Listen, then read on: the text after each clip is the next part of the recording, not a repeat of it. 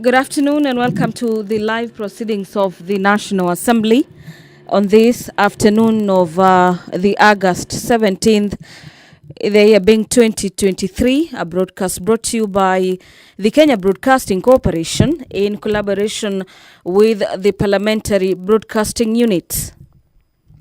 This live broadcast is equally available on our YouTube channels. That is courtesy of Parliament of Kenya on YouTube as well as on KBC Channel 1. My name is Gladys Mungai and allow me to take you through the highlights in the order of business this afternoon. 3 minutes to the commencement of business of the National Assembly. This afternoon we have 4 bills that will be read for the first time before the floor of the House. What it actually means at this particular time when a bill is being read for the first time, it actually means that this particular bill is being introduced to members for the very first time for consideration in regards to proposals in a bill as well as amendments to various acts as it may be. Given priority in the order paper this afternoon is the Houses of Parliament Bicameral Relations Bill. This is National Assembly Bills number 44 of the year 2023. And this particular bill is spearheaded by the Honorable Member, Honorable Samuel Chepkonga. In this particular bill, seeks to give effect to Articles 109, 110, 113, 114, and 118 of the Constitution. The bill seeks to foster the bicameral relations by prescribing procedures to ensure seamless consideration of legislative business of both the National Assembly and the Senate. Under Clause 3 of this particular bill is that it provides for the objects of the bill, which include a provision of framework to determine the nature of the bill, define the bills that do not require a joint resolution by the speakers under Article 110 subsection 3 of the Constitution, as well as define the bills that are considered only by the National Assembly. This particular bill also seeks to define bills that are not concerning county governments and also define bills concerning county governments. This particular bill, sponsored by Honorable Chepkonga, seeks to sort of alleviate issues to do with conflicts on matters to do with bills and the nature of bills tabled and considered by the bicameral parliament. Away from the bicameral bill by Honorable Chepkonga, another bill that will be read for the first time is the Natural Resources Benefit Sharing Bill. This is a bill originating from the Senate Bills number 6 of the year 2023. This particular bill is by the Chairperson, Departmental Committee on Matters Environment, Forestry and Mining. This particular bill is an act of Parliament seeking to establish a system of benefit sharing in matters natural resources exploitation. This exploitation is between the resource exploiters as well as the national government and county governments and the local authorities for the connected purposes.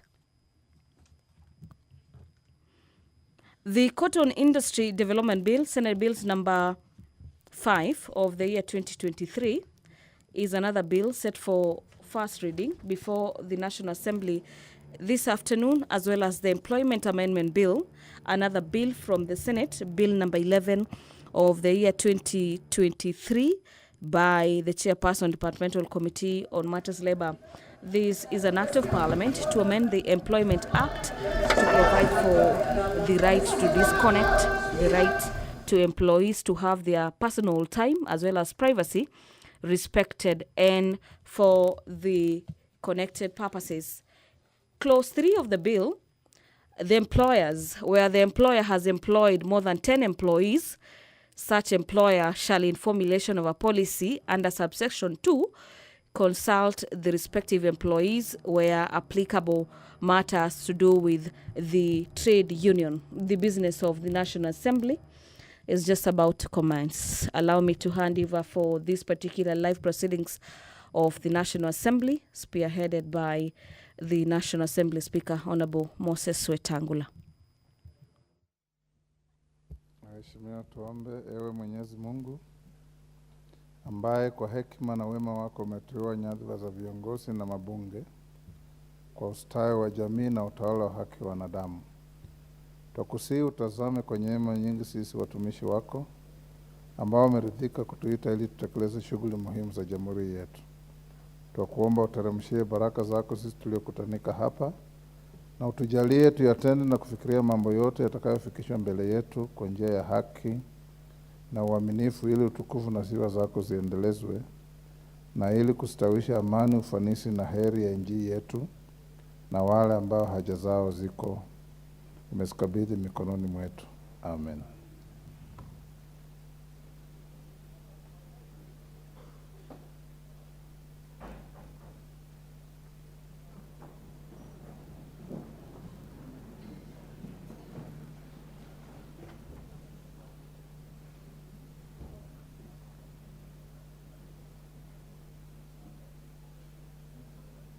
Do you have quorum?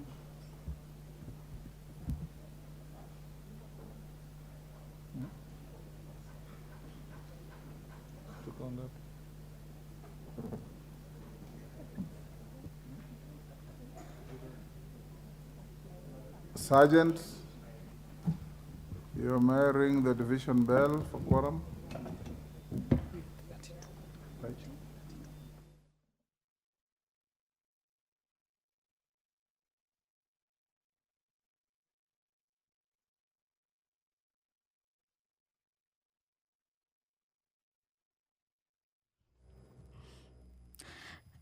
The Speaker of the National Assembly has directed that the quorum bell be rung for a couple of minutes, and this is pursuant to the provisions of Standing Orders number 34. As the Speaker sort of prepares to preside over the business of the National Assembly, and as we await for members to raise that pertinent number, a number dictated by the standing orders as at least 50 members to be in the chambers at any particular time when the House is sitting. Allow me to sort of keep taking you through the order paper this afternoon on matters of deliberation by members this afternoon. The Honorable Mary Emase will equally be tabling a bill this afternoon. This particular bill is the Cotton Industry Development Bill. This is Senate Bills number 5 of the year 2023. The leader of the majority party, Honorable Kimani Ichung'wah, is also set to move a motion on the alteration of the calendar of the House on matters to do with recess and resumption. The National Assembly has raised the requisite quorum. Allow me to hand over for these live proceedings. Enjoy your viewing.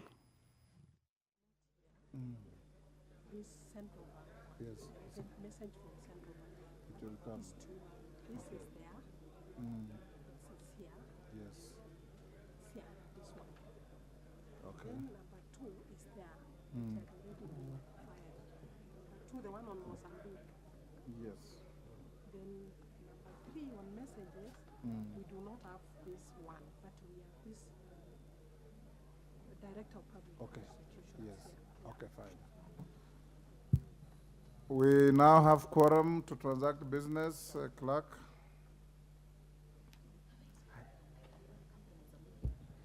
Order number 1, administration of oath. Order number 2, communication from the chair.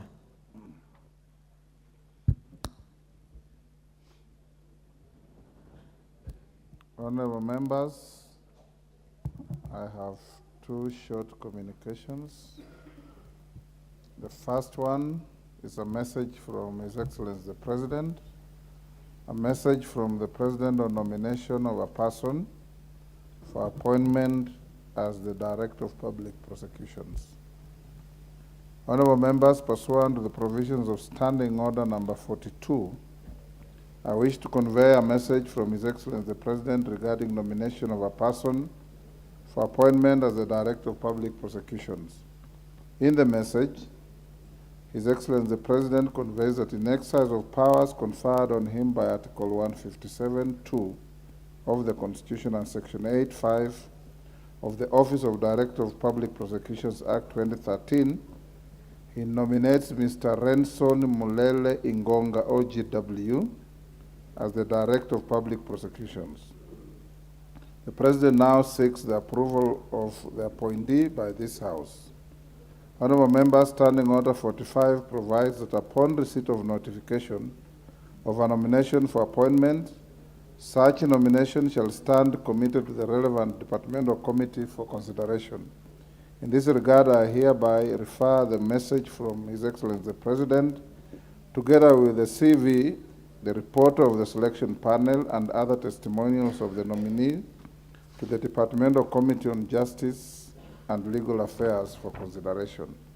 Honorable Members, whereas Section 8(6) of the Office of the Director of Public Prosecutions Act 2013 provides that the National Assembly shall consider the matter and table a report in the House within 21 days, Section 8 of the Public Appointments Parliamentary Approval Act 2011 requires the National Assembly to undertake the exercise within 28 days. In this regard, the committee should undertake approval hearings and submit its report within the timelines provided for in the Public Appointments Parliamentary Approval Act 2011. Honorable Members, conscious of the fact that the House is scheduled to proceed for recess next week, I hasten to clarify that the counting of days with respect to the consideration of the nominee will cease during the recess period and resume when the House first sits upon resumption from recess. The committee is therefore expected to immediately commence the approval process and notify the nominee, the general public, of the time and place for holding the approval hearing, and upon conclusion of the hearing, table its report within the set timelines as guided. I thank you. Members, take the nearest seats. I have another communication.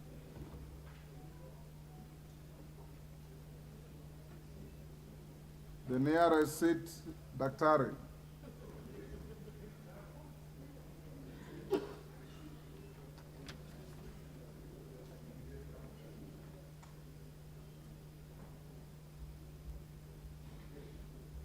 The word nearest is strange to all of you.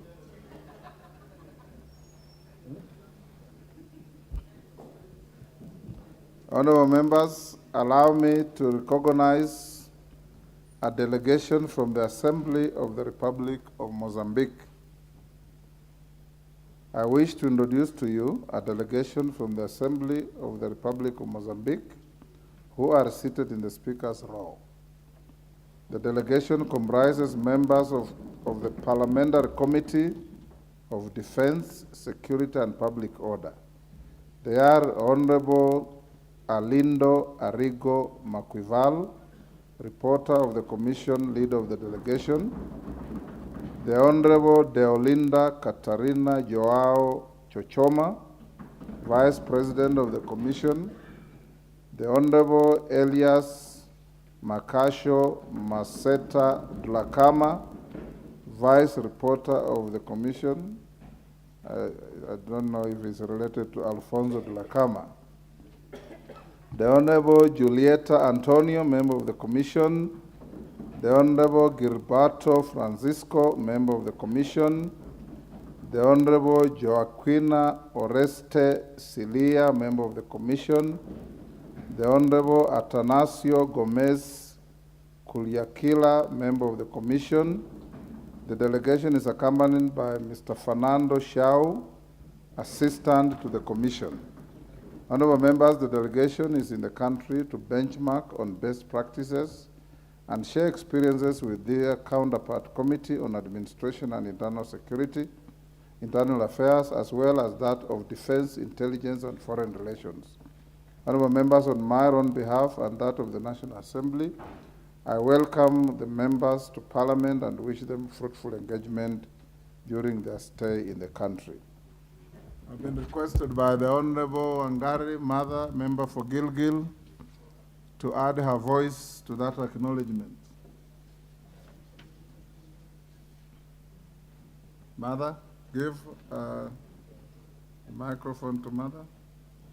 Thank you, Mr. Speaker, and I also want to just join you and note that on behalf of Liaison Committee, I was able to welcome them to the Assembly today. They have also been able to meet with the Committee of Defense, National Intelligence and Foreign Affairs, where I sit, and also the National Security and Internal Affairs Committee. And Mr. Speaker, even as we forge other relationships with Mozambique, it is just this year that the President visited the country, and even as we forge and go ahead with many other agreements, including trade and cooperation, Mr. Speaker, it is also important that we enhance parliamentary diplomacy, and that is what we are doing here with this team. So I want to join you and my colleagues to welcome them to the House. It is a mutual beneficiary meeting so that we can benefit from them as they benefit from us. I thank you and I welcome them on behalf of the House. Thank you, Mr. Speaker.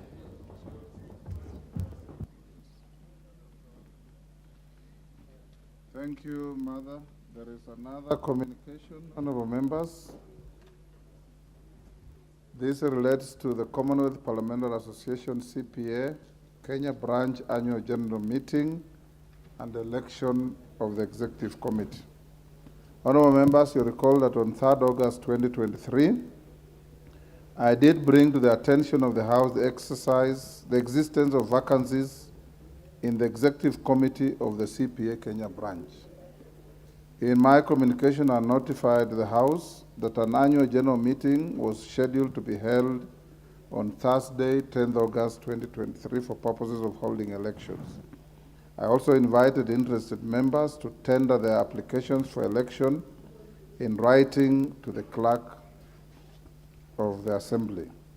Honorable members, as you are aware, the Commonwealth Parliamentary Association Kenya Branch held its AGM here in the National Assembly chambers as scheduled. In addition, the AGM received and adopted the Treasurer's report on audited accounts of the branch. At the AGM, the following 7 members of the National Assembly were elected to the Executive Committee of the CPA Kenya Branch. 1, the Honorable Dr. Adan Kainan, CBS MP. 2, the Honorable Janet Sitiene, MP. 3, the Honorable Caroline Ngeleche, MP. 4, the Honorable Catherine Omanyo, MP. 5, the Honorable Musili Mawathe, MP.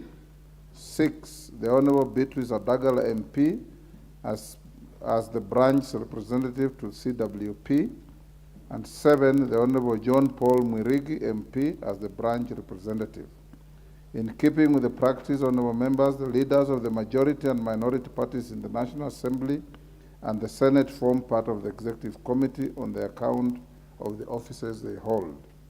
Honorable members, for the information of the House, the following senators were also elected to the Executive Committee: Senator Hilary Sigei, MP, Senator Esther Okenyuri, MP, and Senator Hezena Lemaletian, MP. Honorable members, the Executive Committee is led by the Speakers of the Houses of Parliament, who are the co-presidents, whereas the Clerk of the National Assembly and the Clerk of the Senate are the CPA Kenya Branch Secretary and Treasurer, respectively. The Executive Committee is now fully constituted and will assume the responsibility of steering the branch towards achieving the objectives of the association. I take this opportunity to congratulate the office bearers and wish them a successful and productive tenure as they carry out their roles. Thank you.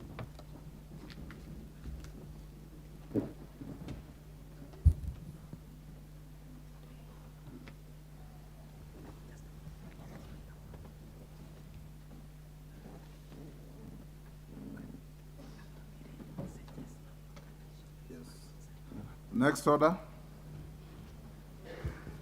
Order number 4, petitions. Do we have any petition? Order number 3, messages.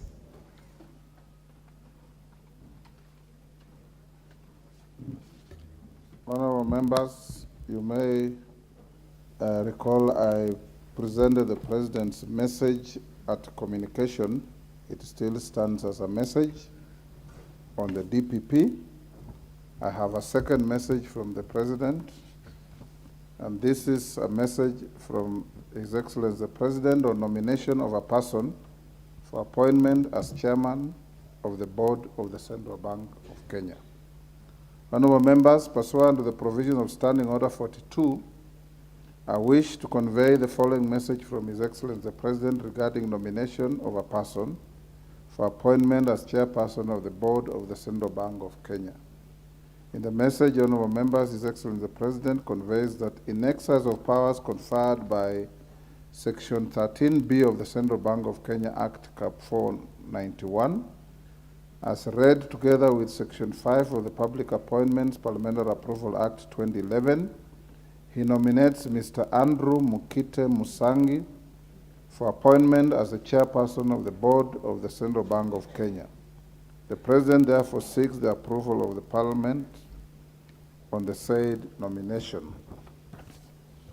Honorable members, Section 11(2)(a) of the Central Bank of Kenya Act 491 of the laws of Kenya reads, and I quote, "The chairperson shall be appointed by the President through a transparent and competitive process and with the approval of Parliament, shall hold office for a term of 4 years, but shall be eligible for reappointment for one further term."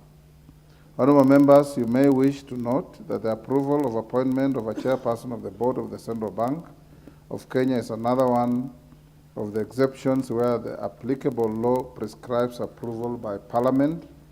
Indeed, the House continues to conduct such exercise jointly with the Senate.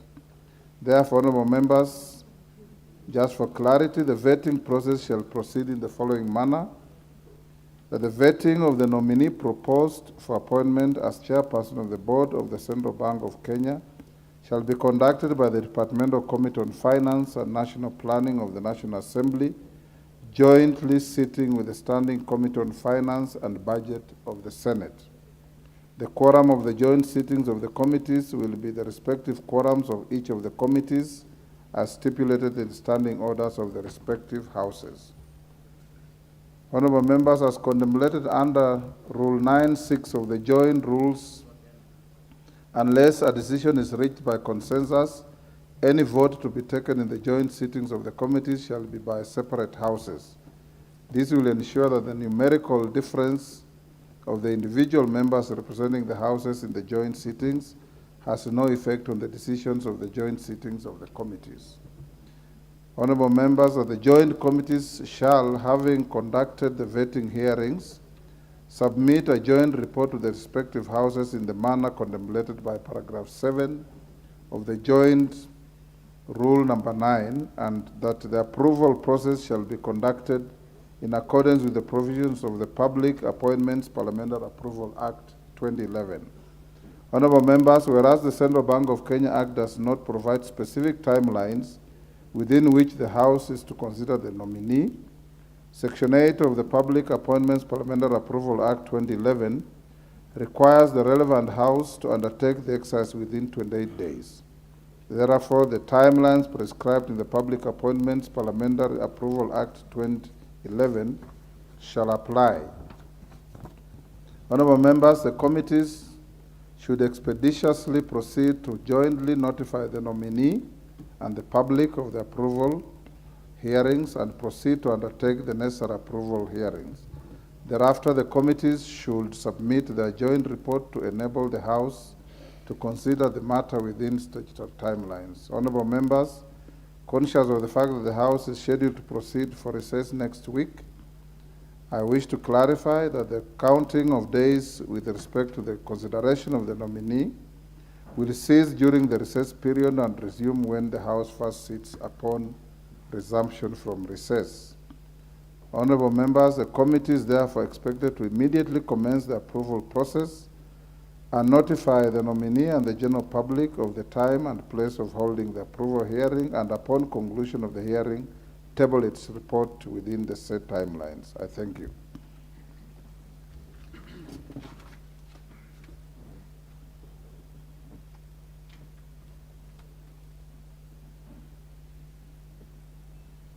First order.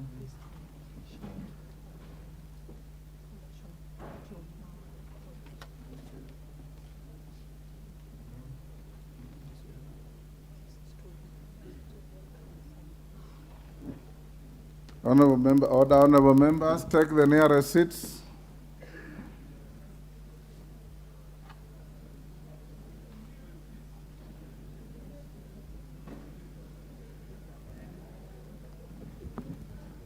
Take the nearest seat, honorable member.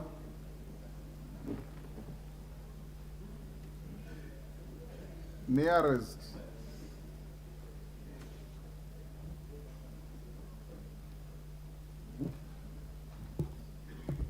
Honorable members, I have a further communication on the establishment of a joint committee to inquire into the activities and operations of WorldCoin in Kenya.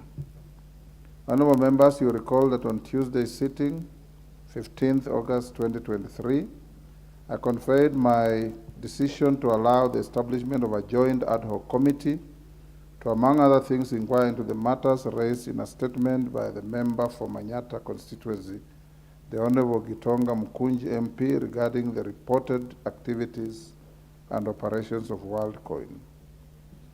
The joint ad hoc committee was to comprise 15 members drawn from the departmental committees on administration and internal security, communication, information and innovation, and tourism and wildlife.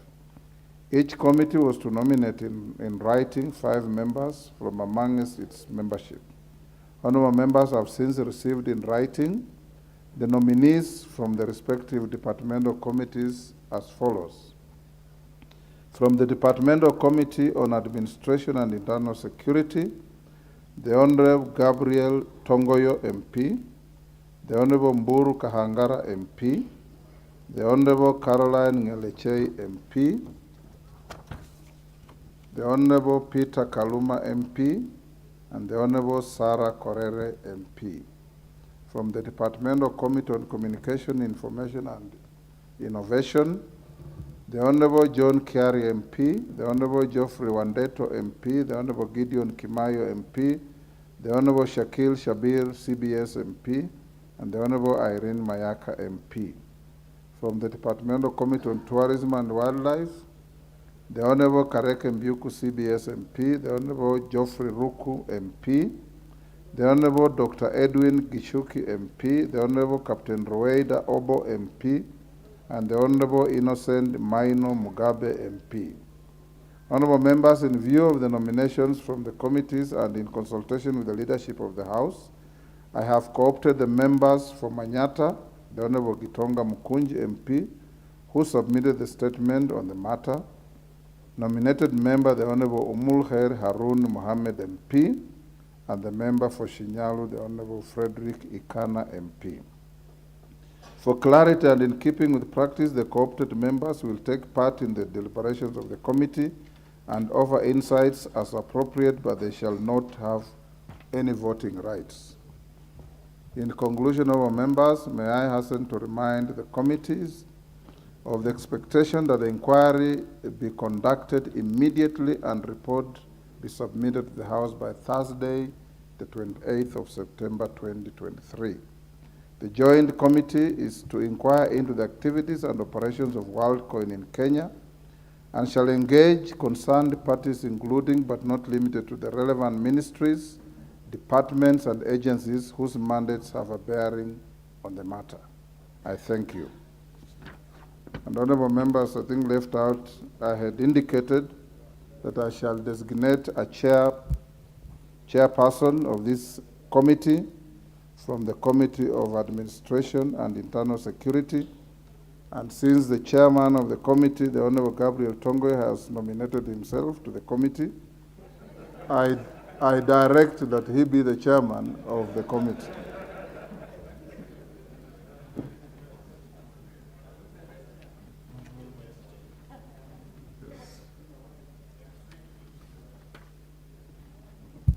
It will be unwise to choose an ordinary member of a committee in the face of his chair.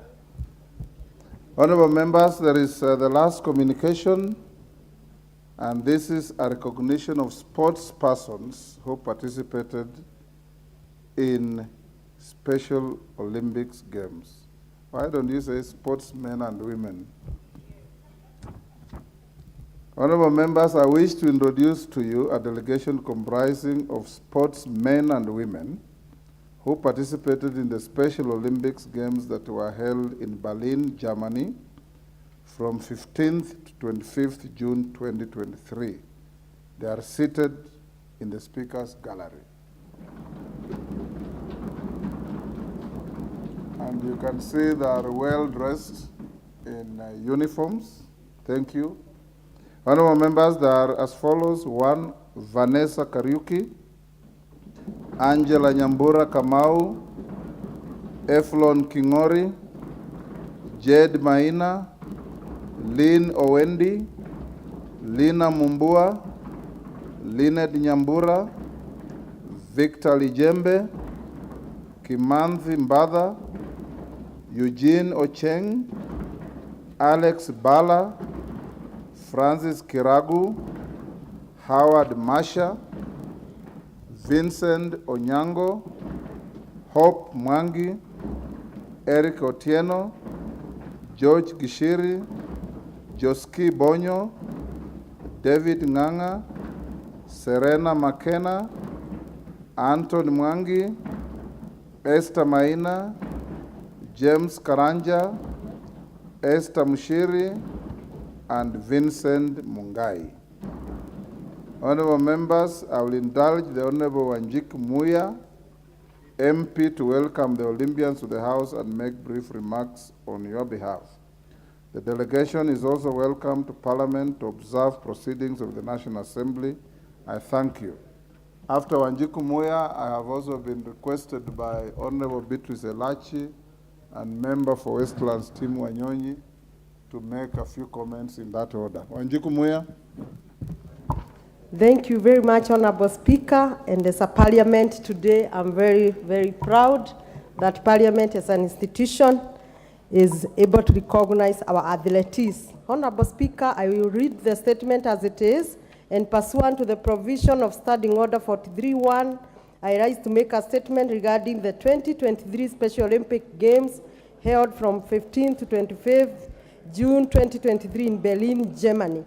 Honorable Speaker, Special Olympic Games are an international sporting event for participants with intellectual disability.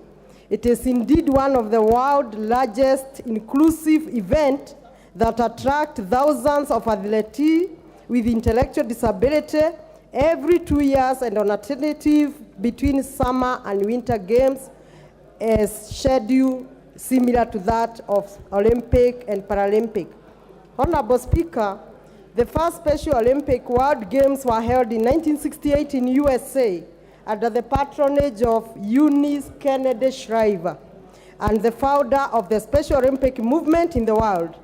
With respect to Africa, the first ever Special Olympic Pan-African Games were held in Cairo, Egypt in 2020, and it is worth noting that Kenya prides itself in having been the first country on the continent to establish a Special Olympic office in 1978, followed by the Republic of South Africa.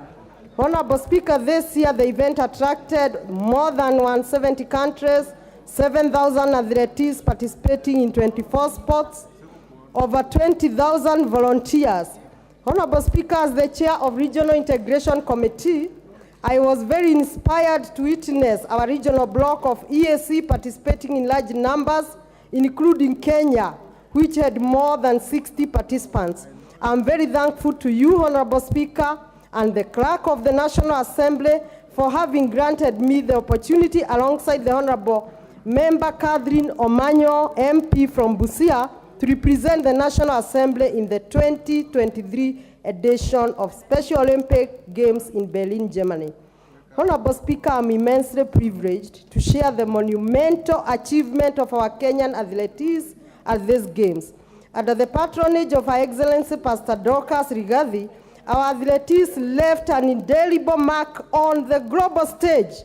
They brought home an impressive tally: 15 gold, 4 silver, and 5 bronze medals. Honorable Speaker, I wish to extend my sincere appreciation to the Deputy President, His Excellency Rigathi Gachagua, for warmly receiving and hosting our Special Olympic athletes when they returned home, just as you and the office of the clerk did today.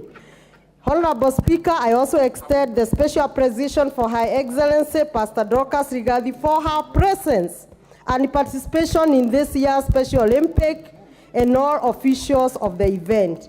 As we look forward to future, let us advocate for a more inclusive, accepting society that celebrates the rights and potential of persons with disability.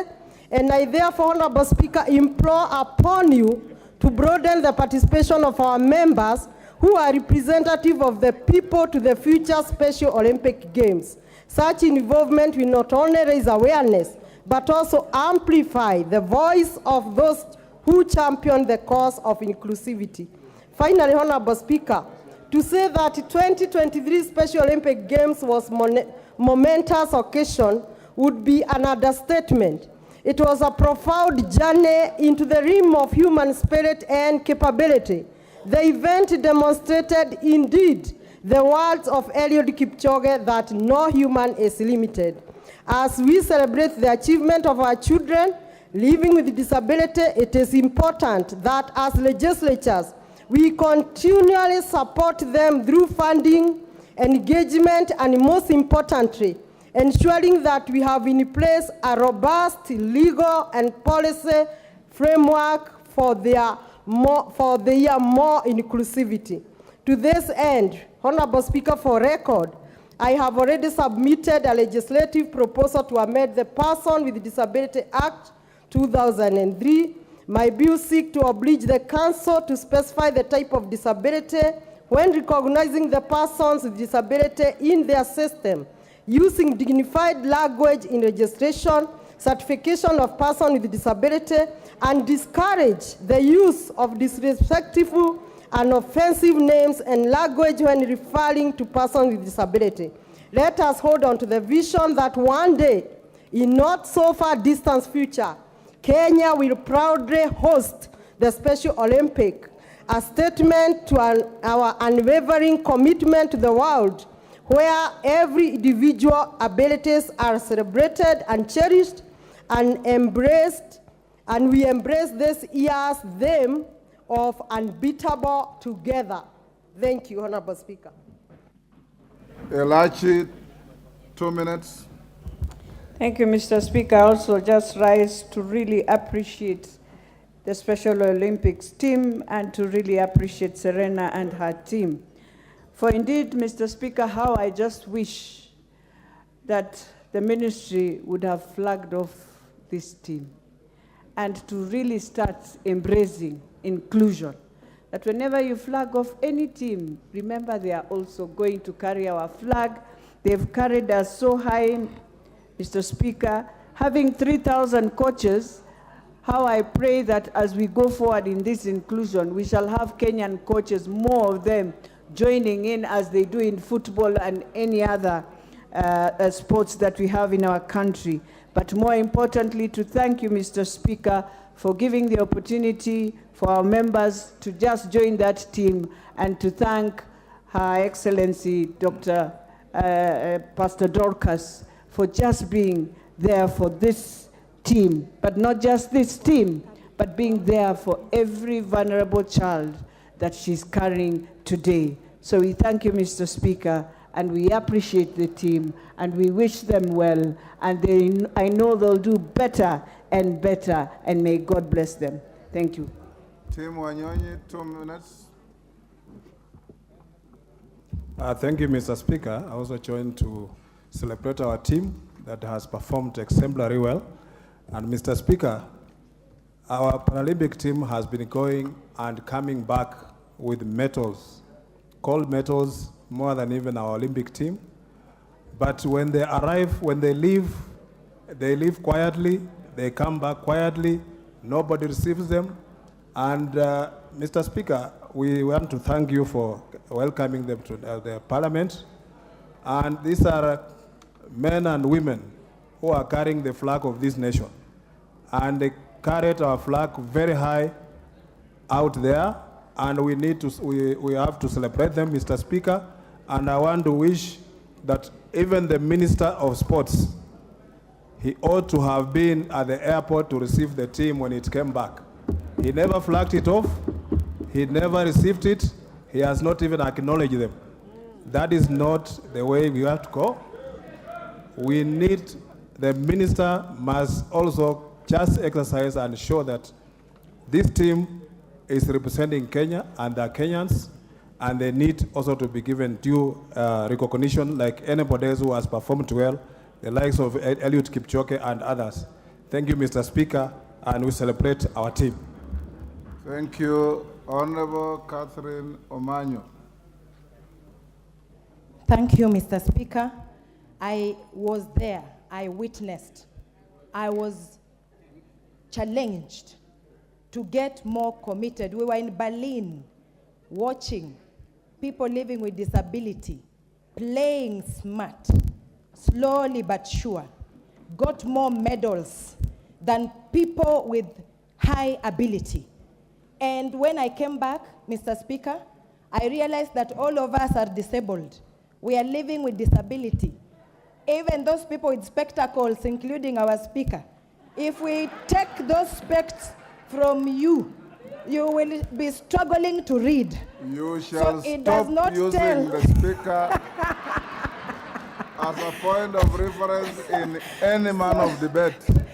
What the point is, how we look at people and describe them and call them and discriminate them because they have a challenging thing on them should not make us define them and deny them chances. And because of that, I will support anytime, everywhere there is an opportunity, in offices, in our houses, let people with disability give all they have, because they might be disabled only maybe somewhere, maybe a hand, a leg, maybe intellectually, but there is something they can showcase or offer to be part of a solution in our country. Mr. Speaker, also when I witnessed that, I realized that our institutions in Kenya, schools, homes, even offices, do not have accessibility for people living with disability. Catherine. I hope that one day this country will wake up and do something for the sake of people living with disability. No discrimination. Thank you, Mr. Speaker. Thank you, Catherine. Is the chairman of or chairperson of sports committee in the house? The vice chair? Majority leader? I'm not giving you a chance to speak. I want you to inform this house when we resume. Order Muya, let her listen. You will inform the house when we resume why the Minister for Sports could not flag off this team or receive it when it came back carrying phenomenal success for the country. You will report to the house when we resume and direct the committee to find out from the minister why this happened and ensure it does not happen again. Mr. Speaker, that is noted. Thank you. Yes, Rindikiri, you will be the last on this. Thank you, Mr. Speaker. And from the onset, I would like to congratulate our team. Mr. Speaker, when they were leaving, I happened to be allowed when they were denying the visa to travel for the sports. And I joined them together with MP Muya, and by the grace of God, they were given the visas to travel. Mr. Speaker, it is our duty to give every Kenyan an opportunity to participate in sports. I am the captain of golf, and I'm asking that everybody join the sport of golf as anybody else. Mr. Speaker, These are very special people to us.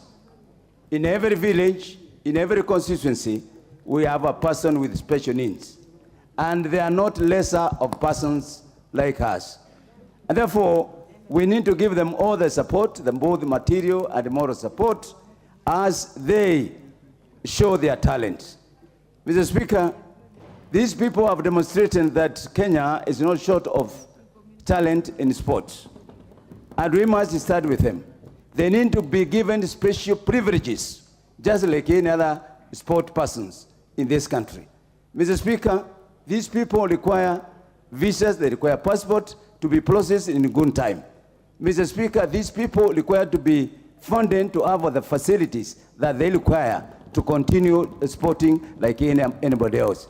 And therefore, I'm asking this House that we support the amendment that has been forwarded by Madam Weir, so that now we can have these people entrenched properly in their sporting activities. Mr. Speaker, it's very shameful for our Cabinet Secretary not to go and identify himself with this. If a Cabinet Secretary cannot identify with these special people, he has...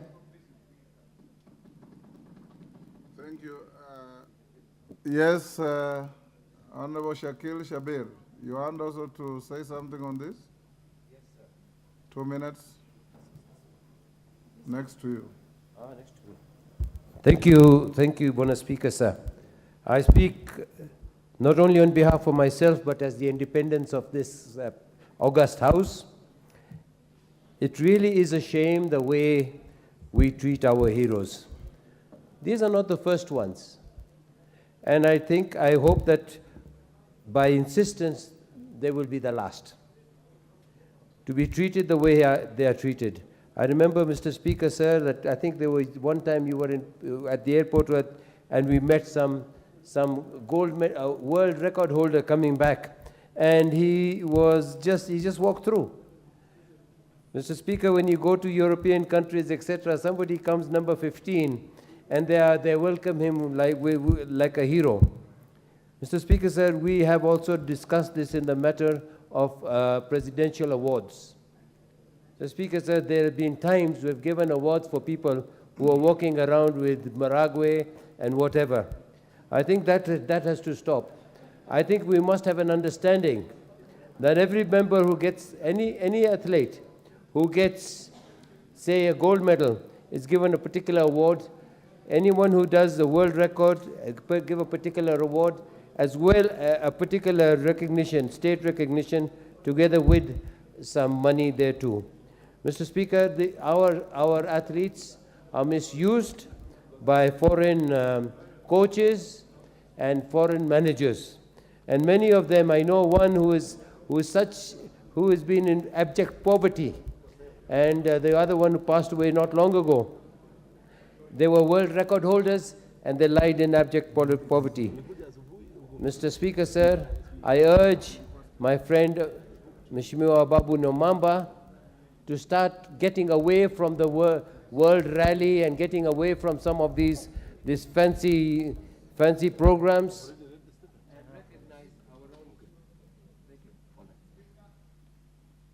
Yes, Bowen.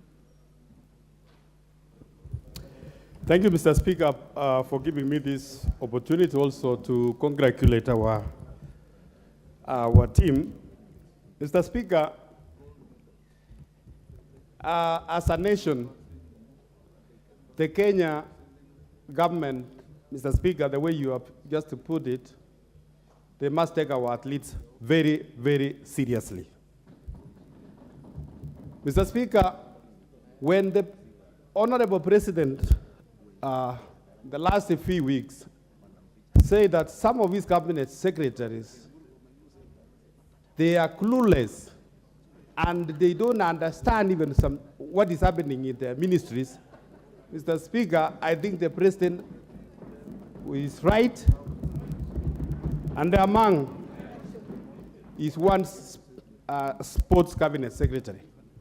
Mr. Speaker, there is no way these ambassadors are going to represent us in Olympics, and the cabinet secretary is nowhere to flag them off. Mr. Speaker, when we're traveling outside the country as members of parliament, as we interact with our colleagues outside there, any other time you mention you are coming from Kenya, the first thing they ask you, oh, we know Kenya because of your athlete. These are the people, Mr. Speaker, who are the real ambassadors to this country. And Mr. Speaker, they must be accorded the respect they deserve. Apart from competing, Mr. Speaker, they must be also rewarded very well, Mr. Speaker. I think we are the only country where we only go to the airport to welcome our athletes, but there is no rewards even to encourage them in the next champion, Mr. Speaker. Mr. Speaker, I want to support my colleague, the Honorable Member for Kipipiri, that we are going to support her bill. Otherwise, I want to wish our team well. We are proud of you. Thank you. Thank you. Lastly, Majority Leader, you said you want to say something on this. Thank you, Honorable Speaker, and thank you for your indulgence. I was in the county of Kiambu with His Excellency the President, but I was listening in as I was driving from Kiambu. And it's indeed extremely sad that such good ambassadors of our country can leave our country without due recognition by the ministry charged with that responsibility. And to make matters worse, they go represent our country out there, they win, come back, and not a single officer in the ministry or the minister himself has the decency and the courtesy to receive them at the airport, and even to recognize and appreciate the good work they have done for our country. And indeed, Honorable Speaker, I can hear the Honorable Shakir whispering that he is busy, and all ministers are busy. But when you're Minister for Sports, your core business is managing our sportsmen and women. And more so those who are able differently, these are the people who we should support more. So that even as we speak about giving opportunities to people who live with disability or are able differently than us, it doesn't become just a matter of talking, but we are showing those others who have talents and skills in other areas that they are recognized, they are appreciated, and they are valued by their own country. Therefore, let me, on behalf of the government of Kenya, take this opportunity to profoundly apologize to these great sportsmen and women of our country. But even as I apologize on behalf of the government and the people of Kenya, the Minister, Honorable Speaker, must appear before this House, and I will cause his appearance specifically to tell this House and to tell the people of Kenya why he lacks the time to attend to people who are representing our country and are good ambassadors of our country, Honorable Speaker. Because that is the biggest responsibility, Honorable Speaker, as you were saying yesterday. Members of Parliament, as the people's representatives, must hold ministers to account. You are not made a minister in this country to fly flags in the streets and push and bulldoze your way through traffic with Subaru escorts. You are made a minister to serve the people.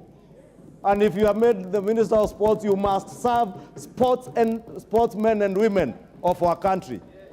The best ambassadors who represent us. Honorable Speaker, you can imagine the great feeling that we all feel when these athletes are competing out there and they are winning medals for us. We all come together as Kenyans. And the highest representation we should see in those stadiums, our ministers not carrying joyriders on trips abroad to accompany them to trips abroad and doing nothing. We must see them here receiving our #1 ambassadors around the world. Therefore, Honorable Speaker, on behalf of not just these honorable members, the people of Kenya and the government of the Republic of Kenya, I must profoundly apologize to these great men and women who have ably represented our country but also promise them we shall take the minister to account for his time in office, and he must appear before this House, Honorable Speaker, to tell us why he could not afford time, not just for these athletes, but even for others, Honorable Speaker. Honorable Speaker, I am constrained to say more because there is more I could have said.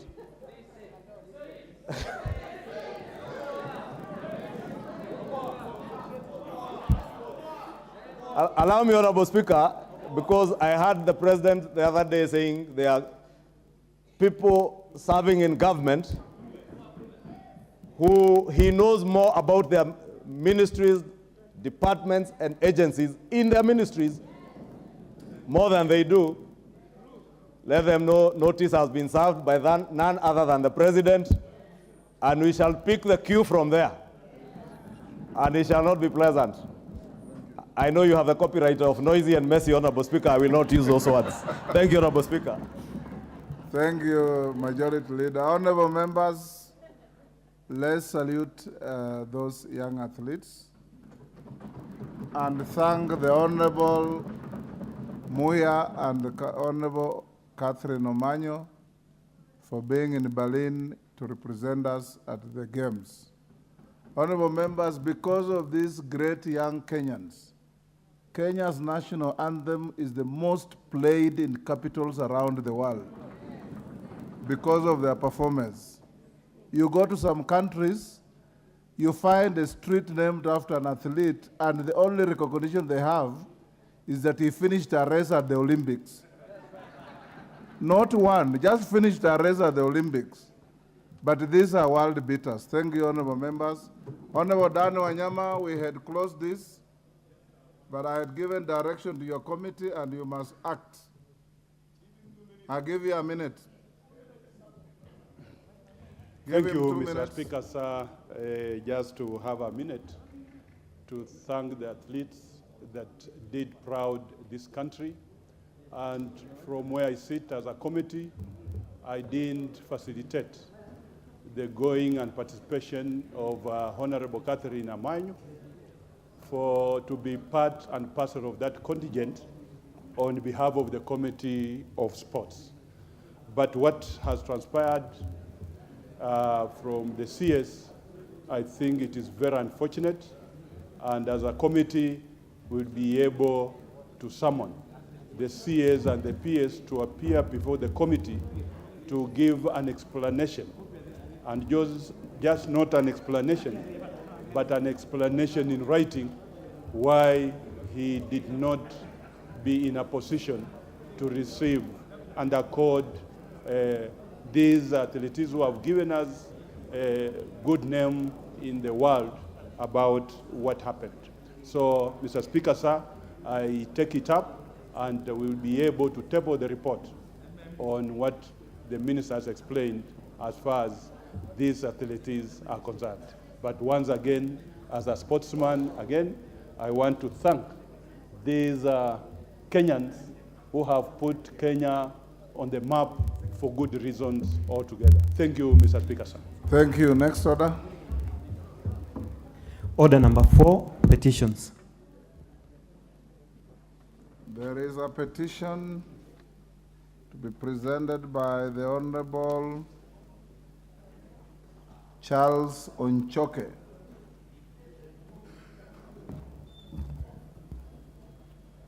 Thank Go you, ahead, Honorable. Thank you, Mr. Speaker, for the opportunity to present this petition.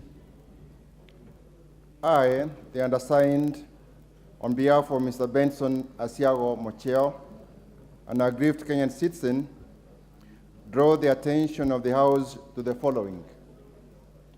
That Article 1 of the Constitution of Kenya 2010 reposes all sovereign authority in the people of Kenya. The people of Kenya have delegated legislative authority to the Parliament as the representative of the people. That Article 10 of the Constitution provides for the national values and principles of governance. The same bind all state organs, state officers, public officers, and all persons. That Mr. Benson Asiago Mocheo worked for the Kenya Railways Corporation for 17 years from 8 January 1968 to 30 April 1985 as a station manager on permanent and pensionable terms. In 1984, the University of Nairobi placed an advertisement in the Daily Nation for the position of assistant accountants. Public officers in government and parastatals were eligible to apply through their respective heads of departments for recommendations and other necessary formalities. That Mr. Benson Asiago Mocheo made an application for the said position through the Managing Director, Kenya Railways Corporation, and was later invited for an interview and offered the advertised position in 1985. He therefore forwarded his letter to the Managing Director of Kenya Railways Corporation to release him and transfer his service to the University of Nairobi. The Managing Director of Kenya Railways Corporation authorized Mr. Mocheo's transfer to the University of Nairobi, where he worked for 22 years until retirement in the year 2006. That the University of Nairobi and Kenya Railways Corporation have severally agreed that the latter would pay Mr. Mocheo's pension for the 17 years of service at the Kenya Railways Corporation. However, the University of Nairobi paid Mr. Mocheo's pension for the period worked, but the Kenya Railways Corporation has not paid its dues to date. That twice, Mr. Mocheo has sought redress in court without success, as the courts have deemed this matter time-barred. The Kenya Railways Corporation further alleges that the University of Nairobi ought to have paid his pension for both the 20 years and 17 years. Mr. Mocheo has refused to accept a pension payment of 527 shillings 20 cents per month as offered by the corporation. Mr. Mocheo has refused to pick a pension check issued in 2007 by the corporation, and Mr. Mocheo has refused to fill all the census forms, and that, contrary to the allegations by the Kenya Railways Corporation, Mr. Mocheo claims to have been filing the census forms every year and is not aware of any check made in the year 2007. Further, that the 527 shillings and 20 cents per month offered by the corporation is lower than the rightful amount of 9,002 shillings and 45 cents as calculated using his last salary in the year 2006. Therefore, your humble petitioner prays that the National Assembly, through the Public Petitions Committee, inquires into the matter and recommends an appropriate mechanism for resolving the matter for the benefit of the petitioner. 2, recommends an action to be taken on all involved in the continued violation of Mr. Mocheo's right to fair administrative action as provided under the Constitution of Kenya 2010 and the Fair Administrative Action Act number 4 of 2016. 3, recommends for payment of the delayed pension to Mr. Benson Asiago Mocheo, and 4, makes any other recommendation or action it deems fit to address the plight of the petitioner. Honorable Speaker, I submit. Thank you, Honorable Njoke. That petition is committed to the Committee on Public Petitions. You want to say something? Yes. Yes, I'll allow you 2 minutes. Thank you, 2 minutes. My name is Stephen Mogaka, member for West Mugrango constituency. I do empathize with that petitioner.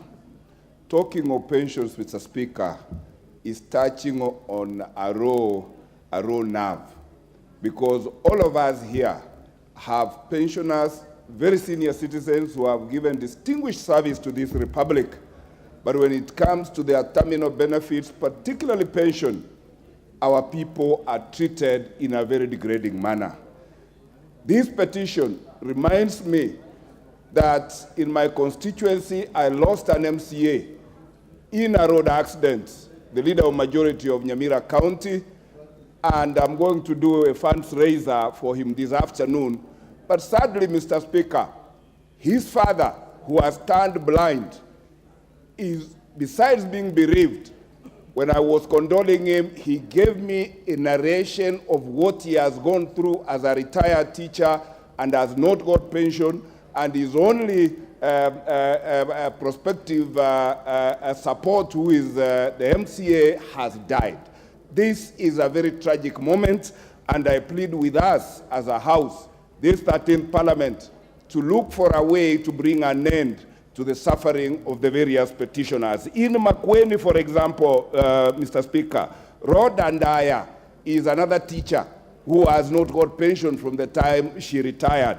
I don't want to mention even again from Bonchari. He is my friend and I visit him frequently. I confronted David from Bonchari, David Nyakebako. He has also not got pension. My chief, Mr. Kenye, who retired, has not got pension, and the names are endless. I do empathize with this petitioner, and when this petition comes to the relevant committee, kindly let us rise to the occasion. I thank you, Mr. Speaker. Rachel Nyamai. Thank you very much, Honorable Speaker, for giving me an opportunity also to support this very important petition has been brought by the Honorable Charles Onchoke. Honorable Speaker, the matter of retirees is becoming very problematic in our country.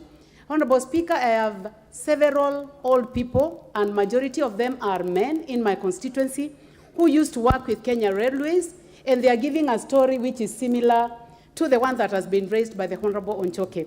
So I would like to encourage the committee led by the Honorable Mbai to not only look at the matter that has been raised of Mr. Osiago, but go beyond and check on other retirees. And I would like to raise the ones from my constituency, Mutomo Antikudha, who worked for Kenya Railways, who worked for 20 years, others 25 years and stopped working or retired and have never been paid. Honorable Speaker, I would like to mention a name of a person called Mr. Mosili from Kadhidu village in my constituency, whose 2 wives are suffering, they have children, and they are not able to take care of them. And all they do is to carry his card, which they are presented to my office. Honorable Speaker, as they look at this matter, I would like to encourage them to look at the matter of Mr. Musili and other Kenyans who are in the same situation. Thank you, Mr. Speaker. Thank you. Benja. Mr. Speaker, thank you for giving me this opportunity to also join my colleague in empathizing the Kenyans who have been suffering because of non-payment of their pensions. Mr. Speaker, pension department in this country, I think it is the most mismanaged department of the Republic of Kenya, Mr. Speaker. We have so many teachers, so many doctors, so many public servants, Mr. Speaker, who when they leave service, Mr. Speaker, they have spent 5 years following up their pensions, Mr. Speaker. Mr. Speaker, I think we need to do radical surgery to the pensions department and make sure every Kenyan who retires, Mr. Speaker, they must receive their pensions the next month, Mr. Speaker, because first of all, those who are retiring, they are known. They are known 1 year before. They are informed. There should not be any reason why pensions should not be paid immediately after they have retired, Mr. Speaker. I was discussing in my Committee of Finance an issue in pensions, and some people were saying, why don't we put it that somebody should get pensions after 3 months? But we said no, it should be immediate because everything is known. The retirement age of every employee, Mr. Speaker, is known, Mr. Speaker, for the teachers.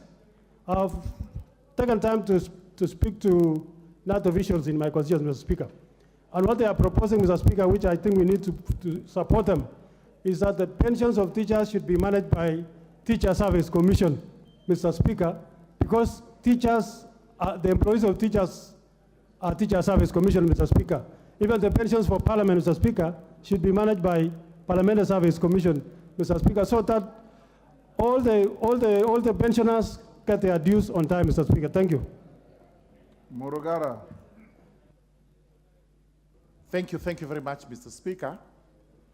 Mr. Speaker, I think we should be sending a message to the Kenya Railways Corporation and remind them that the precursor of the Kenya-Uganda Railway, which was started long time ago, in fact, during those days, slavery was still rampant in these parts of Africa, and they still possibly have that mentality that they can mistreat employees purely because they have an upper bargaining power.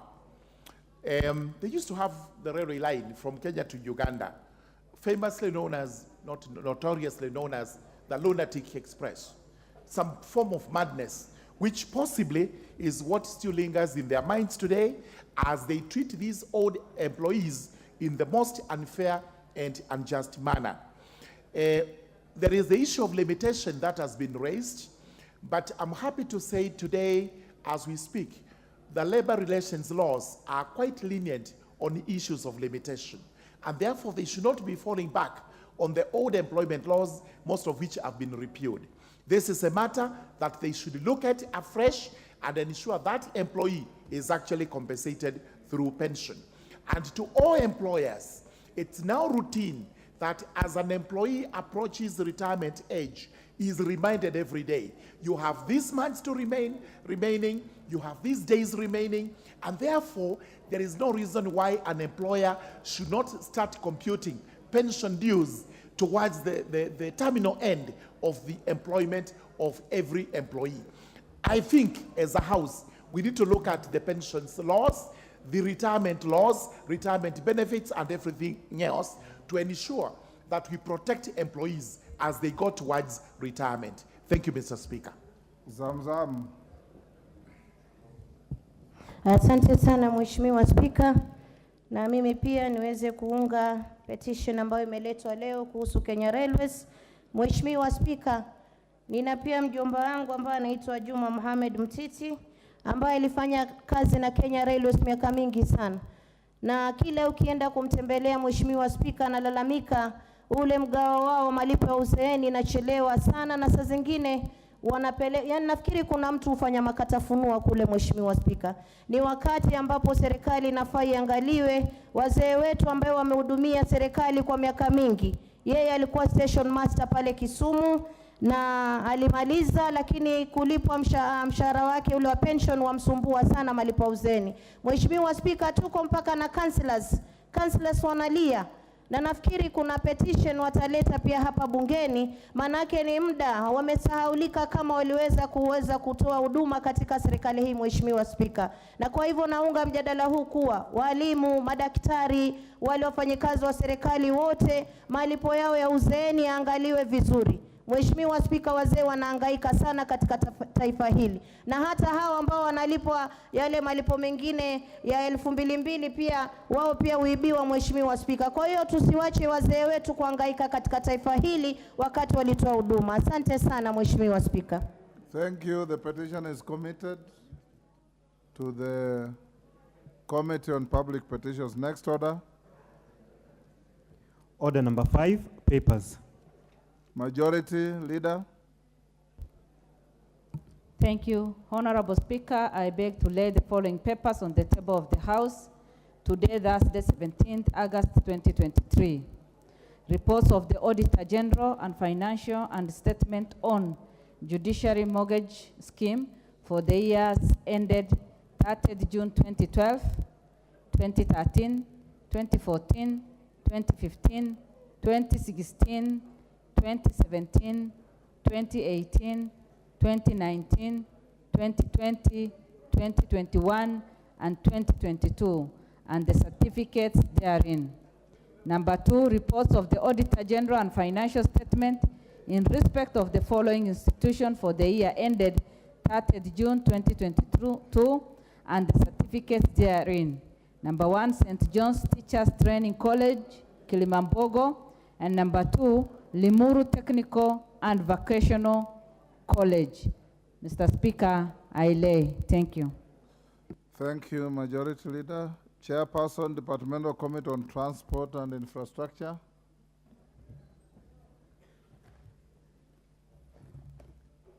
Honorable Speaker, I beg to lay the following papers on the table of the House today, Thursday, 17th August 2023. Report of the Departmental Committee on Transport and Infrastructure on the following reports. 1, the East Africa Community Multilateral Agreement on Aircraft Accident and Incidents Investigations.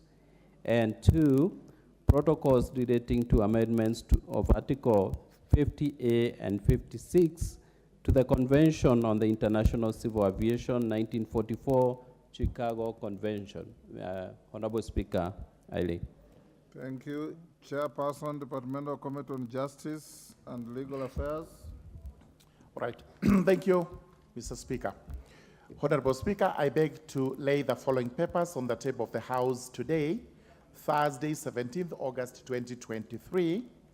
Reports of the consideration of the Anti-Money Laundering and Combating of Terrorism Financing Laws Amendment Bill, National Assembly Bill number 35 of 2023 by the following committees. Number 1, Departmental Committee on Justice and Legal Affairs, and number 2, Departmental Committee on Finance and National Planning.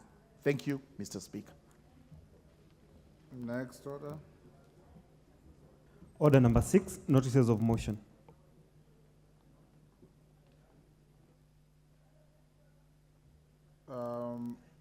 Chairperson, Departmental Committee on Transport and Infrastructure.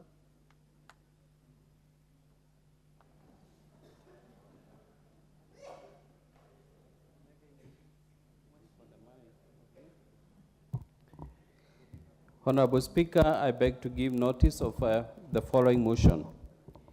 That this House adopts the report of the Departmental Committee on Transport and Infrastructure on its consideration of the East Africa Community Multilateral Agreement on Aircraft Accidents and Incidents Investigations, laid on the table of the House on Thursday, 17th August 2023, and pursuant to the provisions of Article 8(4) of Treaty Making and Ratification Act 2012, approves the ratification of East Africa Community Multilateral Agreement on Aircraft Accidents and Incidents Investigations.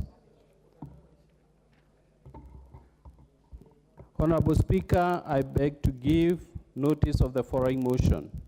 That this House adopts the report of the Departmental Committee on Transport and Infrastructure on its consideration of the protocols relating to the amendments to Article 50A and 56 to the Convention on International Civil Aviation 1944, that is Chicago Convention, laid on the table of the House on Thursday, 17th August 2023, and pursuant to the provisions of Section 8(4) of the Treaty Making and Ratification Act 2012, approves the ratification of protocols relating to amendments to Article 50A and 56 to the Convention on International Civil Aviation 1944 Chicago Convention. Thank you, Honorable Speaker. Next, Honorable Ruku.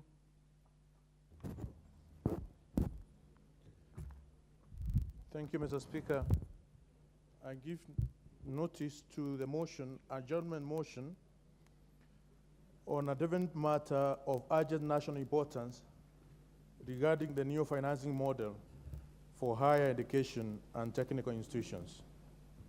Honorable Speaker, pursuant to Standing Order 33(1), I seek leave for the adjournment of the House for the purposes of discussing a matter of urgent national importance regarding the new financing model for students joining universities, colleges, and technical institutions in Kenya.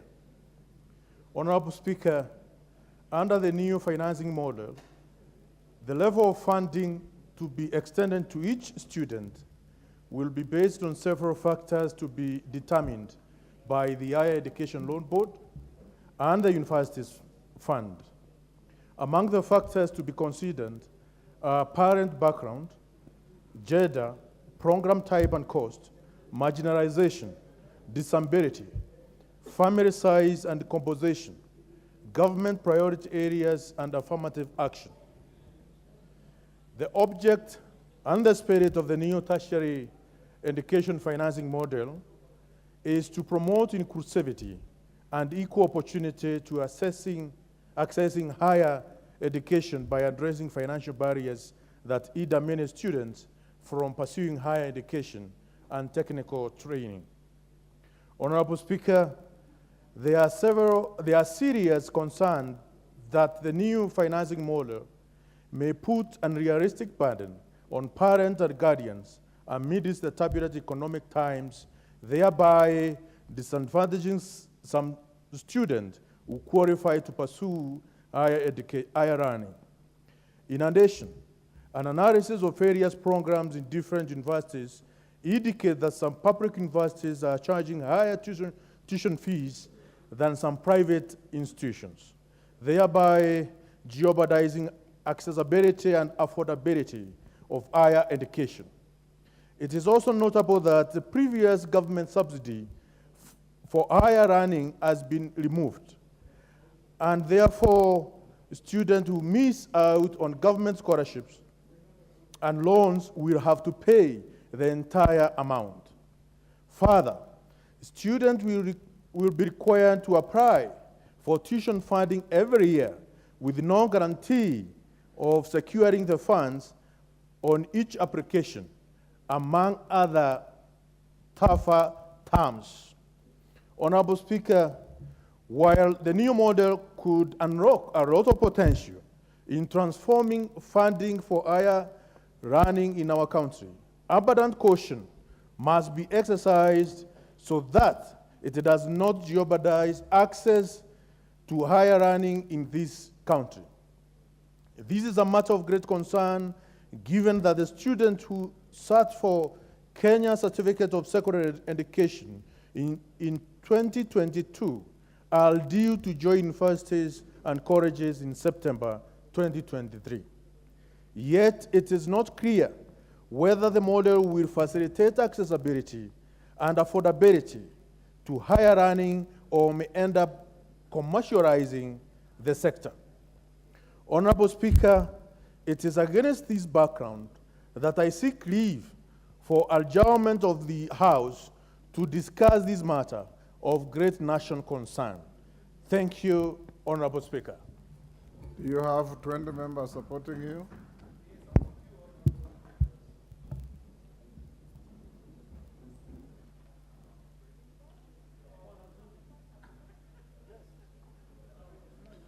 All right, you have the requisite support numbers. I'll direct that this motion be moved by 6 o'clock this evening. Next. Yes, Honorable Tindi Mwale, what's the point of order? Thank you, Mr. Speaker. Mr. Speaker, I rise on a point of order concerning the matter which you have just ruled. Mr. Speaker, I thank you for the direction that we have time to discuss the matter.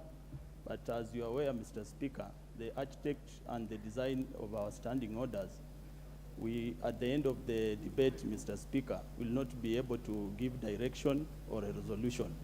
And Mr. Speaker, as you are aware, education is a fundamental right, and the access to it should not be overemphasized.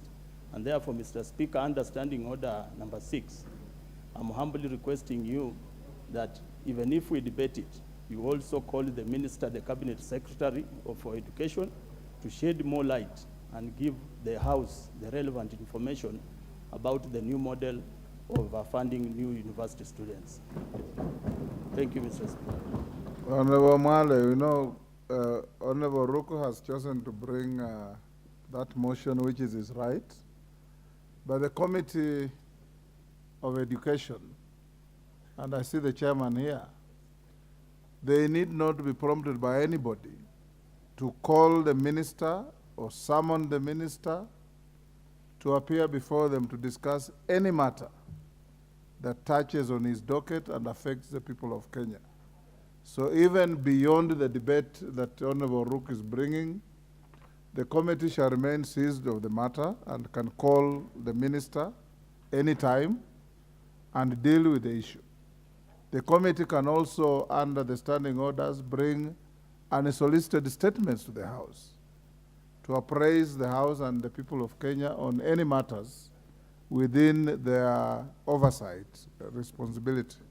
So you are right, but the chairman is here. I'm not giving you an opportunity to say anything now. Wait for the motion and speak to the motion. Next order. Order number 7, questions and statements. Majority Leader, your Thursday statement.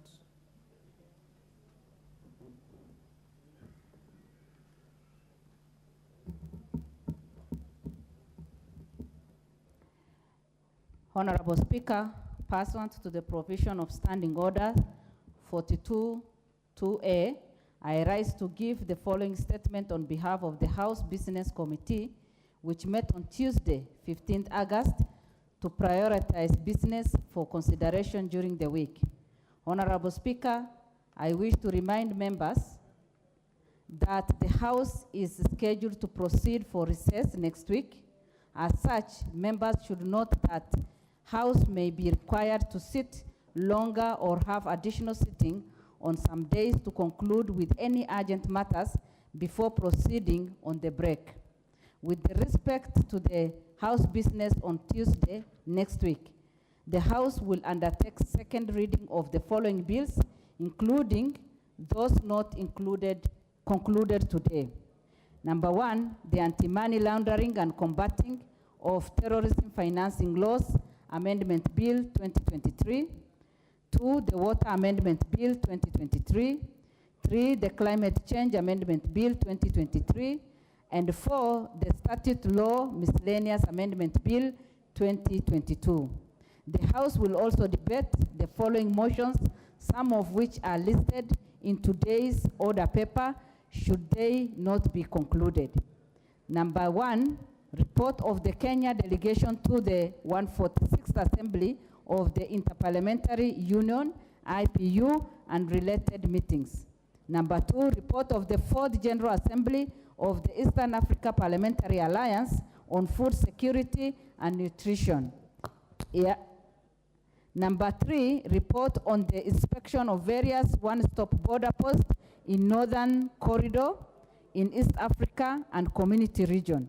Number 4, report on employment diversity audit in public institutions. Number 5, consideration of the reports of the Auditor General on the financial statement for the National Government Constituencies Development Fund for 12 constituencies in Kakamega County. And number 6, probable loss of investment in Saiton High Yield Solution Platform. Honorable Speaker, in accordance with the provisions of Standing Order 42A, 5, and 6, I wish to convey that the following Cabinet Secretaries are scheduled to appear before the House on the afternoon of Wednesday, 23 August 2023, to respond to the questions as follows. A, the Cabinet Secretary for Tourism, Wildlife, and Heritage to respond to the following questions. Number 1, question number 228, 2023, by the member of Ganze, Honorable Kenneth Kazungu, MP, regarding containment of elephant herds that have been a menace to residents of Mahera Jira and Mirima Wandege in Ganze constituency. Number 2, questions number 320, 2023, by the member for Wajir East, Honorable Adan Daud Mohammed, MP, regarding oversight of the Tourism Promotion Fund Board.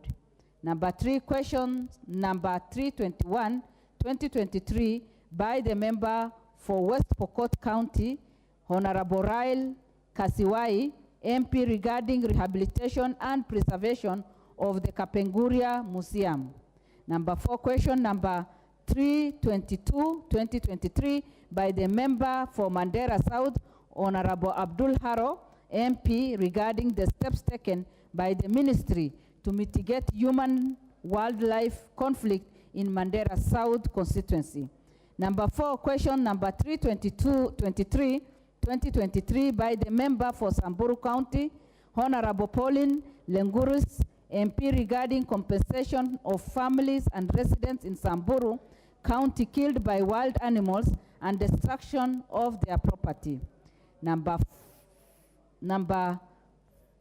6, question number 324, 2023, by the member for Nyandarua County, Honorable Faith Wairimu Gitau, MP, regarding the human life conflict cases at Mukindu in Okalau constituency.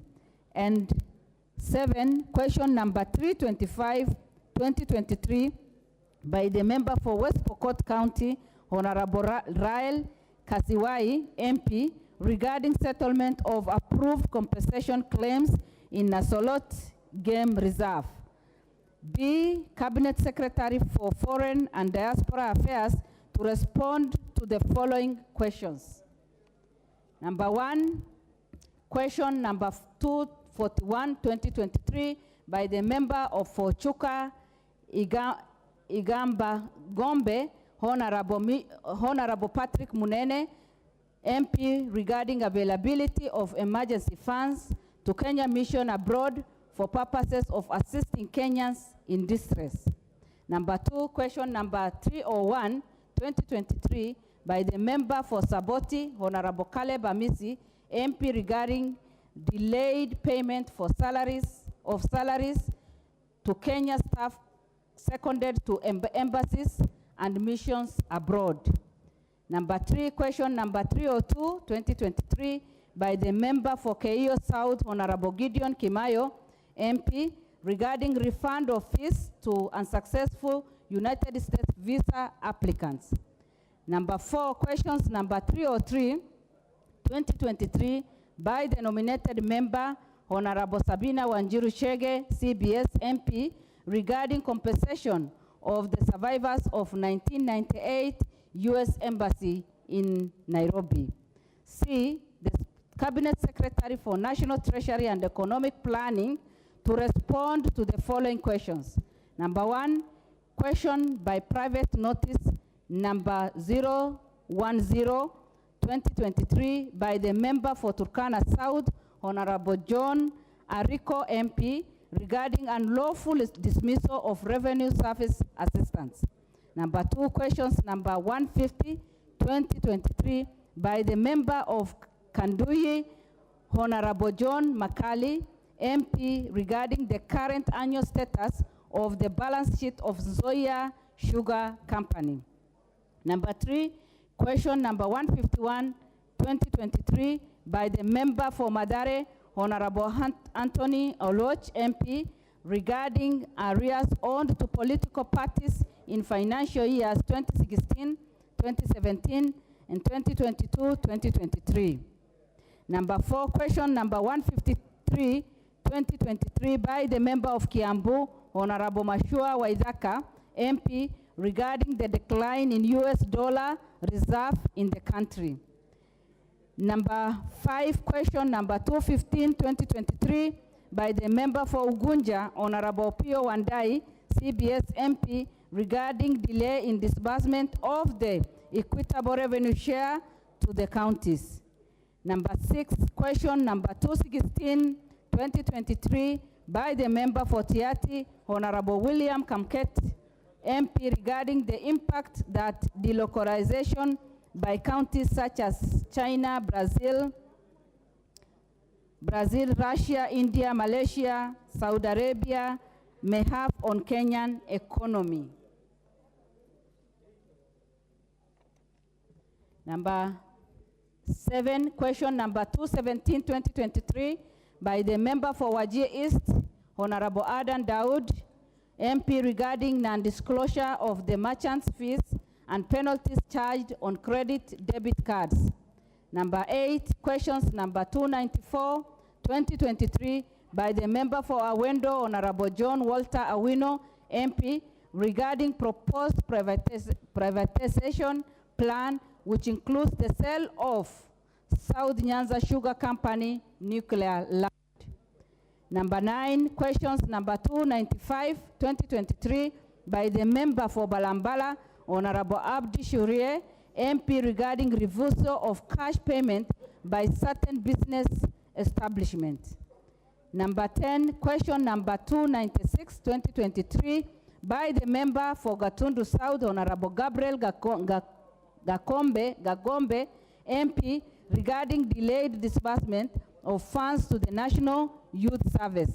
Number 11, question number 297, 2023, by the member of Madioya, Honorable Edwin Mugo, MP, regarding recruitment of revenue service assistance by Kenya Revenue Assembly, KRA. Number 12, question number 354, 2023, by the member for Dagoretti North, Honorable Beatrice Elachi, MP, regarding the impact of the import fee levied on raw materials under the crops, nuts and oil crops, Regulation 2020. And last, question number 356, 2023, by the nominated member, Honorable Dorothy Ikiara, MP, regarding delay in payment of pension and retired teachers.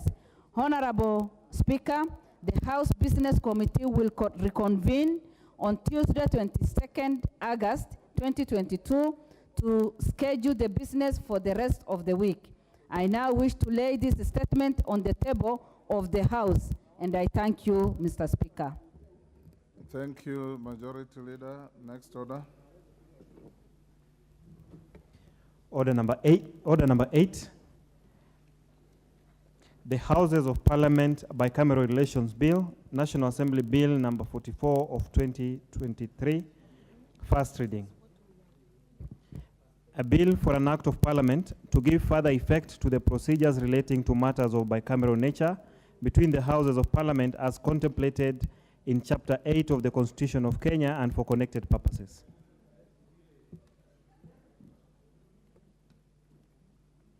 Order number 9. The Natural Resources Benefit Sharing Bill, Senate Bill number 6 of 2022, first reading. A bill for an act of Parliament to establish a system of benefit sharing in natural resource exploitation between resource exploiters, the national government, county governments, and local communities, and for connected purposes. Order number 10, the Employment Amendment Bill, Senate Bill number 11 of 2022. A bill for an act of Parliament to amend the Employment Act to provide for the right to disconnect, the right of employees to have their personal time and privacy respected, and for connected purposes. Order number 11, the Cotton Industry Development Bill, Senate Bill number 5 of 2023, first reading. A bill for an act of Parliament to provide for the production, processing, marketing, and distribution of cotton in Kenya and its products, establish the Cotton Industry Development Board, provide a framework for cotton farming, ensure value addition to cotton and its related products, and for connected purposes. Order number 12, motion, alteration of the calendar of the House.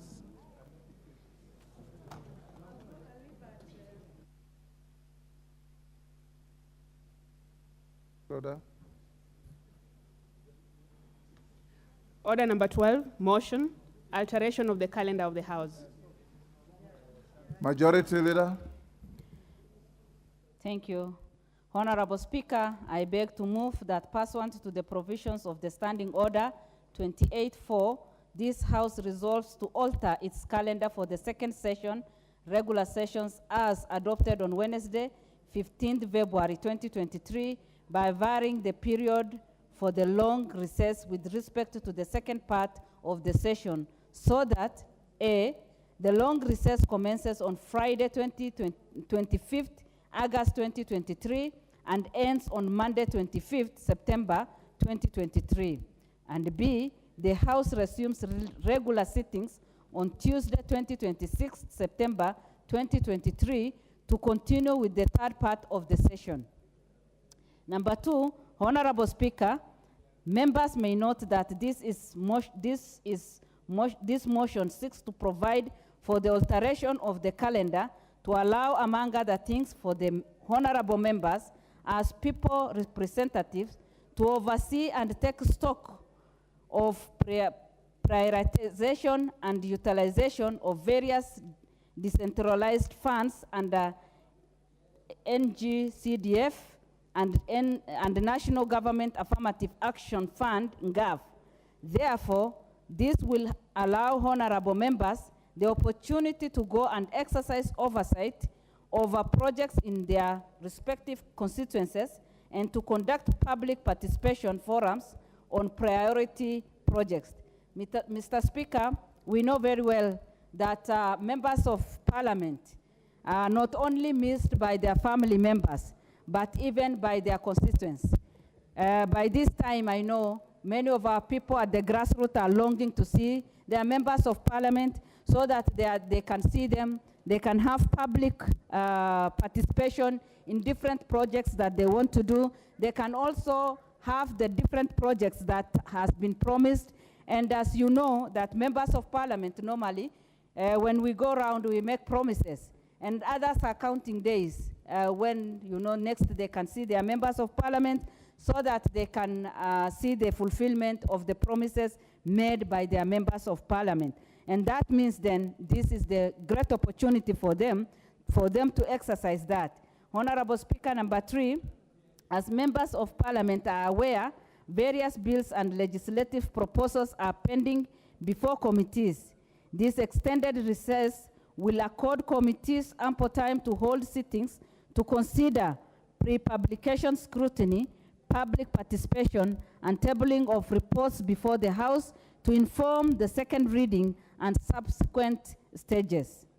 Number 4, Honorable Speaker, this proposed alteration of the calendar will also accord members time to reconnect with their families and constituents and come back invigorated in readiness to perform our roles.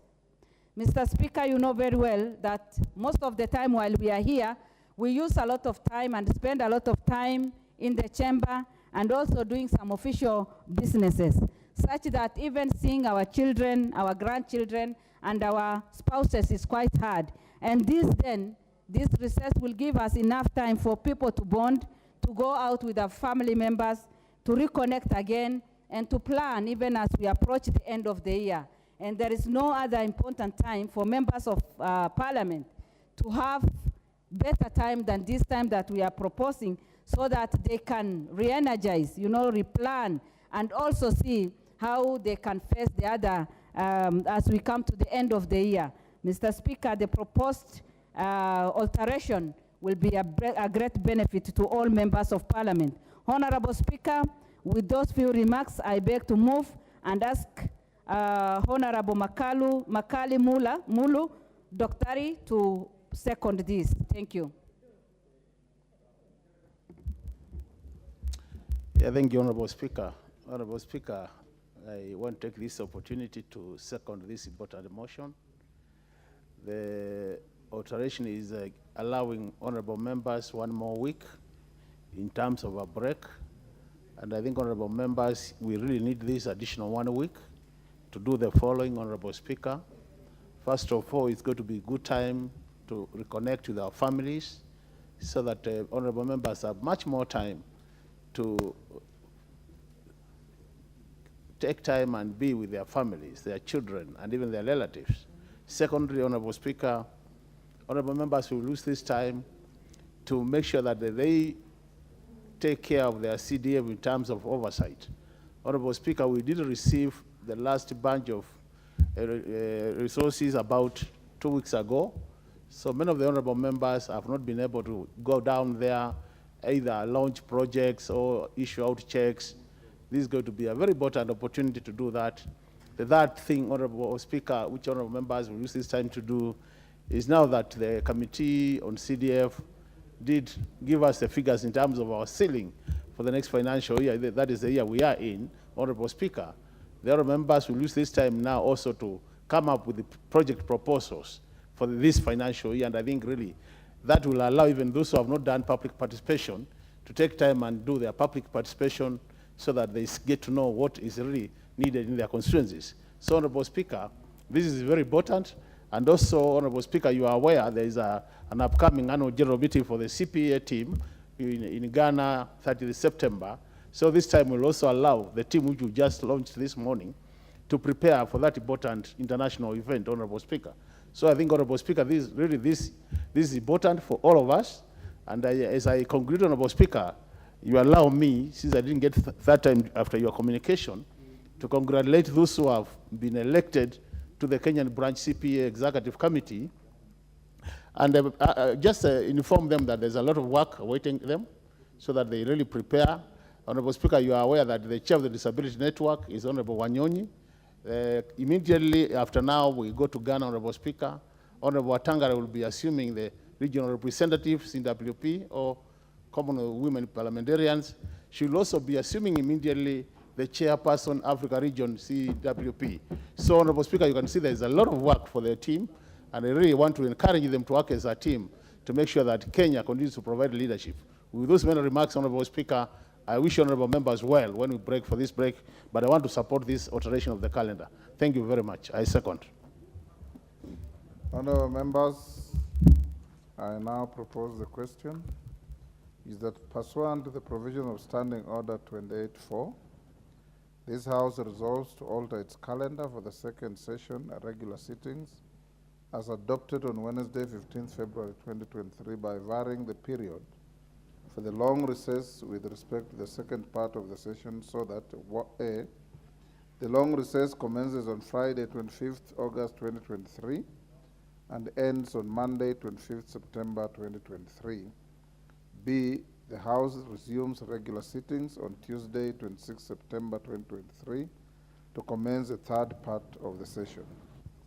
I will put the question, honorable members, that pursuant to the provisions of Standing Order 28.4, this House resolves to alter its calendar for the second session regular sittings as adopted on Wednesday, 15th February 2023 by varying the period for the long recess with respect to the second part of the session so that A, the long recess commences on Friday, 25th August 2023 and ends on Monday, 25th September 2023, and B, the House resumes regular sittings on Tuesday, 26th September 2023 to commence on the third part of the session. As members of that opinion say aye.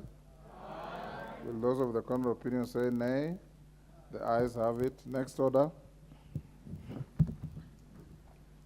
Order number 13, the Anti-Money Laundering and Combating of Terrorism Financing Laws Amendment Bill, National Assembly Bill number 35 of 2023, second reading. The leader of majority party, or who is moving? Murugara, are you the one? Yes. Thank you. Proceed. Thank you very much, Mr. Speaker.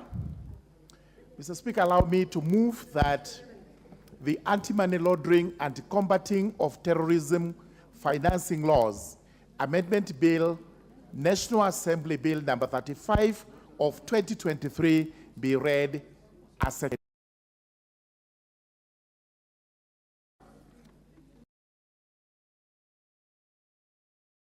Combating of Terrorism Financing Laws Amendment Bill, National Assembly Bill, number 35 of 2023, as a total of 17 proposed amendments,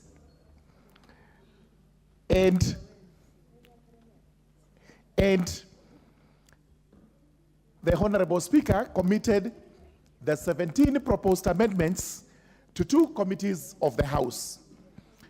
The 17 proposed amendments as committed were to the Departmental Committee on Justice and Legal Affairs, 10 pieces of legislation, that is to say, the Extradition, Contiguous and Foreign Countries Act,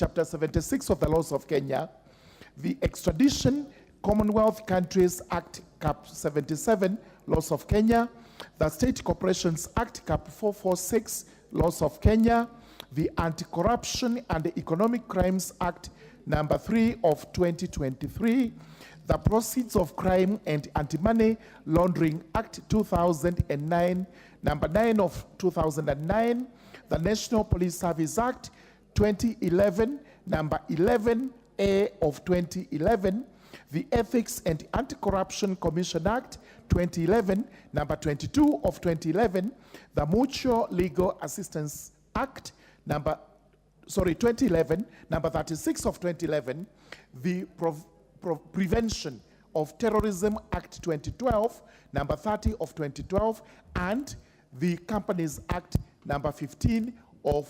2015, number 17 of 2015.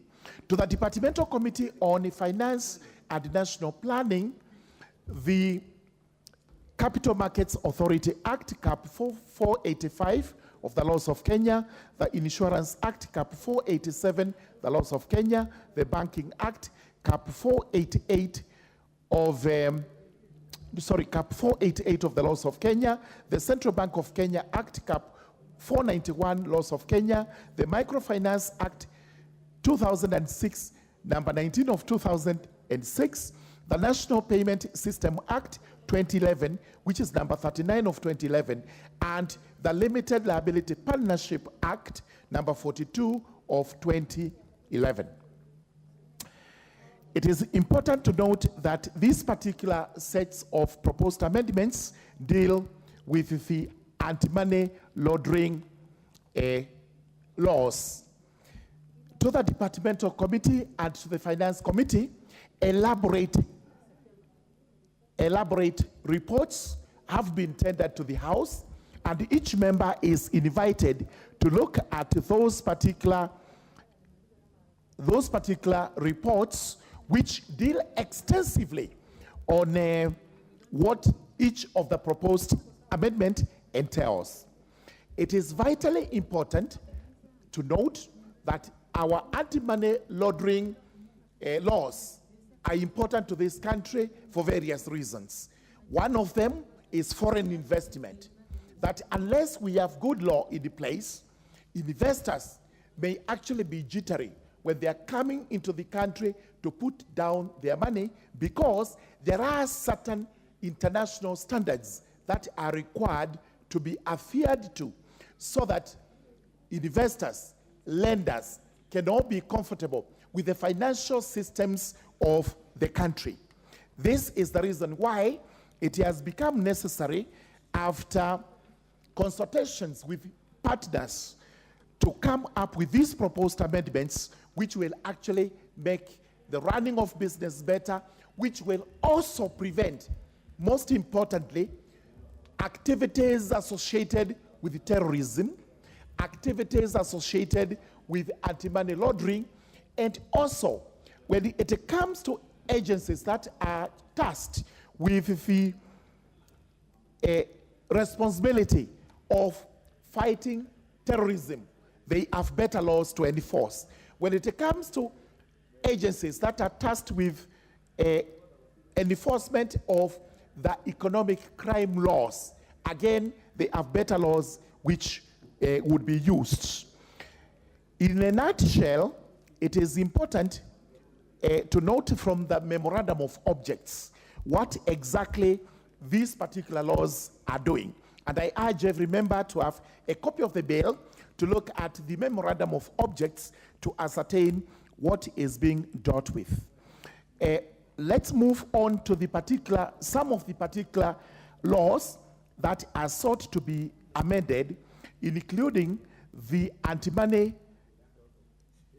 including the Extradition and Contiguous Foreign Countries Act, Cap 77, and the Extradition Commonwealth Countries Chapter 76 of the laws of Kenya.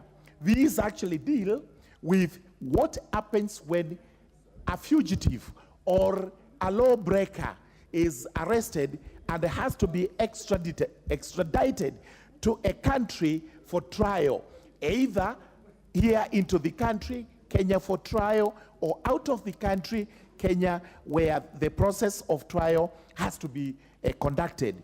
It's important to note that we are now introducing the element of informed consent, so that if this becomes necessary, if the person agrees to be extradited, then he may consent to it, but that consent must be informed, and we must protect both the law and the person's individual human rights, so that you are not coerced, you are not given undue influence, duress, and made to sign papers consenting to your extradition when actually you have not properly consented.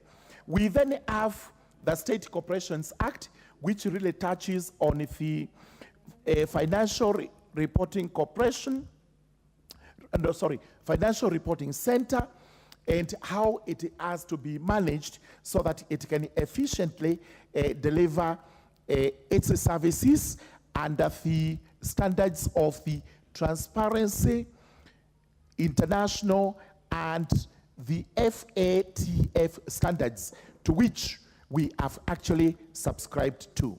There are other laws, including the Ethics and Anti-Corruption, where we make a proposal to empower the Commission so as to gain access to relevant information.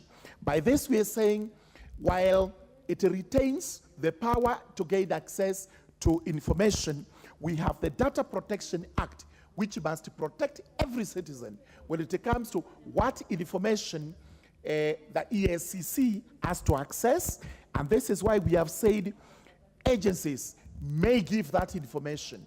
We have not said agencies shall give that information, because we know there are limitations that are set up by the law, and which limitations must be respected. There was then the elephant in the room, which was in relation to professionals. Accountants and the rest of them have had no problem with reporting, being reporting agencies of money laundering and other activities. The advocates had a problem because the law was passed sometime last year, but they rushed to court and came up with, and they obtained some interim orders which stopped them being reporting agencies. That case has been pending in court for a long time.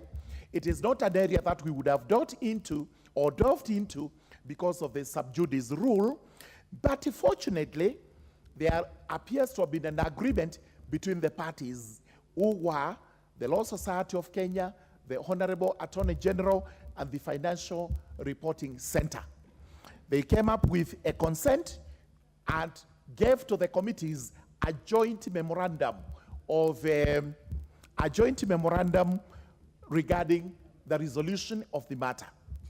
And what has now been agreed upon between the three parties is that the reporting agency is not going to be individual advocates, but the Law Society of Kenya, which means the Law Society of Kenya, which is a self-regulating entity and regulates the practice of advocates in the country, will be the one to report to FRC incidents which appear to be money laundering, terrorism, or gains from economic crimes, by the advocates themselves reporting those suspicious circumstances to the Law Society of Kenya. The Law Society of Kenya will then report to the center, and the center would be able to investigate. This is with the consent of the Law Society of Kenya, and therefore we do not anticipate any problems that may come along. Eventually, from the two reports, we have included schedules of proposed amendments. And these will come up when we go to the Committee of the Whole House, when we consider this bill section by section, proposal by proposal, so that the proposal by the Law Society of Kenya, the Honorable Attorney General, and the FRC will actually be considered in entirety, and we see whether now we do not have any room for anyone to use the professional secrecy, the confidentiality rule, which is what advocates use when they want to decline to give information. I believe this is a good proposal, this is good law, and it is actually good for the country as we move along. May I please you, Madam Speaker, with those remarks, I beg to move and call upon the leader of majority, the Honorable Kimani Ichung'wa. The roles are reversed today, and the Honorable Kimani Ichung'wa to second. So, thank you very much, Chairman. Honorable members, before the majority leader seconds the motion, I would like to recognize the following schools seated in the Speaker's Gallery this afternoon: Ogande Mixed Secondary School, Homa Bay constituency, Homa Bay County; Visions Kids School from Igembe Central constituency, Meru County; and Excel Academy from Tabaj constituency in Wajir County. You're welcome to the National Assembly. Majority Leader. Thank you, Honorable Speaker. Honorable Speaker, let me begin by thanking What is the out of Chair. order, Honorable Kaluma? Speaker, I seldom stop the majority leader, but Speaker, schools have been mentioned. One of them is my school, which is a school I've really fought hard in establishing. Ogande Mixed Secondary School is in Parliament because they have won in the national music competition in Nyeri under their category. So they are here to celebrate with the National Assembly that award together with other institutions. In fact, they are led by my best principal, Madam Lynette Olonde, and all the teachers together. Allow me, Honorable Speaker, to welcome all of them together with all learning institutions to the House of Parliament during this learning tour. I thank you, Honorable Speaker, and I thank the majority leader.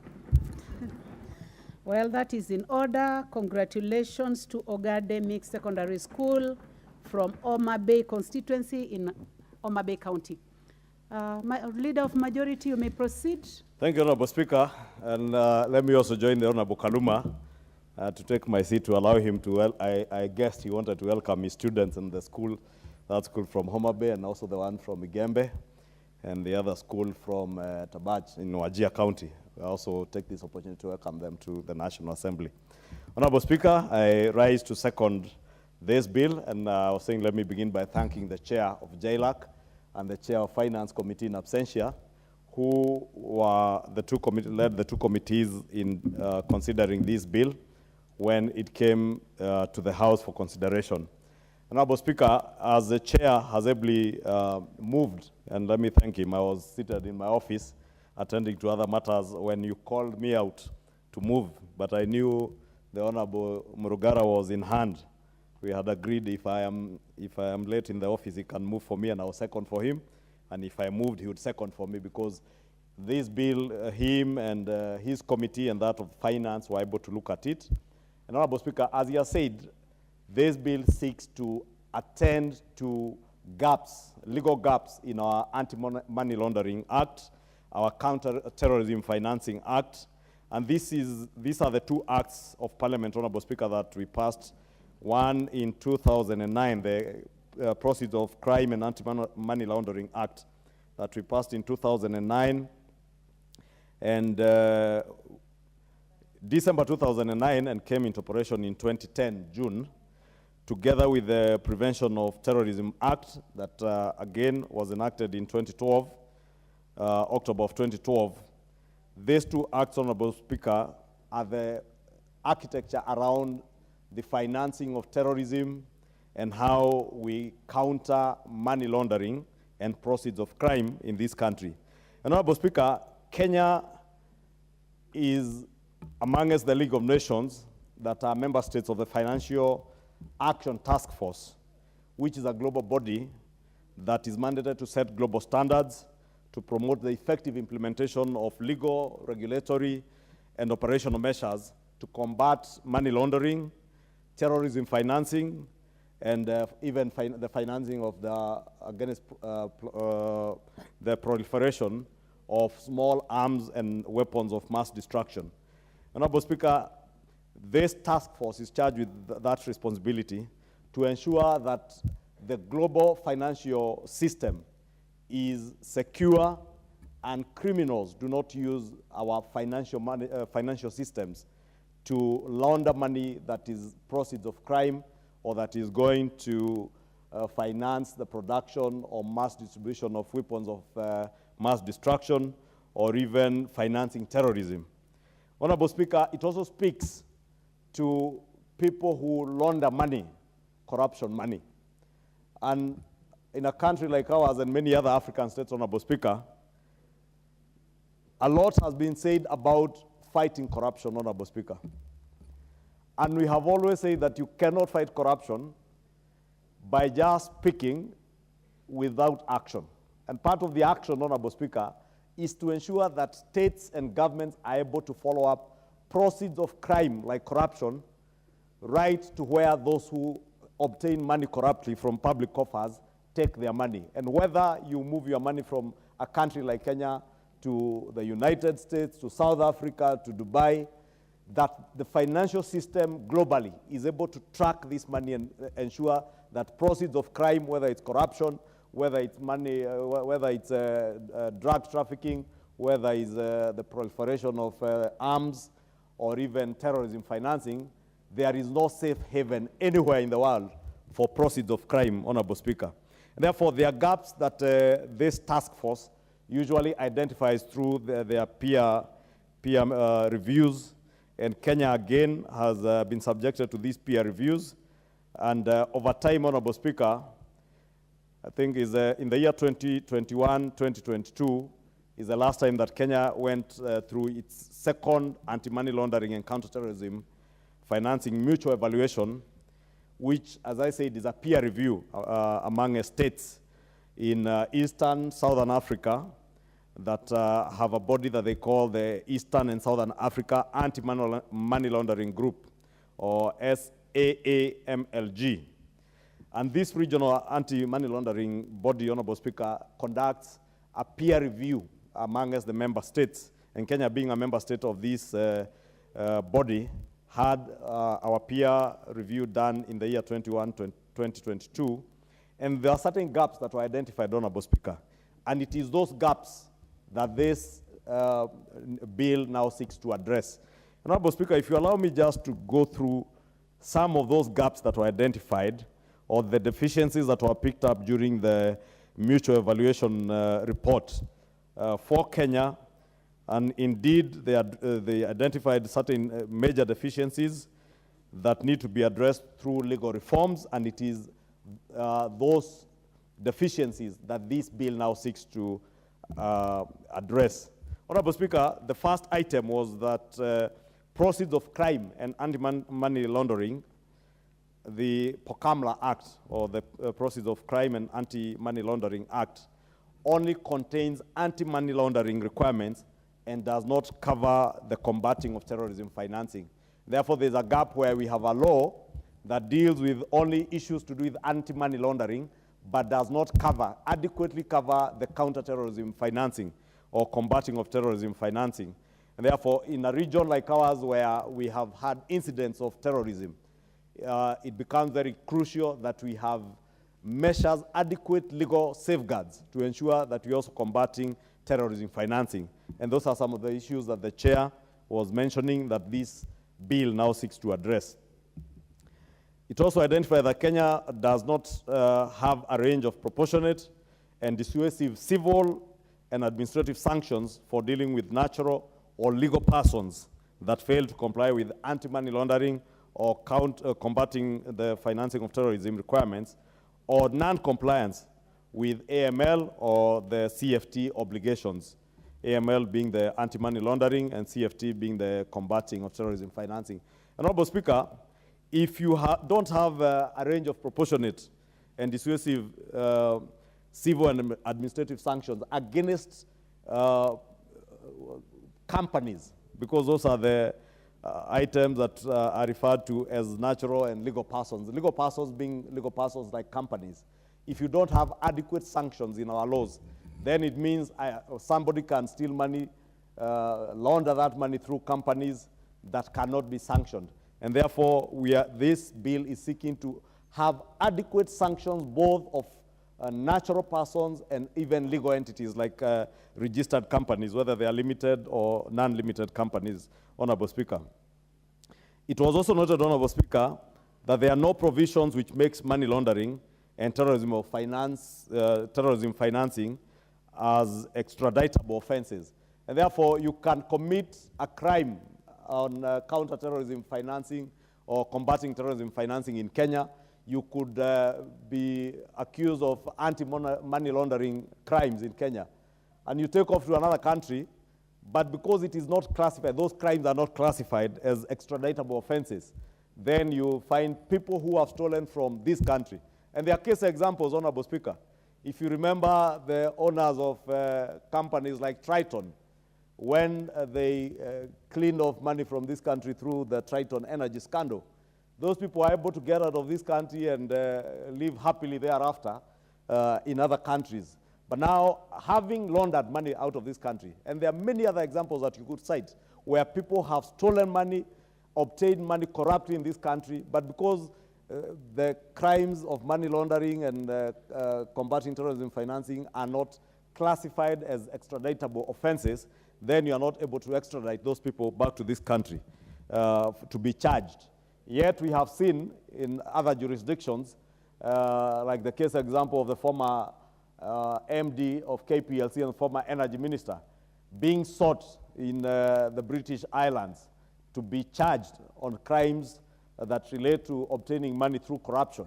But we could not do the same for us. Now, with this new bill, we'll be able to classify crimes around money laundering and combating of terrorism financing as extraditable offenses and be able to extradite people who commit such crimes in this country.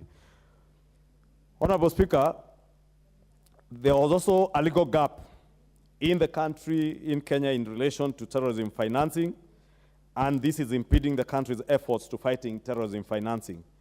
This legal gap in relation to terrorism financing is also impacting the terrorism financing preventative measures. And as I said, Honorable Speaker, with the threats around Al-Shabaab in northern Kenya and other parts of the country, like in Lamu and other parts where, even in Nairobi, Honorable Speaker, we have been victims of terrorism. And if we are not able to have adequate legal safeguards to ensure that those who finance terrorism can be apprehended and charged, we have seen people being charged and easily walk out of court having been accused of financing terrorism and having maimed and killed Kenyans. I think with the passage of this bill, Honorable Speaker, again, this will be a thing of the past. We'll now be able to track money, whether it is money from piracy, whether it is money that has come from organizations that are financing terrorism. You'll be able to track all that money and be able to arrest and charge before courts of law people who are in any way involved in the financing of terrorism in this country or even elsewhere, therefore making our country not a safe haven, but a very unsafe place for terrorists and those who finance the terrorists. Honorable Speaker, it was also noted during this peer review that the country does not have mechanisms for simplified mutual legal assistance or simplified extradition, and those are the issues Honorable Murugara was speaking to, including the issues that he spoke to that were challenged in court by the Law Society of Kenya and other bodies, which, as the chair has ably stated, following an out-of-court settlement between the Law Society of Kenya, the Office of the Attorney General, that has now been settled, and this is why we have this law now here. Honorable Speaker, the other gap was around virtual assets and virtual asset service providers that are not limited, and the country has not put in place regulatory frameworks around the virtual asset service providers. And therefore, if all these virtual asset service providers, Honorable Speaker, are not covered under our laws, and we have a live case today, which I'm happy the member who has just walked in, Honorable Irene Mayaka, is among the members who have been nominated by the ICT committee, together with the chair, ICT, to deal with these virtual asset providers. I hear someone saying there is no ICT. whether you call it ICT or CIIT or CII. There is a committee that the chair is the Honorable KJ. And I was saying, without the virtual asset service providers having a clear framework on how they will be dealt with, these are the cases of WorldCoin, and that's why I'm saying we have a live case today where these virtual asset providers are not prohibited, and the country has not put in place a regulatory framework that will deal with all these VASPs. Thank you, whoever served me with the water. Yeah, I can give you an opportunity to appreciate her. I watched her kindness. That must be Honorable Jamatia, the member for Baringo. And you know, ladies from Baringo are usually very good people. And you can see she noticed that I was struggling, my throat was getting dry. And thank you, Honorable Jamatia, the very able county MP for Baringo County, and a future governor, future first female governor of Baringo County.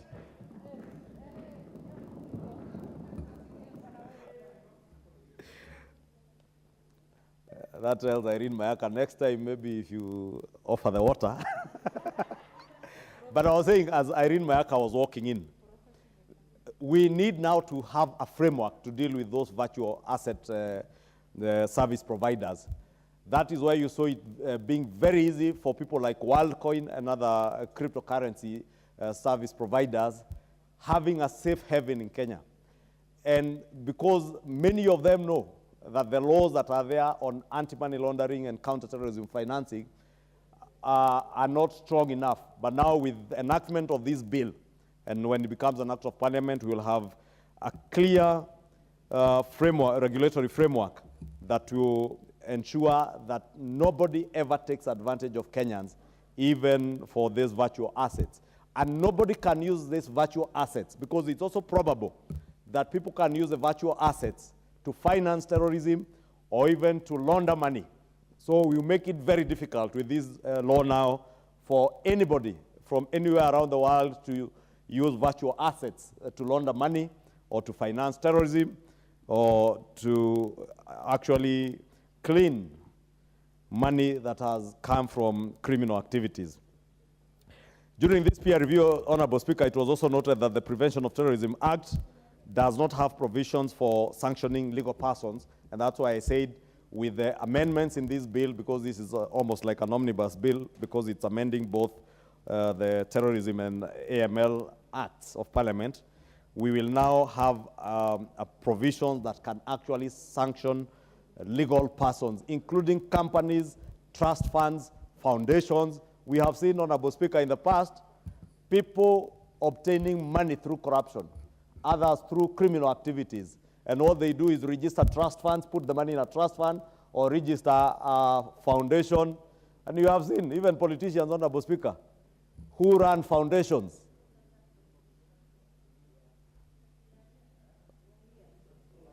They are saying they are here. And I am not talking about anyone who is here, so don't feel afraid if you are here. I am speaking about politicians who have registered foundations in their names. And these foundations are ordinarily avenues for money laundering. People loot from public coffers and hide money in trust funds, in foundations, some with very, very appealing names and very appealing characters of the good work they are doing in service to the people, educating children, dealing with widows and widowers and orphans.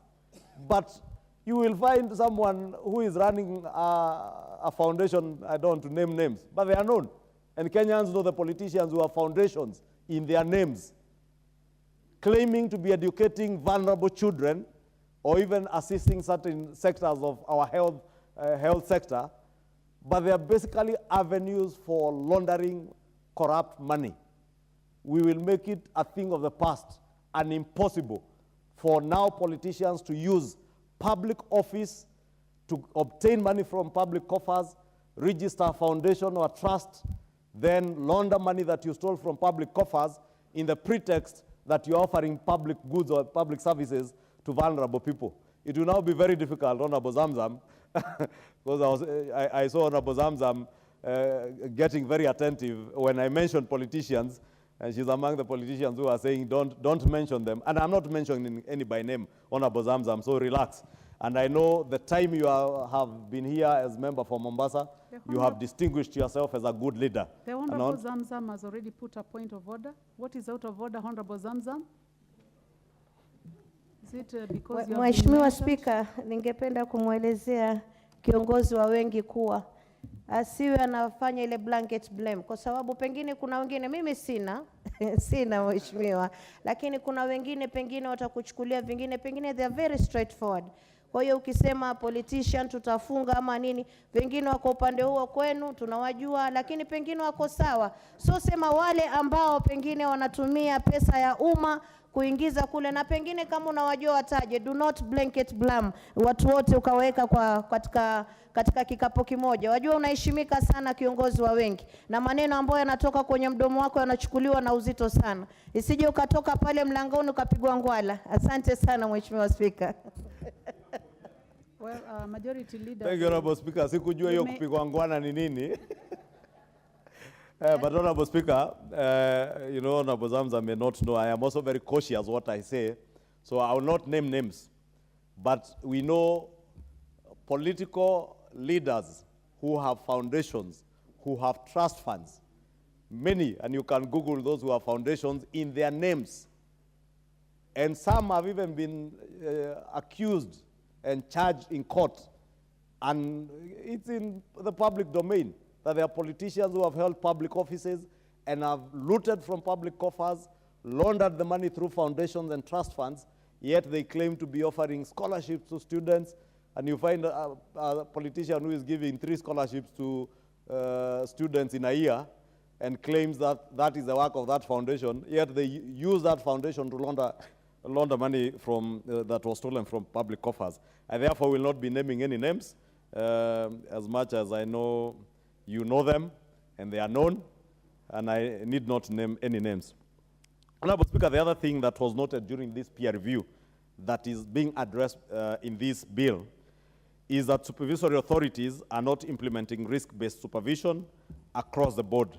And this bill now seeks to ensure that all supervisory authorities implement risk-based supervision. And risk-based supervision, Honorable Speaker, is, for instance, our lawyers, members of the legal profession, who are dealing with clients from all walks of life. And they will be able to analyze your whole clientele of lawyers, or sorry, of clients as a lawyer, and be able to know this is a person who is in public office, this is how much they earn, this is how much money is entrusted to them in that public office. And therefore, if they are coming to conduct transactions or dealings in your law firm that could trigger you to report to your supervisory authority like the Law Society of Kenya or other supervisory authorities, then they will have a framework that they can be able now to report to their supervisory authorities. And therefore, based on the risk levels of whoever you're supervising. And this is more so, especially with our professional bodies, the Institute of Certified Public Accountants, the Law Society of Kenya, the Association of Bankers, the Association of Insurers in this country, because they all have information that they can be able to help in countering terrorism and anti-money laundering. Honorable Speaker, therefore, the bill seeks to provide the following. It will provide supervision and enforcement, cross-border declaration of monetary instruments, reporting suspicious transactions, reporting of cash transactions, raise the cash transaction reporting threshold from USD 10,000 to USD $15,000. It will also enhance the transparency on beneficial ownership, because again, you know, Honorable Speaker, a lot of people have hidden behind companies where we are never able to lift the veil and know who are the beneficial owners of certain companies registered in this country and even outside the country. Therefore, the bill will seek to enhance transparency around the issue of beneficial ownership. We also help in combating terrorism financing, combating, as I said, the proliferation of financing for weapons of mass destruction and small arms, and targeted financial sanctions, And of course, as the Honorable Chair of JLAC mentioned, the issue of mutual legal assistance, making the issue of mutual legal assistance quite easy between countries. Because money laundering, Honorable Speaker, and combating terrorism is a global matter and a global affair, and therefore we need very clear provisions on how we can offer each other's countries around the world mutual legal assistance. So that if you commit a crime, whether it's around terrorism financing, whether it is around the financing of around weapons, or whether it is a money laundering act, you will know there is no safe haven anywhere in the world. Not in Dubai, not in South Africa, not in the UK, not even in the Cayman Islands, Honorable Speaker. Honorable Speaker, because, you know, the Cayman Islands and the British Virgin, all the British Virgin Islands, Honorable Speaker, have for a long time been used, especially by the political class in this country, as safe havens for money looted from Kenyans. The latest being the telecom haste in the last regime. And I must remind the Chair CII and Chair Finance, who are also working on the report on telecom.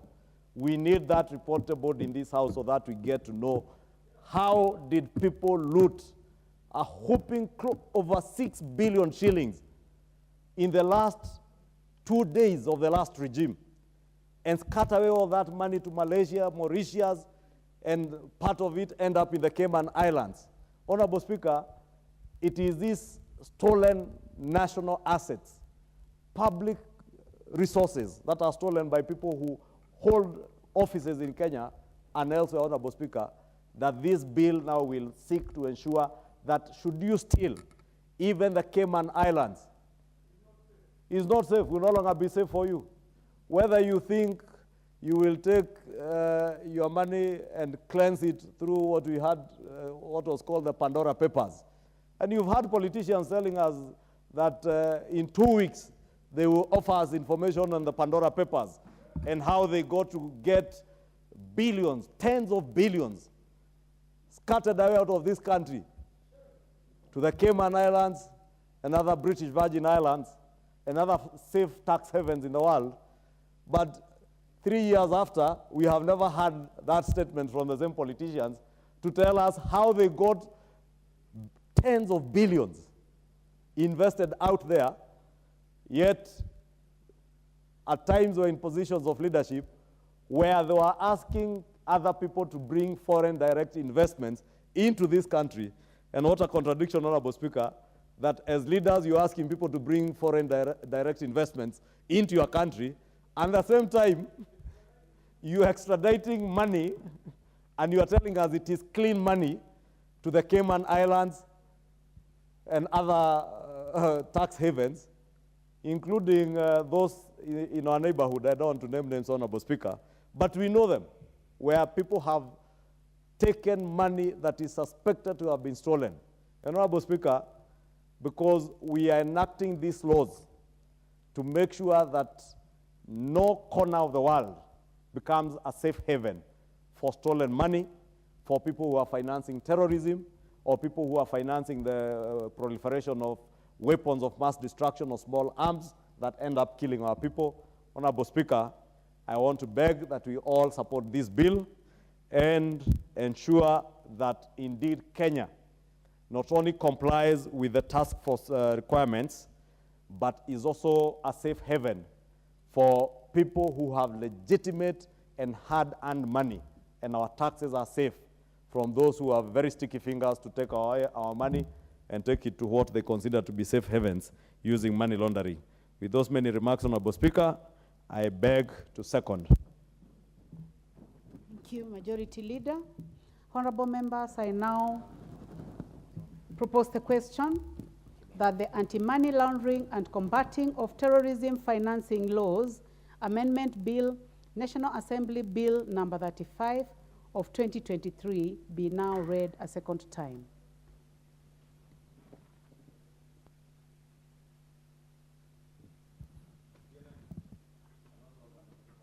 The Honorable Wilberforce Oundo, member for Funyula. I don't have. Honorable Speaker, thank you for this opportunity to contribute to the anti-money laundering and combating of terrorism financing laws Amendment Bill of 2023. Honorable Speaker, when you look at the memorandum of objects and reasons, it clearly seeks to amend various acts of parliament relating to anti-money laundering, countering the financing of terrorism, and countering the financing of proliferation of weapons of mass destruction, etc.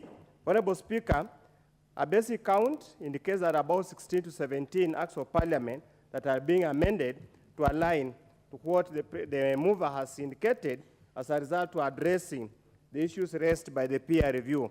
Honorable Speaker, as is always a practice, 17 or 16 acts of parliament being amended at one go in one bill becomes a mouthful, and we have always complained here, it becomes difficult to give thorough review or analysis of the bill that's as it is. But nevertheless, Honorable Speaker, it has already been presented, therefore we must deal with it. Honorable Speaker, from the onset, let's agree, terrorism and financing of terrorism is an essential threat to national security and the well-being of this country. And that's why in the wisdom of the framers, we came up with anti-money laundering, because terrorism and any acts of violence or threat to security of national security essentially depends on financing of those activities. If we are able to cut out financing, the threat posed by terrorism and other crimes will be substantially reduced and will save this country a lot of resources required to protect this country. Honorable Speaker, unfortunately in this country, and as I've always continuously said, we have very many laws, very well thought out laws. We have regulations, we have mechanisms, but we pride in hate speech, we pride in warmongering, we pride in talking PR, but we don't go to the extent of implementing the laws that we have. Honorable Speaker, if you listen to the report, one of the key issues they're raising is that we have the laws, they might have gaps, but we have not implemented or enforced the existing laws. We just hope that whoever is in charge, as they are put in various laws, will go out of their way to deal with this matter. Honorable Speaker, another threat that is emerging, and which I had hoped the amendments will capture, is the issue of illicit financial flows. Illicit financial flows. We seem to have concentrated on basic procedural issues, but we have not given any serious talk or any serious attention to illicit financial flows and tax expenditures, which we need to address. I hope when we go to the Committee of the Whole House, the respective committees, both JLAC and Finance, will seek further technical support to ensure that we address on these issues. Honorable Speaker, speaking to the bill at hand, it has got very many issues. Of course, the greatest concern, and all of us know, is this what they're talking about, voluntary extradition. Honorable Speaker, when it's voluntary, when it's coerced, when it is forced, when it's obtained under duress, it becomes extremely difficult. We have had so many cases, Honorable Speaker, where people have been abducted in this country and taken out of this country without trace, and they find themselves in hostile territories on the pretext that's voluntary. I had hoped that any form of voluntary consent to extradition should be obtained before either a magistrate or a judge of the High Court, so that it's truly voluntary. Honorable Speaker, we also appreciate the expanding the scope of the Financial Reporting Center so that we are able to track illicit financial flows and cases of laundering money obtained from corruption cases. Honorable Speaker, I would have also hoped that when they are talking about this financial reporting, they must also tell us, many times when we are vetting the cabinet secretaries, we are vetting PSs, they deliberately exaggerated their word, so that by the end of their 5-year term, they'll say my word was this, and that word has been obtained through illegal or corruption means. I'd hoped now we'd go up to this point, that when a public officer comes for vetting, he should be asked, what do you have now? And what you have now, has it been valued and verified by a competent authority so that the figures you are giving us are not manufactured figures in anticipation that we are going to loot public resources? Honorable Speaker, how do you explain a cabinet secretary who earns 1 million and goes to take a mortgage of 120 million to finance purchase of a house?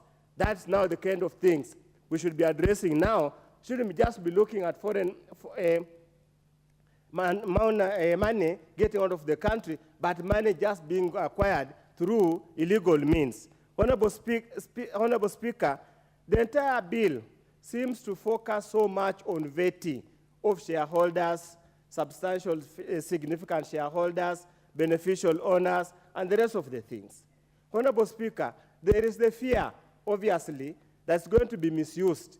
If you have a beef with anybody, they'll say that they don't trust your source of income or source of capital, so that they will not allow you, give you a license for purposes of finding a company or something like that. I would have hoped in the committee stage, where the two committees are making amendments, there must be mechanisms to ensure there is the right of recourse.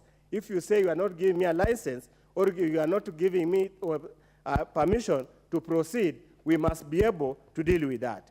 Honorable Speaker, I find it curious that the Insurance Act has been included in this particular bill, because what is proposed to be amended in the Finance Act, the Insurance Act, other than the issue of vetting of the shareholders and beneficial owners, it all deals with the issue of changing from registration to licensing. I'd have thought that would have been dealt with in the proper manner in dealing with the Insurance Act on its own.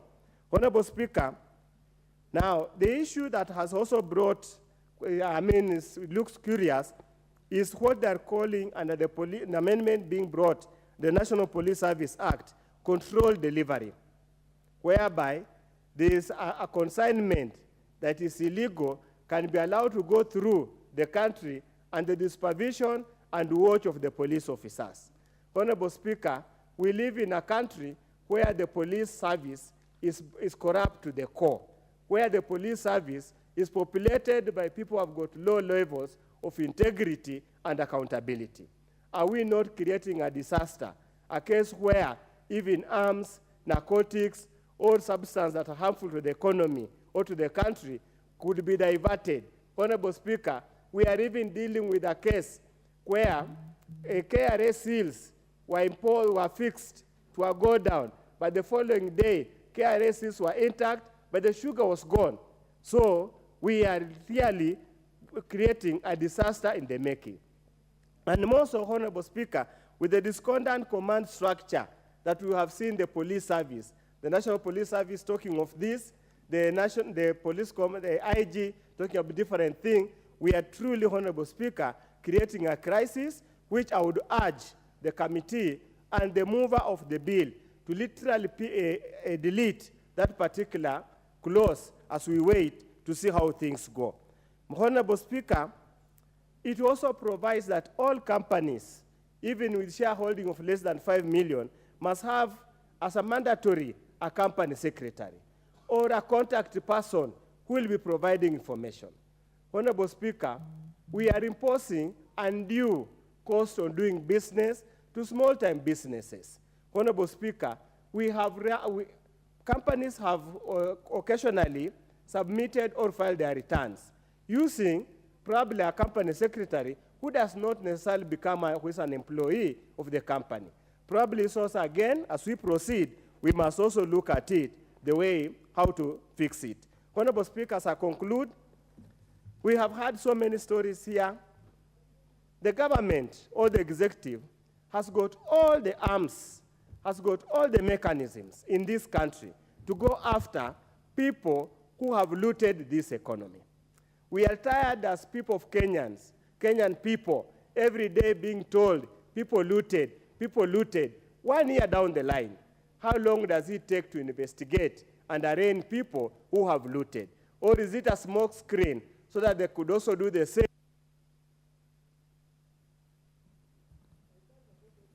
The time is over.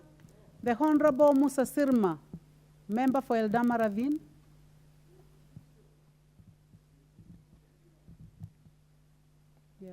his name appears on the screen. The Honorable Dido Raso, member for Saku. Thank you very much. Thank you very much, Madam Speaker. I rise to support this omnibus bill, but I have quite a bit of reservation about this particular bill. Madam Speaker, Kenya is not a rich country. Kenya is, we cannot say we are poor, but we are somewhere in the levels of the world economy. The idea of this bill, the intention is good. The title of this bill is the Anti-Money Laundering and Combating Terrorism Financing. What we don't want this bill to do is to create rafts of bureaucracies so that people don't invest in Kenya. Already the talk out there, people would rather put their money in Tanzania, in Uganda, in Rwanda, for very obvious reason, that there is a lot that we as a country are borrowing from other countries in the West, the very wealthy countries, so that they stem the flow of funds into this country. Madam Speaker, this bill establishes baseline for prudence and financial discipline in the Kenyan financial sector, and also to that extent in the economy. But our worry is how much is the Central Bank of Kenya, that actually the policeman of ensuring there's financial prudence and discipline, how much are they doing in terms of achieving that? The issue of Bitcoins is one of such interesting things that have happened in very recent days, that individuals can walk into Kenya, set up shop somewhere, and try to swill so much money through the Kenyan economy. This is one of the things that this bill would provide a safeguard. Madam Speaker, the issue of terrorism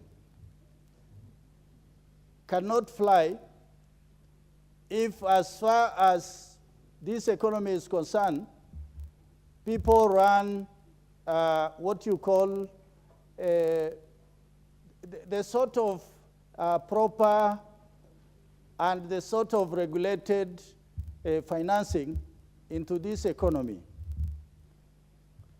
But there are cases where money is laundered by opening front shops that are just front shops, but a lot of money is plowed through companies or individuals.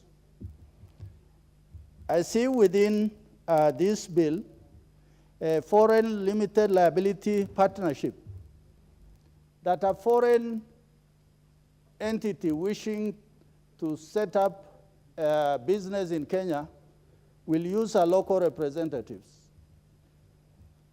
I think we must go beyond that to make sure that those individuals are not just individuals by name, but established individuals who have addresses, companies, those who are actually carrying out day-to-day transactions as entities who are involved within the economy, but not individuals who can be used to do nefarious activities. Honorable Speaker, what I also like about this bill is it has attempted to identify what is proliferation. Initially, I think in the previous bill, they did not identify for the users of this particular bill or whatever laws that will come out of this about the committees and proliferation.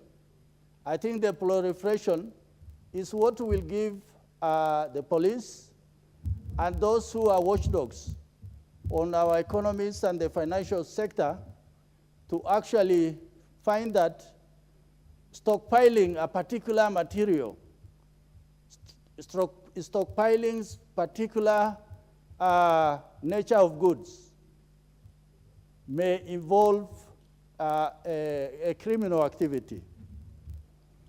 Madam Speaker, there's also that new definition of funds. And this is where KJ and his committee comes in, tangible and intangible. We have always looked at people who have buildings, cars, people who can throw around cash, but there's a lot of money that is being transacted virtually. In fact, in billions, much more than what we spend in shops and supermarkets and wherever, in terms of even using smart cards. Madam Speaker, I would have really wished that this bill, as an omnibus, should have contained itself within the frames of anti-money laundering and countering terrorism, as opposed to bringing in something like insurance on board.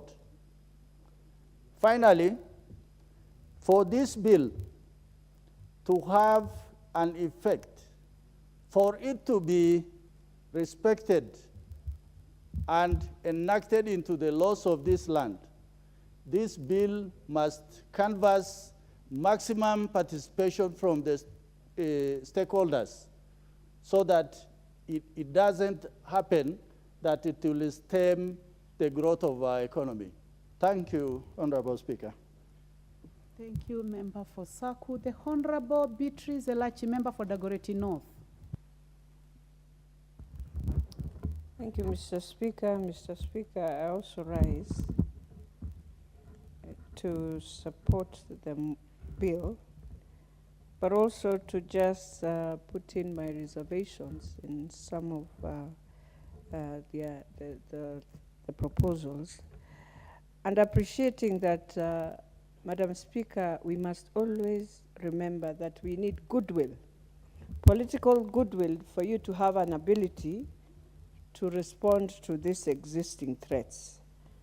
And looking at our country, Kenya, Madam Speaker, you find that many of the times, for the many years that we've had, this country has been a heaven for many people who come from conflict countries, and they will find a way and enter into even our real estate, in our oil companies, and you question how is it within a political crisis a country is able to have their citizens being given an opportunity, Madam Speaker, to invest in Kenya, which is very wrong, Madam Speaker, because at that time you find most of their citizens in camps, they are struggling, but you find a few of them have decided they are the owners of real estate even in this country, Madam Speaker.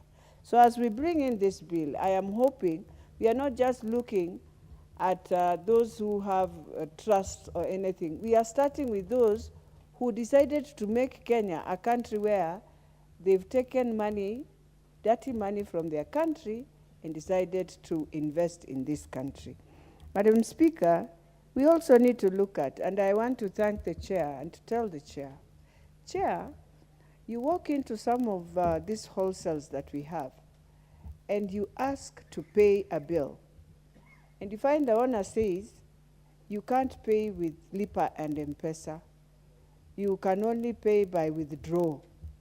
It means that person does not want to really account to this country and does not want to show his or her selves the way. And so you run away from KRA, you run away from everything, and you just keep.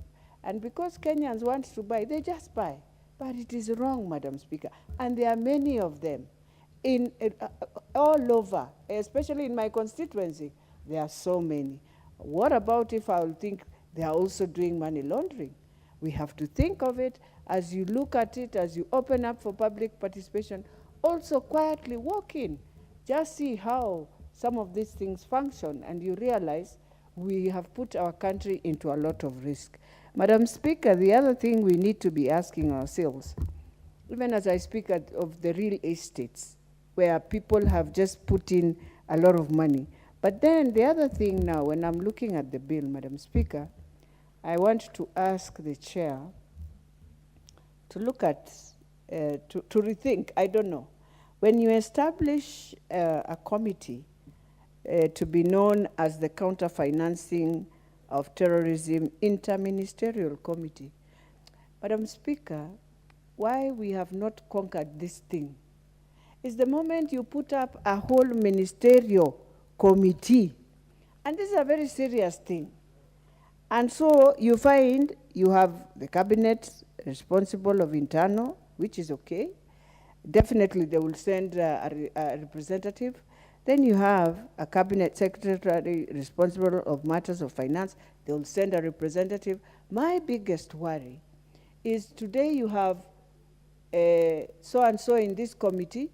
The next sitting, the person who was in that committee will not be available, and so you'll have another person coming in to sit in, and you find this is this thing that covers now these departments is what is going to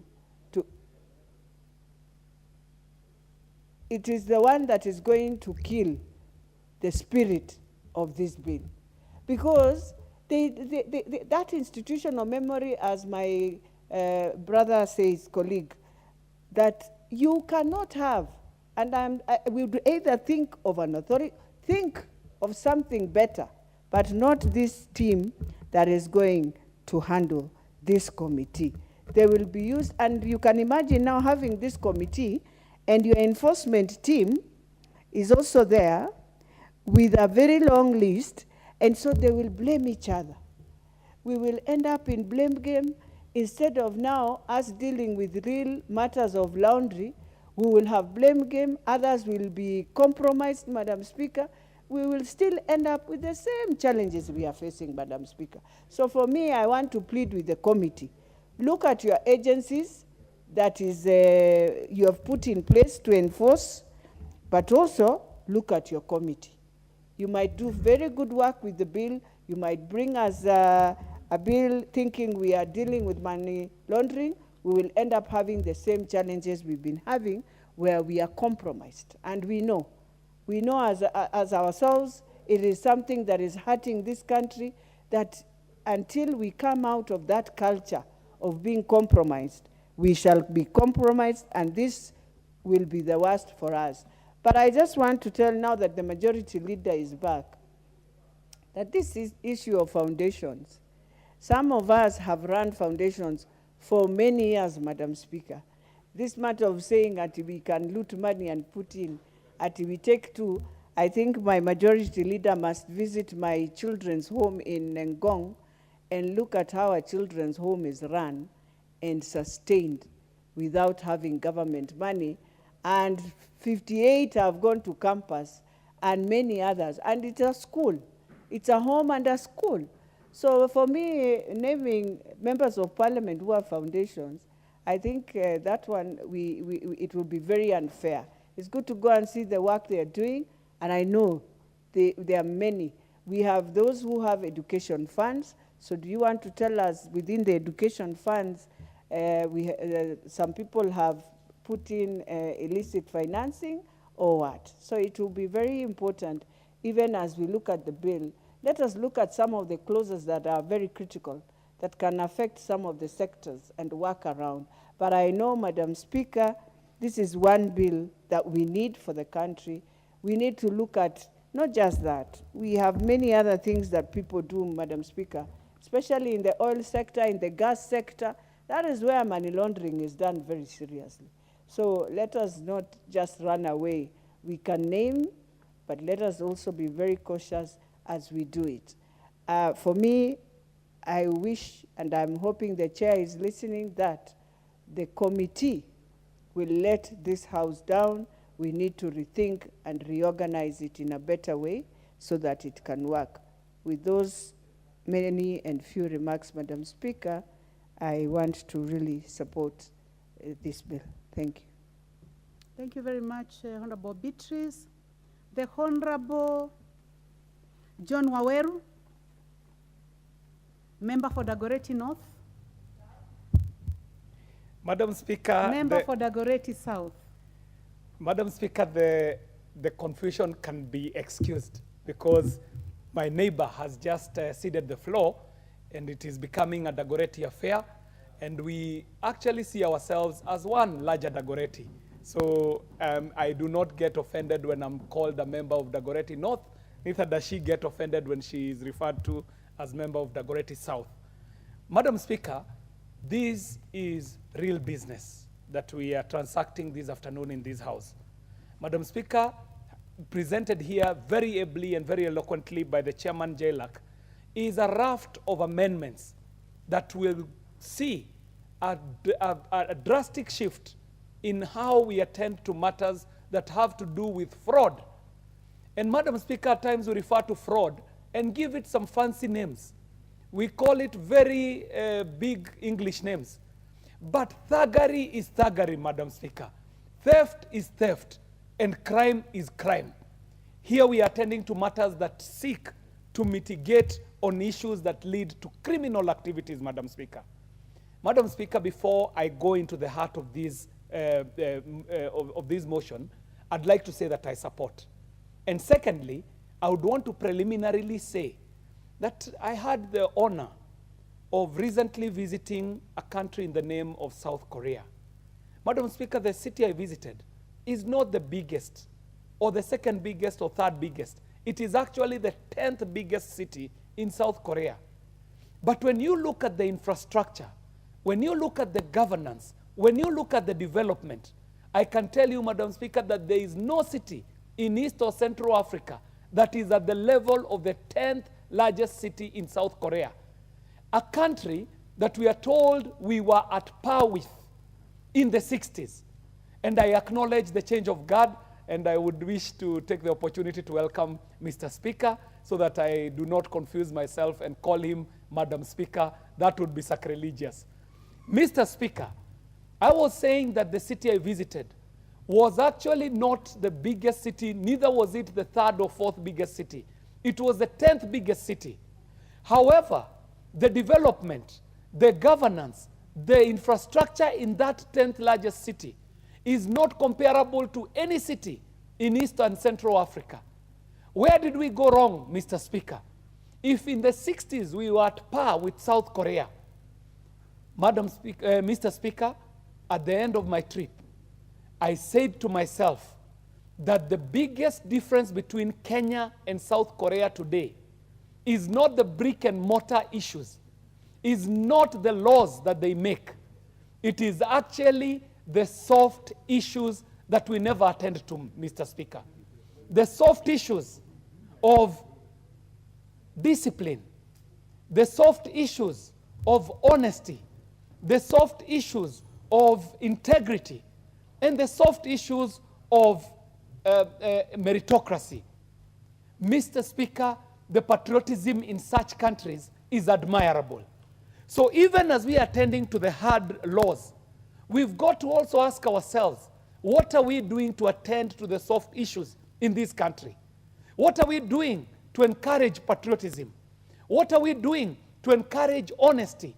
What are we doing to encourage meritocracy, Mr. Speaker?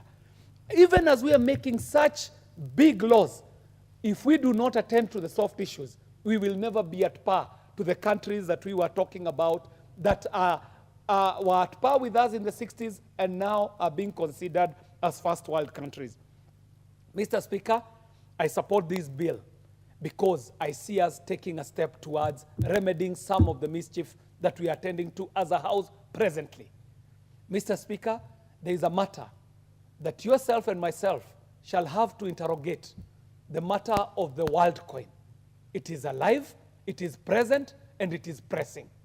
Kenyans lining up in their thousands to have their eyes scanned with an orb that no committee in this house can tell you what is carried in that orb. No one knows what the medical implications would be after that scan. Mr. Speaker, we do not know what the connection is between the scan of the iris and the cryptocurrency inducement that is being given to Kenyans. We do not even understand how a foreign company that is registered maybe somewhere in the US, we are seeing registration somewhere in Germany, and then it is also got representation from the United States of America, how such a company ended up being able to defy orders to seize their operations, orders granted by the office that is given the powers to seize such activities, the Office of the Data Protection Commissioner, totally disregarded. They went ahead and booked an office somewhere in the KICC and started out operations. These are the matters that we seek to attend to by changing the raft of laws that have been listed here by the chairman. Mr. Speaker, the committee that I chair, the Committee on Communication, Information and Innovation, has a live matter in front of it. A matter that has to do with monies that were transacted in the dying minutes of the last term. Even as we were going into elections, there was monies changing hands to the tune of 6-point-something billion Kenya shillings. Monies that made its way out of the country into safe havens. Monies that eventually also found their way back to local accounts in this country. But monies, thankfully, Mr. Speaker, that have actually been frozen in some international accounts where Kenya has failed to attend to such issues. The other jurisdictions that are attending to them with the seriousness that they deserve. So, Mr. Speaker, when I look at the raft of changes that we seek to do here, the only thing I would want to urge my colleagues is that the contributions sound really good in our second reading. I hope that we shall see these recommendations that are being made showing up in the third reading, so that when we see a matter that might not be complete, the build that I contribute during the second reading, I bring it up in the third reading as an amendment so that we can build onto what the chair has presented, and so that we also fortify what has been presented. Mr. Speaker, I did take note of the mischief that this motion seeks to remedy in the area of virtual assets and virtual asset service providers, because here now we are going into the realm of technology, we are going into the realm of innovation, and my proposal is that when we attend to matters that have to do with innovation,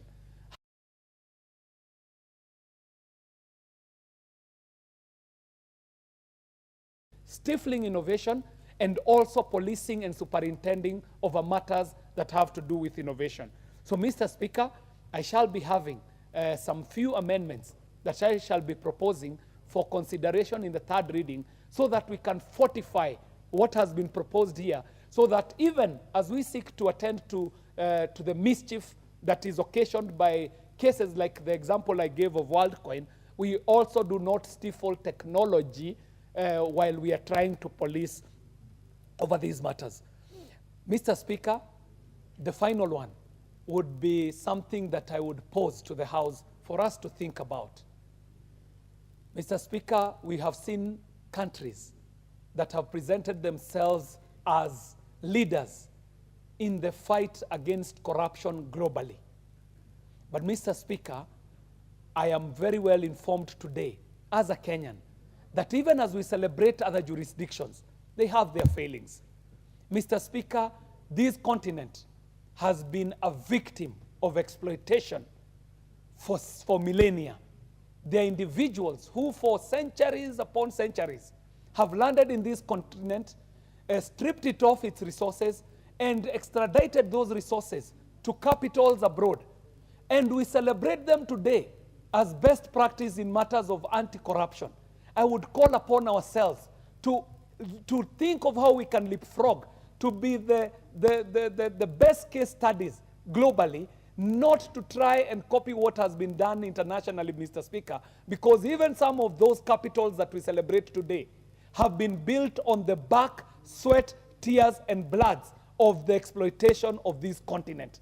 This continent can offer its own solutions. We can leapfrog to the front, and we can be the best case example where people can be coming to seek counsel on how to attend to matters of integrity and ethics. Thank you very much, Mr. Speaker, for this opportunity. I do appreciate and I support. Thank you, Honorable Kiari. The Honorable Geoffrey Ruko, MP from Bere North. Thank you very much, Mr. Speaker, for this opportunity. Mr. Speaker, I rise to give my contribution on this amendment, which is touching on quite a number of pieces of law, or pieces of laws. Mr. Speaker, if you go to page 1092 of this amendment bill, it touches on Anti-Corruption and Economic Crimes Act in trying to change the definition of what economic crime is. And Mr. Speaker, we have to be in a position of coming up with laws which are in tandem with the object and reasons of each and every act which is being amended here. You realize that the objects and reasons of the Anti-Corruption and Economic Crimes Act, number 3 of 2003, if it is changed to take care of what is proposed by this amendment bill, Mr. Speaker, then it will not be in line with the objects and reasons of this act, which is in possession at the moment. So, Mr. Speaker, this is something which I would want to point out so that it can be taken care of, and probably we can have an amendment as we go to the third reading of this bill to ensure we align everything properly so that we may not water down other pieces of law which have been in existence and which are doing a good job to the nation. The other important point to note, Mr. Speaker, is that already we have Proceedings of Crime and Money Laundering Act of 2009, which take care of drug dealing, human trafficking, wildlife poaching, financing of terrorism, and other offenses. This act, Mr. Speaker, it is very well sorted, it is precise, and it takes care of some of these offenses within the Proceedings of Crime and Money Laundering Act of 2009. Therefore, I don't think, Mr. Speaker, if we do amend the Anti-Corruption and Economic Crime Act by inserting this, changing the definition, we really augur very well. Instead, it will end up diluting the intent and purpose of Anti-Corruption and Economic Crime Act. The other important thing to mention, Mr. Speaker, is the fact that the way the corruption index is normally mentioned, it is indeed gross that we have many countries in the West where the proceedings of crime, of corruption, they end up in their countries, in those countries. But those countries, when it comes to the World Corruption Index, you realize they are ranked as the least corrupt nations in the world. This World Corruption Index, the way whoever comes up with that index, they are taking some of nations like Kenya as if we have not gone to any school, as if we have not attended any class, Mr. Speaker, as if we don't know any parameters which are used, because you cannot get the crime, the proceedings of crime, the proceedings of corruption, take it to your country, and use that money within your economy, and then you are ranked or you claim you are one of the least corrupt nations in the world. That is, I don't know whether this is parliamentary, Mr. Speaker, but it's nonsensical. And taking African nations for granted as if we are just fools. We are not fools, Mr. Speaker, and that has to find a way of getting to those international forums so that the nations which take this money within their banks, within their financial system, they can be ranked as the most corrupt nations in the world, Mr. Speaker. With those remarks, Mr. Speaker, I only want to point out that the object and the reasons of Anti-Corruption and Crimes Act, if the definitions of crime the definition of economic crimes is changed, then will definitely affect the entire meaning of that.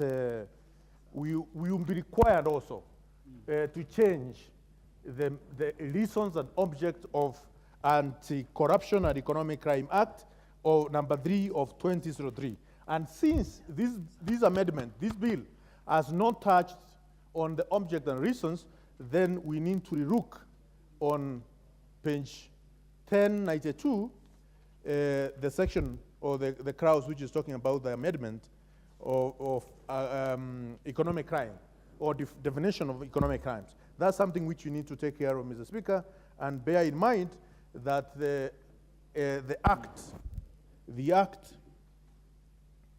in mind the act of the Proceedings of Crime and Anti-Money Laundering Act of 2003 takes care of what this amendment on this page want to achieve. Thank you, Mr. Speaker. And with those many remarks, I propose that this be taken care of in the next reading, third reading, and an amendment proposed, Mr. Speaker. And I wish I would do that when the third reading comes on this floor. Thank you, Mr. Speaker. Thank you, Honorable Geoffrey Ruku. The Honorable John Mutunga, the Member of Parliament for Tigania. Thank you, Honorable Speaker, for Honorable Mutunga, just before you proceed, let me acknowledge the presence within the House of Parliament of pupils and their teachers from Iruma Primary School, from Mara constituency in Tharaka Nithi County. You are welcome to the House of Parliament for your studies and for your learning. And may you travel back safe when your tour, your study tour ends. On behalf of the Speaker of the National Assembly and on behalf of the House, feel welcome. Honorable Mutunga. Thank you, Honorable Speaker. Honorable Speaker, on behalf of the Member of Parliament for Mara constituency, I also salute the Iruma Primary School students, pupils. I studied in Chogoria Boys, which is near, and I know where Iruma Primary School is, and I would like them to keep on working very hard and getting to know, seeking for knowledge, because knowledge is unbound. Honorable Speaker, I stand to support the bill on anti-money laundering that has been put before the House, which is the National Assembly Bill number 35 of 2023. Honorable Speaker, money laundering is a criminal offense. And a criminal offense normally has two solutions.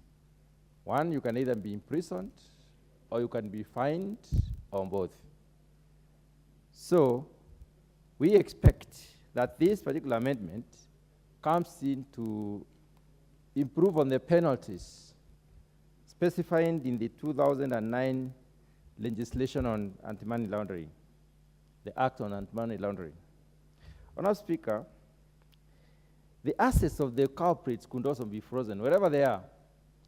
And I believe we have relationships with countries, especially those countries where Kenyans are fond of keeping money stolen from here. We also probably have a possibility for extradition of those resources to come back and develop this country. So I believe this has all been taken care of in developing this particular legislation. Madam Speaker, money laundering is closely linked to terrorism activities, because terrorism funding or financing does not go through the normal banking system. It goes through shortcuts. Therefore, we need to enhance the provisions of this law to make sure that at least it doesn't leave any loophole for terrorism financing. The legislation also, Honorable Speaker, hopefully will reduce our country's vulnerability to money laundering, especially the fact that now Kenya is a money economy. Kenya is an economy which is basically a cash economy, not money, cash economy. What problems exist with money laundering, Honorable Speaker? If I look at the existing legislation, I pick out a few issues. One of them is the inability to comprehensively deal with the related issues, especially those happening in our neighboring countries. Kenya as a country cannot live as an island. Kenya relates with the other countries across, and therefore, what happens in those countries affect our country. Also, there is also delay in the implementation of the Act itself. It took quite some time for us to interpret it and put mechanisms to implement this particular Act. The other issue that also comes out in this particular respect is the difficulties in monitoring the movement of the people and especially the terrorists themselves. The other issue that comes out when I look through the Act that is being amended are the penalties. They have not been punitive enough. And the lack of proper linkages between the money laundering issue and terrorism. But Honorable Speaker, even as we speak about money laundering, we have experience with other countries which are cash economy countries. And Honorable Speaker, I have in mind a city I have visited several times called Guangzhou in China. Honorable Speaker, in Guangzhou, you have to have cash to buy anything. They do not deal with cards, they don't do bank transfers, you have to have hard cash. And that makes me pose and ask a few questions, especially about this particular legislation. Does having to deal with cash frustrate legitimate businesses? Are we saying that about 100% of business, or 80, 90% of businesses in Guangzhou are illegitimate because they deal cash? Honorable Speaker, does this dealing with the cash in such a large town, such a large city, end up corrupting the financial systems of that particular country? Does it necessarily end up corrupting the financial systems of our country? Does Guangzhou dealing with cash necessarily corrupt the financial system of China? Because we are dealing with a law here which brings in restrictions, and these restrictions must be thought through very carefully. Honorable Speaker, does it also end up corrupting the socio-political system of the country? Because dealing with money is linked to corruption. Does it also diminish the government's possibility to collect revenue through taxation? Does it necessarily do that? Does it weaken the government control over the economy? Is our economy going to be messed up by a presence of cash? If our economy is going to be messed up by presence of cash in the economy, in the market, what effect does it have on those other countries which insist on using cash? Does it also lead to undermining the integrity of the financial systems within that particular country? And finally, Honorable Speaker, the other question I have, which I hope the legislation has answered, is whether it threatens the integrity and stability of the banking sector, and also the foreign exchange, operators, the forex bureaus. Does it threaten their integrity? Honorable Speaker, why does money laundering happen in this country? And that's a question we need to answer so that the Kenyans may understand why we should have come up with a very serious legislation on this. One of the reasons why money laundering is key or important to us is because we have a porous border with some of our neighbors. Some of the borders with our neighbors are porous. Anything can pass through anytime, unrestricted. Honourable Speaker, the other problem is that the borders of those neighbors with other countries are also porous. In fact, the idea is that their borders are a lot more porous than what lies between Kenya and their country.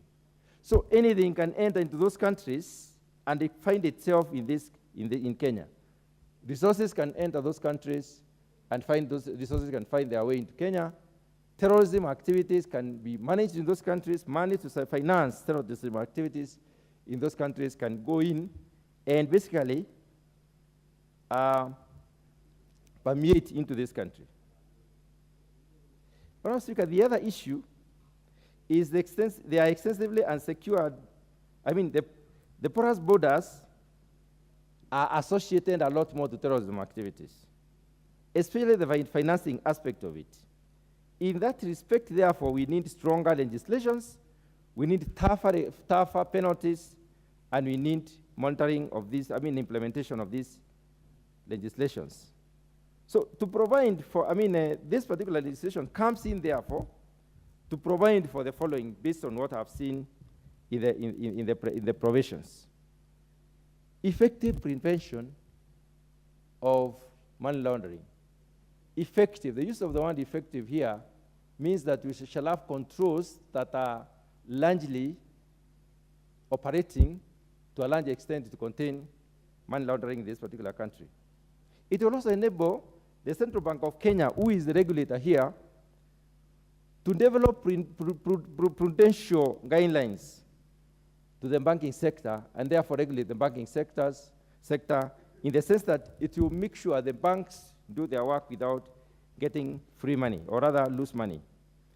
It is also aimed at strengthening the customer due diligence and enabling the CBK to come up with good procedures. Also, make the penalties stricter and also ensure prudential management of these particular penalties. Honourable Speaker, how many more minutes do you need to conclude? You have it. The reason why we are bringing in some of these issues is because Kenya needs to be protected. And who in Kenya do we need to focus on? We need to focus on real estate agents. In most cases, properties in this country are bought cash.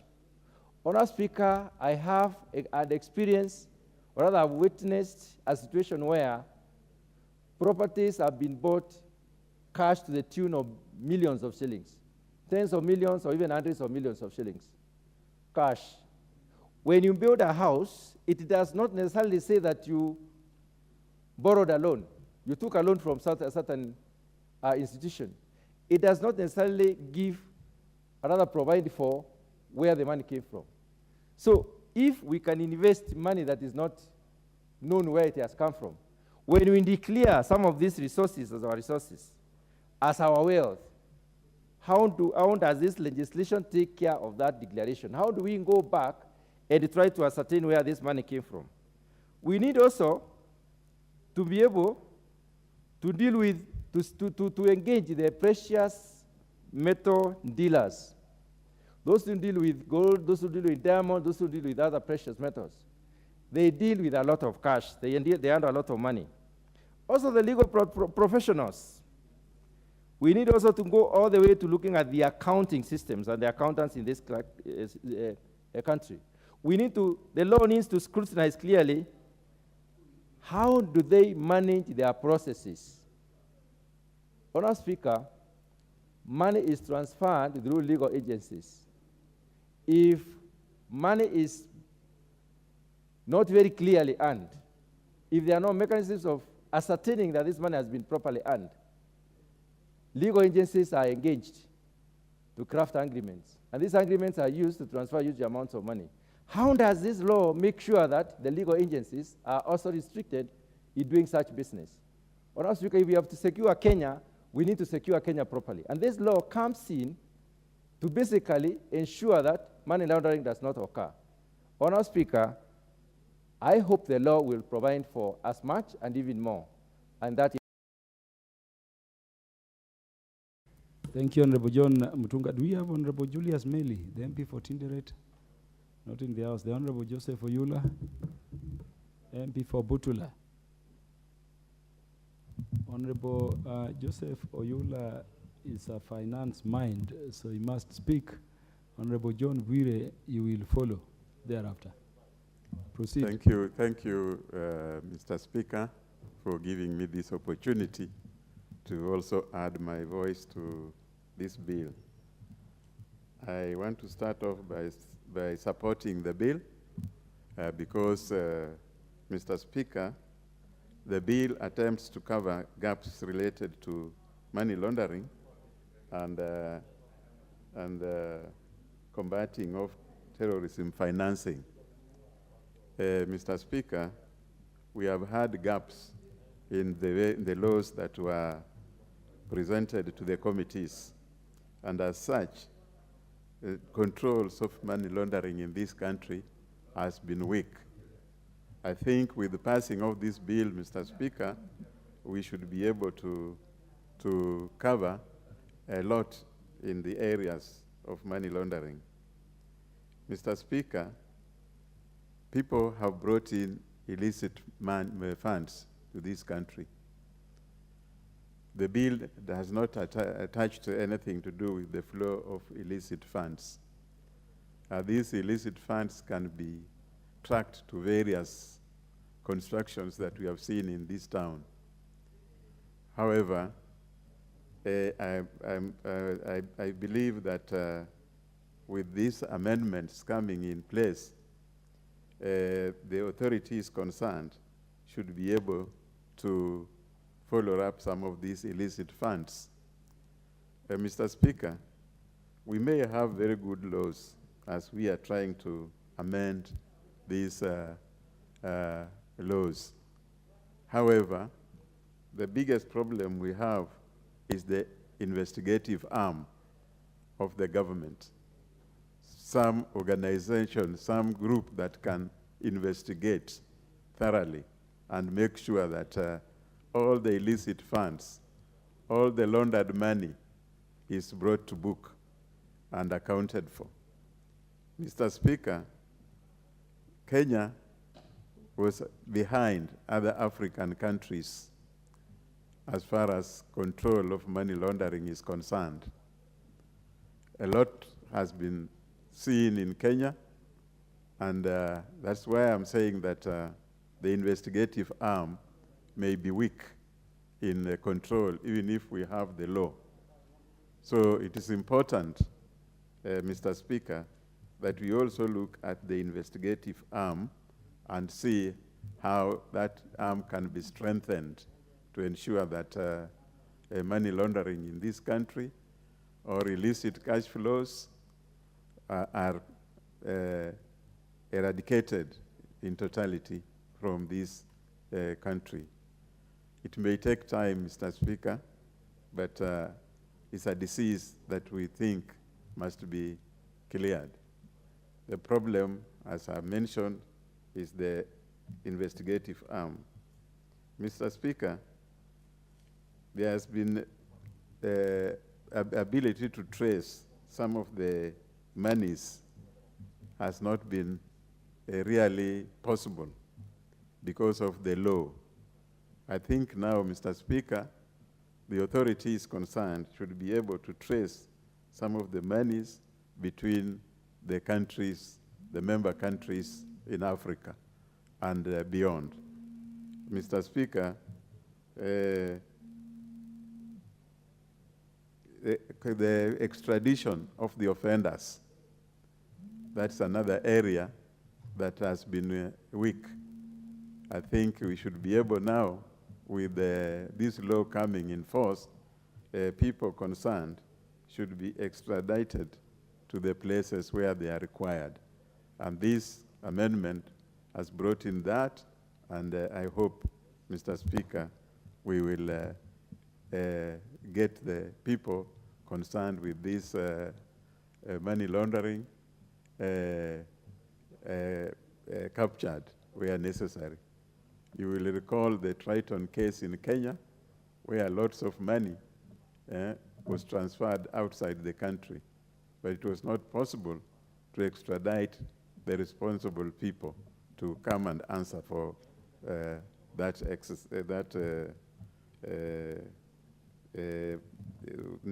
money that they took out of the country. So, Mr. Speaker, this bill should be supported fully by this House, and the House should also look into the investigative arm so that where the bill is, the law is there, but we failed to get the money through failure to investigate properly. So with those few remarks, Mr. Speaker, I beg to support. Thank you very much, Honorable Yola. The Honorable John Bure, MP for Taveta. Thank you, Mr. Speaker. Mr. Speaker, I've had the privilege of going through the amendment bill prepared by JLAC under the leadership of our senior colleague, Mr. Murungaru. I appreciate substantial part of the bill. I'm in agreement and I support. But Mr. Speaker, allow me to pick one item in this bill that I sincerely have a challenge with. Mr. Speaker, you will appreciate that since 2019, we have been having a serious debate as to whether we should lift the advocate-client confidentiality. That is the rule of privilege. It has been in court for quite some time. What has been proposed as an amendment in this bill is that now advocates do not have an obligation to report, but their supervisory bodies, which is the Law Society of Kenya, can direct an advocate to disclose certain information about a client. Whereas I appreciate that there is some significant change from the old provision. Order, Honorable Bure, which clause are you speaking to? When I'm speaking to clause number, the proposed amendments to section 36 of the Anti-Money Laundering Act. If you can look at, I'm discussing about section 36, the new section 36B, 36A, 36A5, 36A5E, 36B, 36C. You will note from those provisions, these are an amendments to the Proceeds of Crime and Anti-Money Laundering Act of 2009.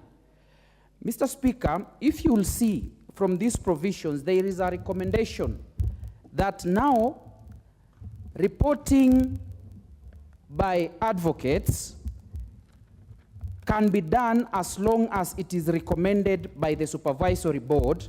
And 36B says, supervisory board may cooperate and coordinate with domestic and foreign counterparts for purposes of combating money laundering and terrorism and financing, and it goes ahead and say, including share of information and documents with a domestic or a foreign counterpart. And Mr. Speaker, why am I'm saying? For us to appreciate the rule of attorney-client privilege, we must agree that this is a common law rule. It is a very old rule. In fact, my little research shows me that it started in the year 1700. And the mischief cured by that rule is two, Mr. Speaker, two rights, two absolute rights. This is the presumption of innocence and the right against self-incrimination. Mr. Speaker, there are two categories of people under which are categorized that any information shared by them is literally a violation of right against self-incrimination. And one of that person, Your Honor, is an advocate of the attorney. And the second person is a spouse, Mr. Speaker. The reason why we have that rule of attorney-client privilege is to protect against that rule of self-incrimination, Mr. Speaker, and the right of and the presumption of innocence. Mr. Speaker, if we can now say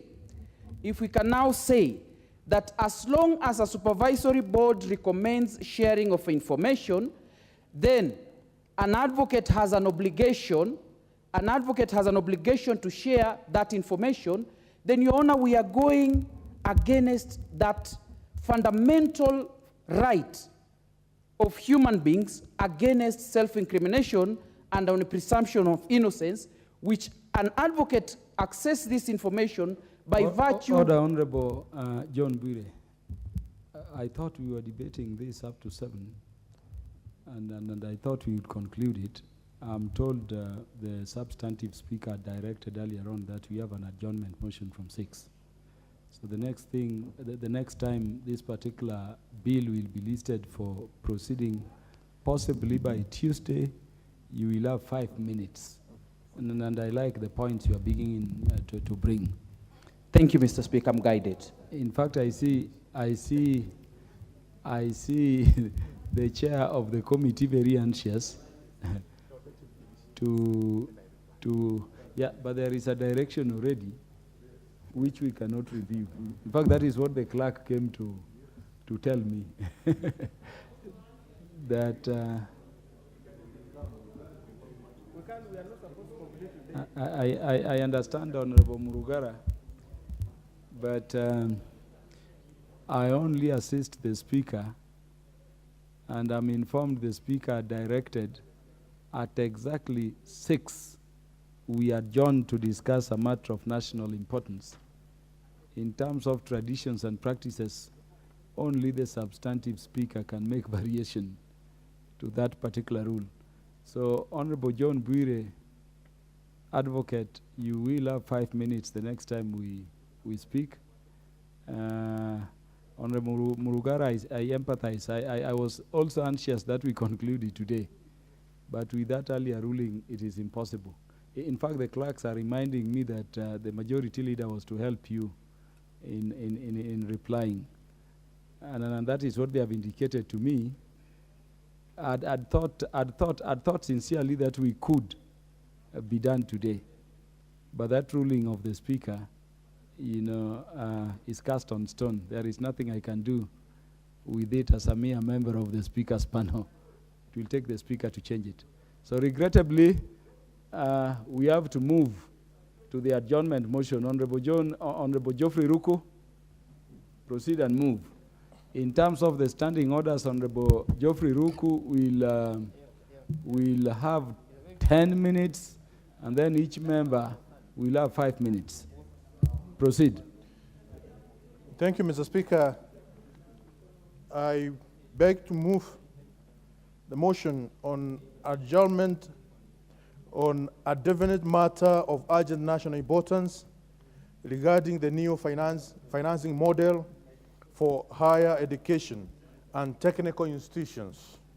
Honorable Speaker, pursuant to Standing Order 33-1, I seek leave for the adjournment of the House for the purpose of discussing a matter of urgent national importance regarding the new financing model for students joining universities, colleges, and technical institutions in Kenya. Honorable Speaker, under the new financing model, the level of funding to be extended to each student will be based on several factors to be determined by Higher Education Loans Board and the Universities Fund. Among the factors to be considered are parent background, gender, program type and cost, marginalization, disability, family size and composition, government priority areas, and affirmative action. The object and the spirit of the new tertiary education financing model is to promote inclusivity and equal opportunity to accessing higher education by addressing financial barriers that hinder many students from pursuing higher education and technical training. Honorable Speaker, there are serious concerns that the new financing model may put unrealistic burden on parents and guardians amidst the turbulent economic times, thereby disadvantaging some students who qualify to pursue higher learning. In addition, an analysis of various programs in different universities indicate that some public universities are charging higher tuition fees than some private institutions, thereby jeopardizing accessibility and affordability of higher education. It is also notable that the previous government subsidy for higher learning has been removed, and therefore students who miss out on government scholarships and loans will have to pay the entire amount. Further, students will be required to apply for tuition funding every year with no guarantee of securing the funds on each application, among other tougher terms. Honorable Speaker, while the new model could unlock a lot of potential in transforming funding for higher learning in our country, abundant caution must be exercised so that it does not jeopardize access to higher learning in this country. This is a matter of great concern given that the students who sat for Kenya Certificate of Secondary Education, KCSE, in year 2022 are due to join universities and colleges in September 2023. Yet it is not clear whether the model will facilitate accessibility and affordability to higher learning or may end up commercializing the sector. Honorable Speaker, it is against this background that I seek leave for the adjournment of the House to discuss this matter of great national concern. Thank you, Honorable Speaker. Mr. Speaker, Honorable Speaker, tertiary institutions stands as a beacon of knowledge, molding the mind of our future leaders and advancing our society. Mr. Speaker, majority of the leaders who are here, the members of parliament, are in this house courtesy of education. It is true that were it not for education, Mr. Speaker, myself, I would not be a member of Better North constituency, represent the people of Better North.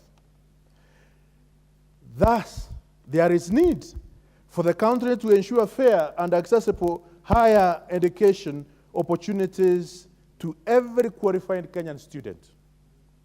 Honorable Speaker, on May 3rd, 2023, the Kenya government rolled out the variable scholarship and loan funding model.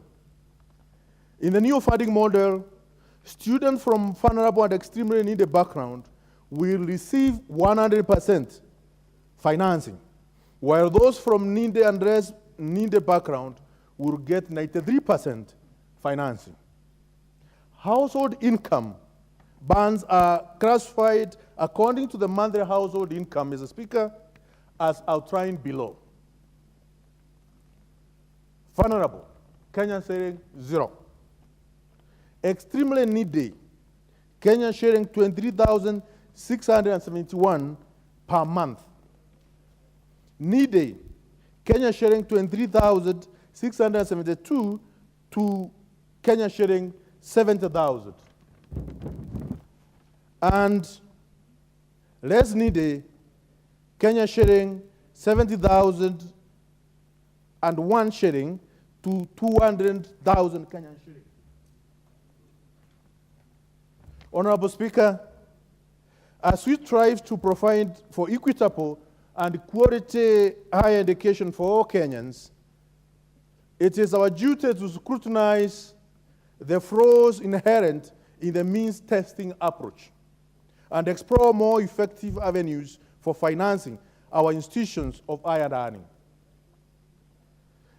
Honorable Speaker, while designed with good intentions, the mean testing instrument presents a number of challenges that must be addressed by this House or by the Ministry of Education.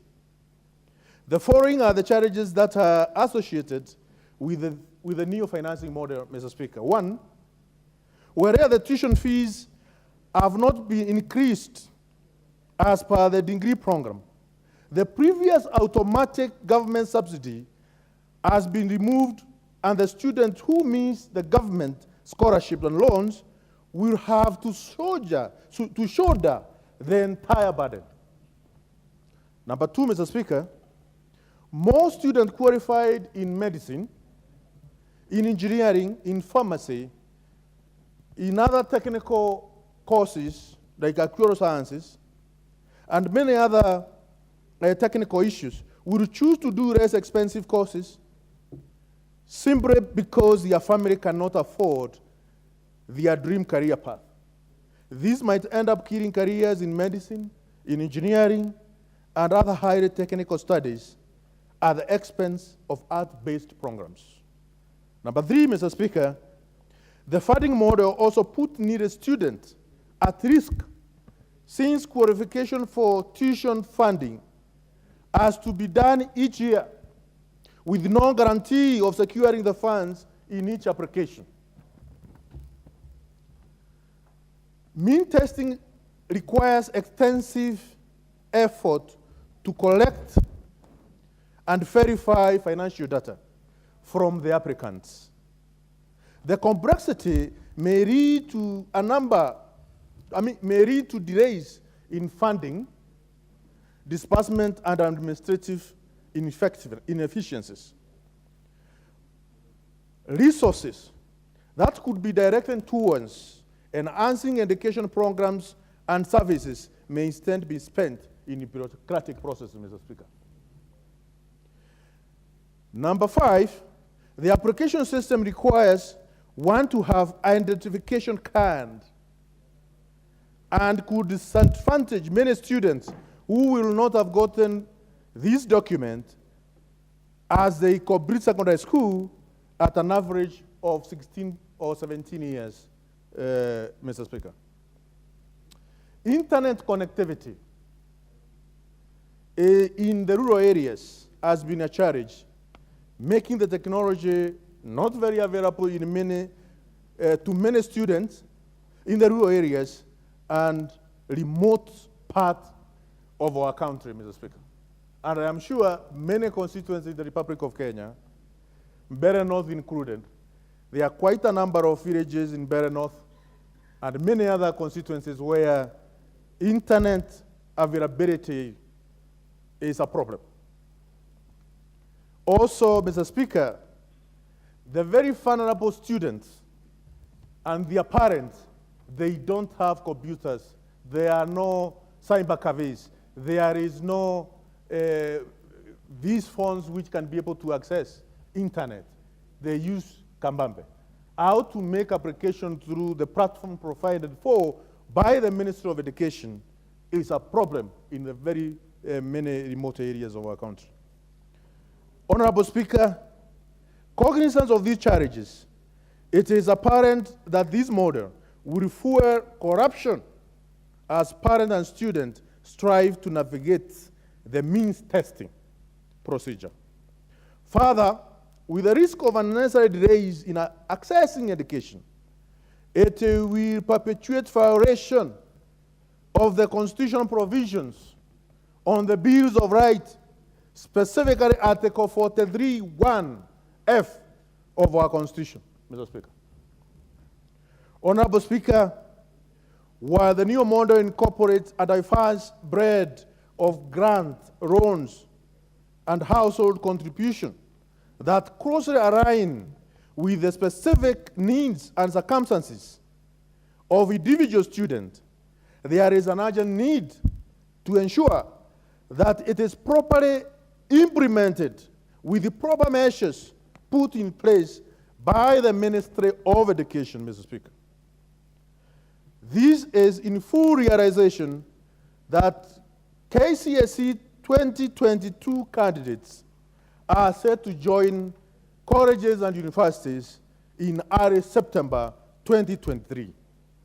And their rights should not be violated, Mr. Speaker, in any way. It is against this background, Mr. Speaker, and pursuant to standing orders, number 33-2, that I seek leave for adjournment of this House in order to discuss this development matter of urgent national importance regarding Kenya New University and TFET funding model. I urge the House to pass this development resolution calling out the Minister of Education to arrest the potential problem before it unfolds and hurt this country and kill the whole generation. Mr. Speaker, it is also important to request the Minister of Education to affair himself to this House and explain clearly how the students in very remote areas where the parents are not able to access internet, where the parents don't have smartphones, the students which have not attained the age of 18, how they are going to be covered in, through this model. Honorable Speaker, I beg to move this motion, and I thank you. Thank you, Honorable Geoffrey Ruku, for this timely motion. The Honorable Dr. James Nyikal, MP for Seme, you want to speak to this?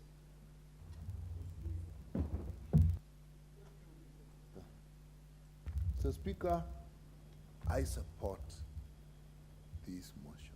This is extremely important, Mr. Speaker. The funding system may be good, may be implementable, but basically the implementation plan for now is poor and bad. There is lack of information for the students. The admission letter tells you the total amount you need. But that is scaring the parents because the parents do not know that that is what is required for the students, but there are bursaries, loans, and help that they will get. So that is really the problem. The letter indicates and gives a website where you can apply, but it does not give enough information. When you get into that website, then you are going to use means testing. And means testing asks for a lot of information. Using that information, students are going to be classified vulnerable, very needy, needy, and not needy.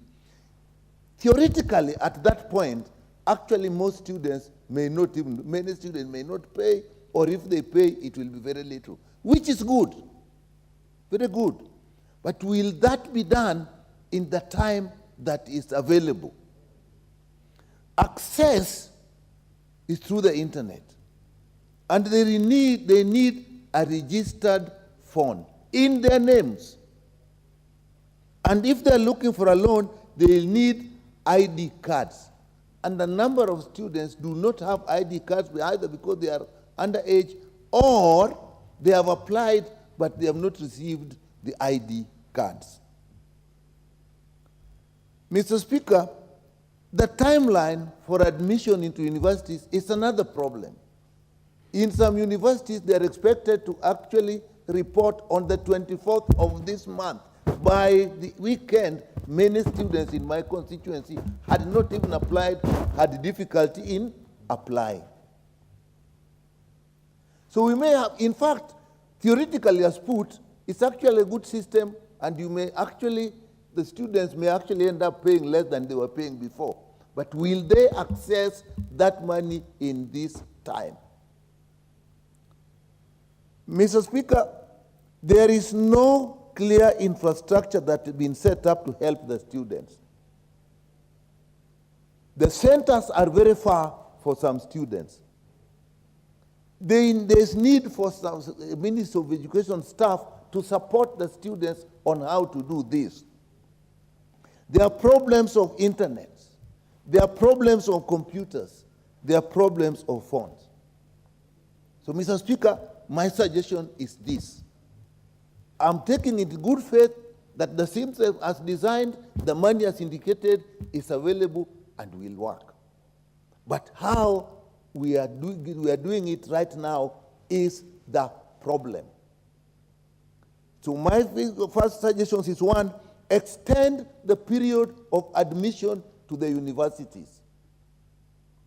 Set up centers, at least at constituency levels or closer, with computers and internet provision for students to apply, through which the students apply.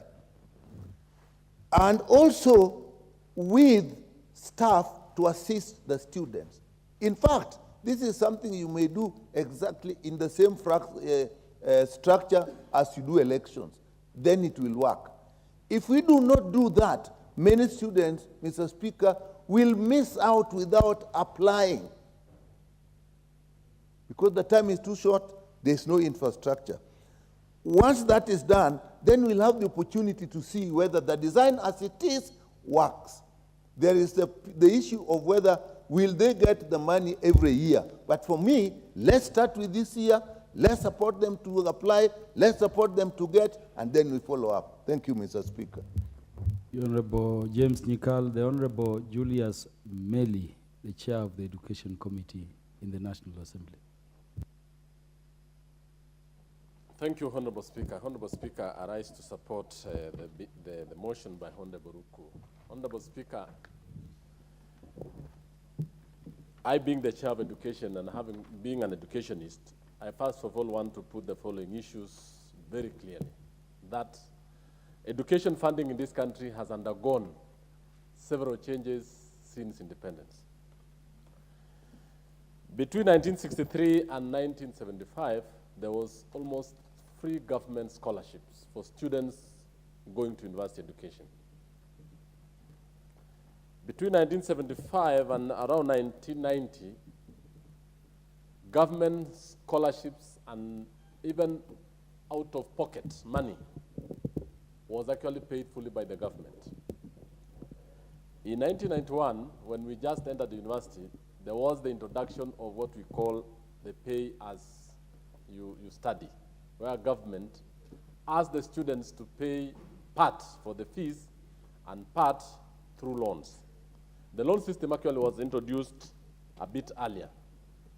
Honorable Speaker, the changes in models, the funding model that we have today, what we call earlier before the current one, the new model, is what we call the differentiated unit cost, where universities and students were funded based on the courses and the infrastructural development of the university, and also on the level of development, overall level of the development, and even the course the student is taking. Earlier on, the funding was just uniform. However, with the new model, it is introduced, first of all, Honorable Speaker, to actually address about 3 or 4 main issues. That one, the government was actually funding the universities on a wholesale scale, where they were giving a lump sum amount of money divided by the total number of students, and you'll realize that if a university has 50,000 students and the government has just given a figure, maybe, for example, 10 billion shillings, you'll realize that the universities were not getting enough money. That is why most of these universities are in debt. And for the government to really address that issue, the government said, we must pay each child the amount he requires for the course.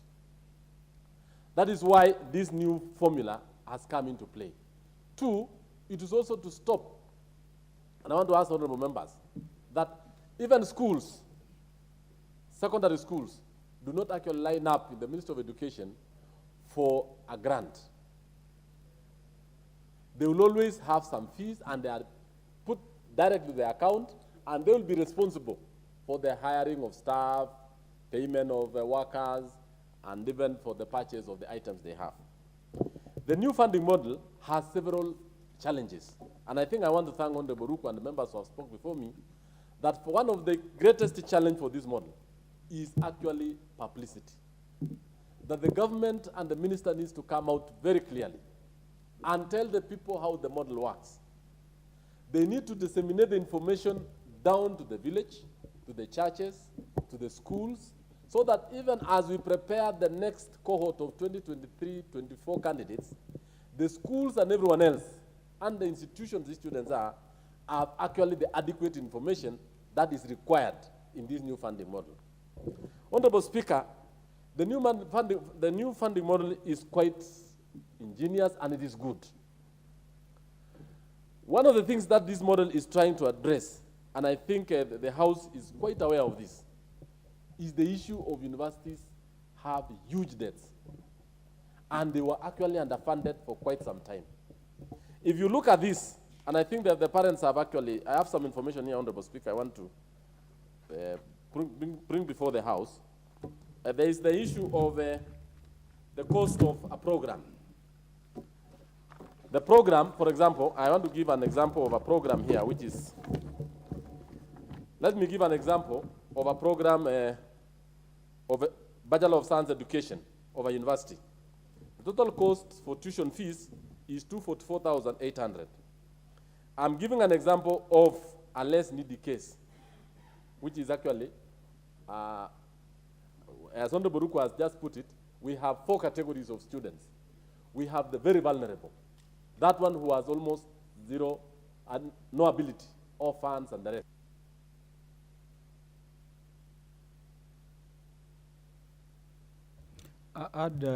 Add him 2 minutes. This is the chair education. In fact, we. How many more minutes do you need to? You give me 5. Yes. I'll give you 4. Yes. Try, because it is important Thank that you. the nation knows. Thank you. Actually, I want to thank Honorable Buruku because it is through this bill that we want to ask the ministry to disseminate the information and let the public know, and even the members of parliament who are here today. Let me take this case, a less needy case. These are parents who are earned between, or who earn over 200,000. They have 244,000 for the fees. The balance, the government scholarship is about 38%. The loan is 151, that is 93,151. Government loan is actually 55,000. And now this individual student will pay 17,106. Why am I saying this? There are instances where parents bring us, when we're in our constituencies, just as fee structure of 200,000. They say, we have been told to pay this amount. They haven't been told that, and you know the universities have just issued all the students with admission letters and the fee structures attached to them. The student, having received this, is supposed to actually go to the nearest cyber center to actually go through the various stages of actually getting, applying for the loan. Depending on his level of need, and I think Honorable Buruku has just put it, the parent's background, which are actually the mean testing instruments, their gender, the course type, the previous school attended, expenditure on education, family size and composition, marginalization, disability status, and the likes. If you look at that, based on those needs, because the child will be asked, which school did you go to? Who paid your fees? Maybe I was an orphan, it was paid by CDF. That in itself qualifies the child to almost get almost 100%. Apart from that, a question has been asked about upkeep. If you look at this, when you get us, for example, let me go to the vulnerable. We have a student who is very vulnerable. He gets a scholarship of 82%, he gets a loan of 18%, and he has out-of-pocket money of 44,000. That is out of pocket. That is for the upkeep at the university. So this student has gotten full school fees and has also gotten out of pocket. The problem with the current situation, as we speak, majorly, is the information to reach the parents. 2, it is also that most of these students, especially the needy and vulnerable, come from the interior, slums, areas where most of the information does not reach. 2, Honorable Speaker, there is an issue of timelines. In this particular document, timelines have been indicated that when a student applies for a loan, within a duration, it has 6 steps. And within a duration of 5 days, he's supposed to get a loan. I was with the Ministry of Education officials. But when you look at, first of all, the applicants are supposed to be 190,000. As we speak today, I don't think they are past 60,000.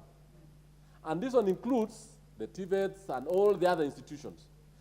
What Honorable Nyikal just put it across is that the admission and the timelines for students going to university has to be increased. Because as we speak now, most of the systems at times are down because of increased traffic. At times, the parents haven't gotten the information. The students haven't gotten enough time. And all this is actually attributed to administrative challenges. Honorable Speaker, there is an issue I also want to bring to the attention of members. Compared to the previous funding model, this model is actually going to give universities more money. In the second years and the third year students and the fourth year students are still using the differentiated unit cost. The money allocated this year for this particular funding model alone is about 40 billion shillings.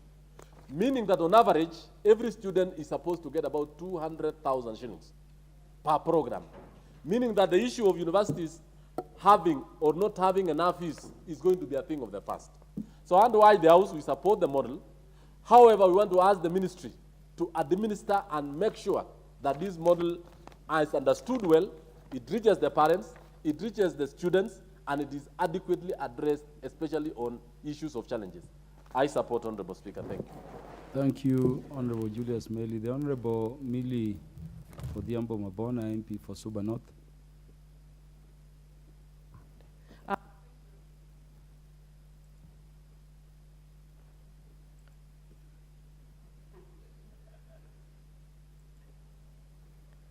Thank you, Mr. Speaker, for giving me this opportunity, and I want to thank Honorable Geoffrey for this motion. Mr. Speaker, I'm hoping to be brief. In any event, you only have 5 minutes. My concern, Mr. Speaker, listening to Honorable Geoffrey and to the chairman of the Committee of Education, is that I get more confused than more answers. Mr. Speaker, if I, as a member of parliament who is representing my constituency, is confused about this, how much more are my constituents going to be confused? Because if you listen to Honorable Geoffrey, you see so many challenges with this model. On the other hand, you are saying that it's a better model and more students are going to get access to education. But I just want to agree with Honorable Geoffrey that we must ensure that even where we say that, because what he said is the subsidy has been removed. And if subsidy has been removed, then it means there's a category of students that is going to take up all that, that fee that they were not taking before. So in effect, it means the fee has been increased for that category of students. And so you will find that that category of students, most of them are going to drop off even the technical courses.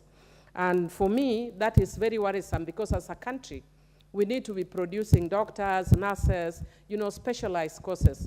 But if you have a system that is going to exclude people, Mr. Speaker, that is a grave concern.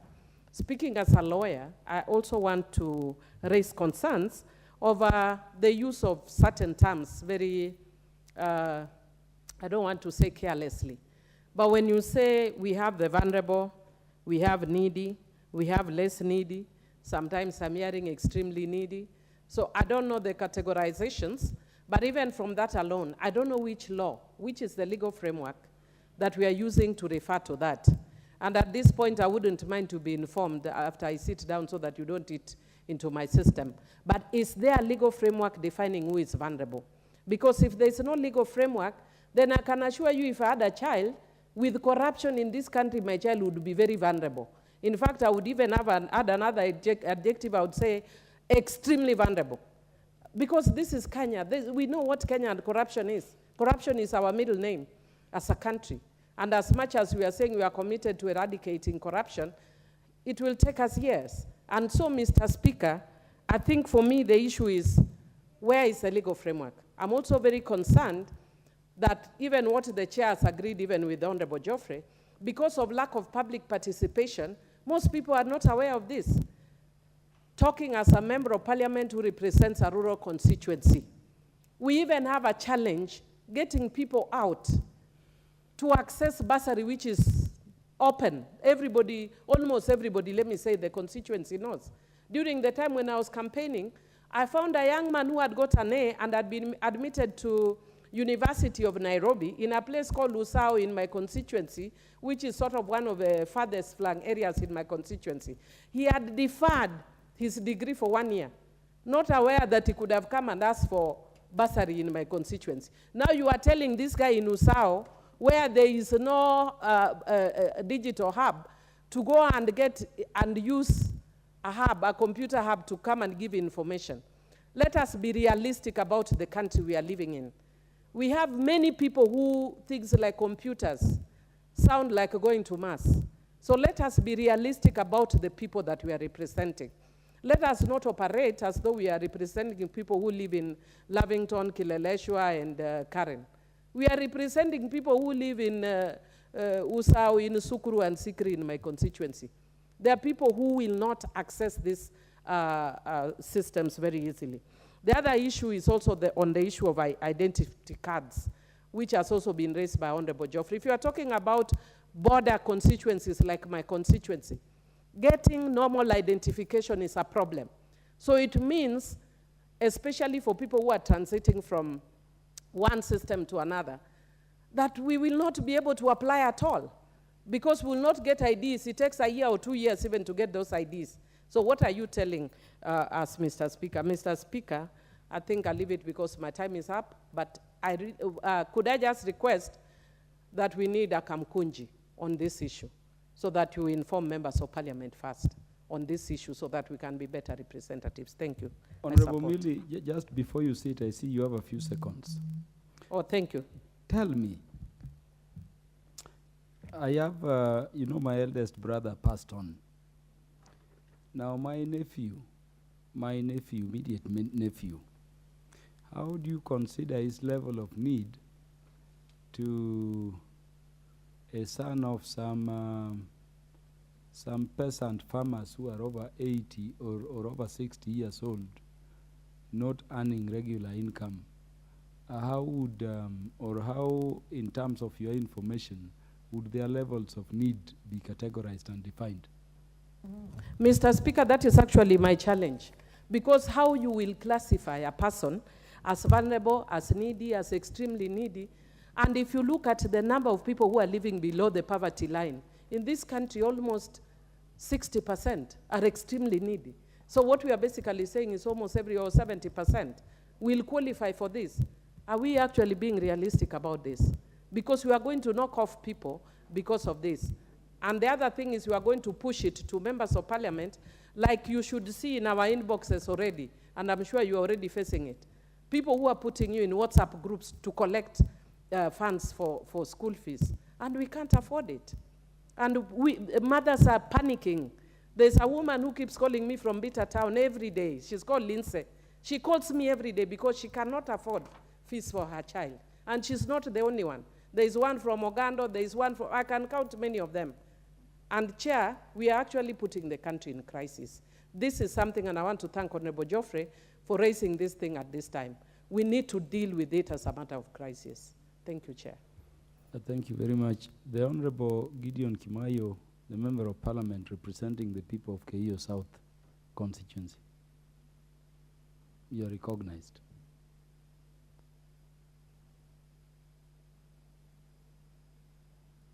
Asante Bwana Spika. Mimi nashukuru Mheshimiwa Ruku kwa mada huu ambao ameuleta jioni ya leo, na namuunga mkono. Ngachi ninapomuunga mkono, kuna pia ambayo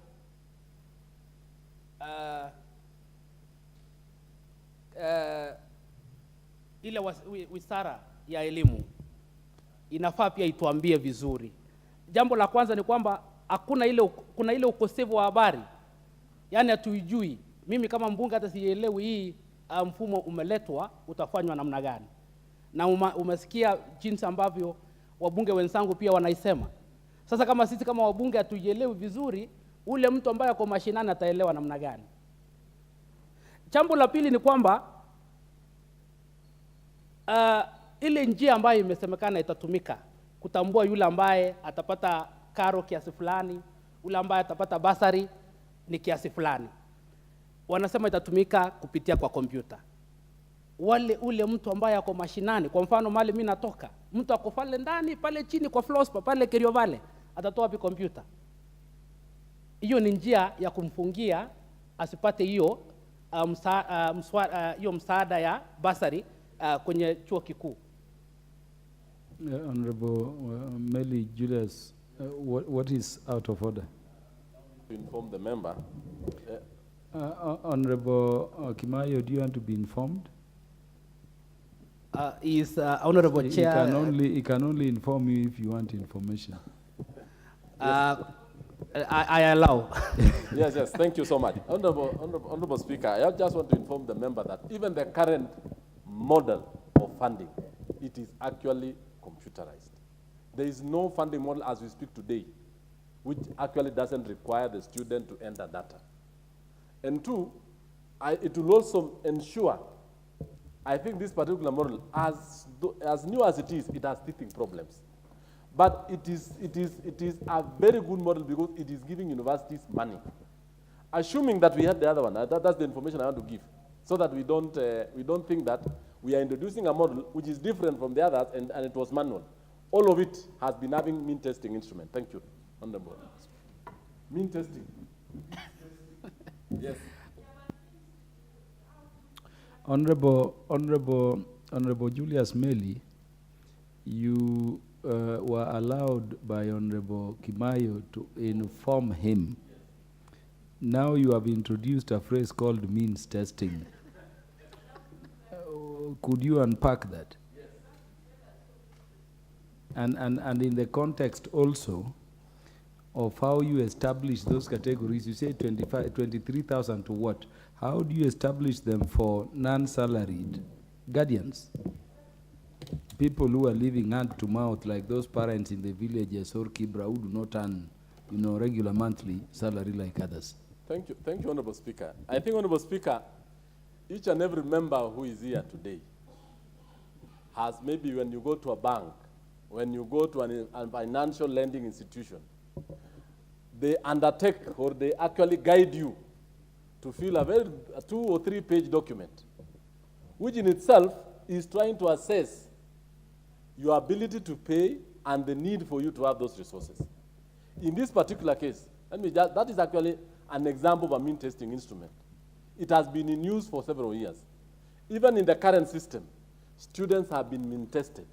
Let me take to the constituency. I do in my constituency mean test orally the members, the beneficiary of CDF. If you are an orphan, you get more money. If you are from a single family and you are very needy, for example, your mother or your father is not employed or a peasant farmer, you get a better amount. If you are a child of a teacher in a rural constituency, for example, you will get less. What am I saying? The kind of mean testing that we have today is supposed to classify the child based on the school he attended. If he attended a very local school, if he was dropped by the parent to go to school, if he actually a beneficiary of scholarship or bursaries of CDF, that's a needy case. So amongst many others. But assuming that it is a child of Honorable Mele, where I'm dropping the child to school, the child is asked, what was the means of transport to school? I was dropped by the driver. I was taken to school by my parent. I went to a high-cost school. That child is actually going to be the category of the less needy. Thank you, Honorable Speaker. What of the... No, just a minute. Remember, Honorable Meli was just giving information. What of the child of my late brother, as Honorable Kaluma? Remember, you are going to categorize him as an orphan, which you confirm entitles him to more. You get what I'm talking about? What of the child of my late brother against the child of some villager who is existent? The guardians, the parents are there, but they don't earn at all. In fact, some are very old. And I'm asking this of you in terms of the information you're giving to the House, because I know you meet them in when you oversight CDF in your constituency. Yes, so we are talking about the deficiencies in just, bare clarifications. I remember that is what Honorable Millie Odhiambo was talking about. Honorable members, let us allow Honorable Kimayo, having been informed, to complete his contributions.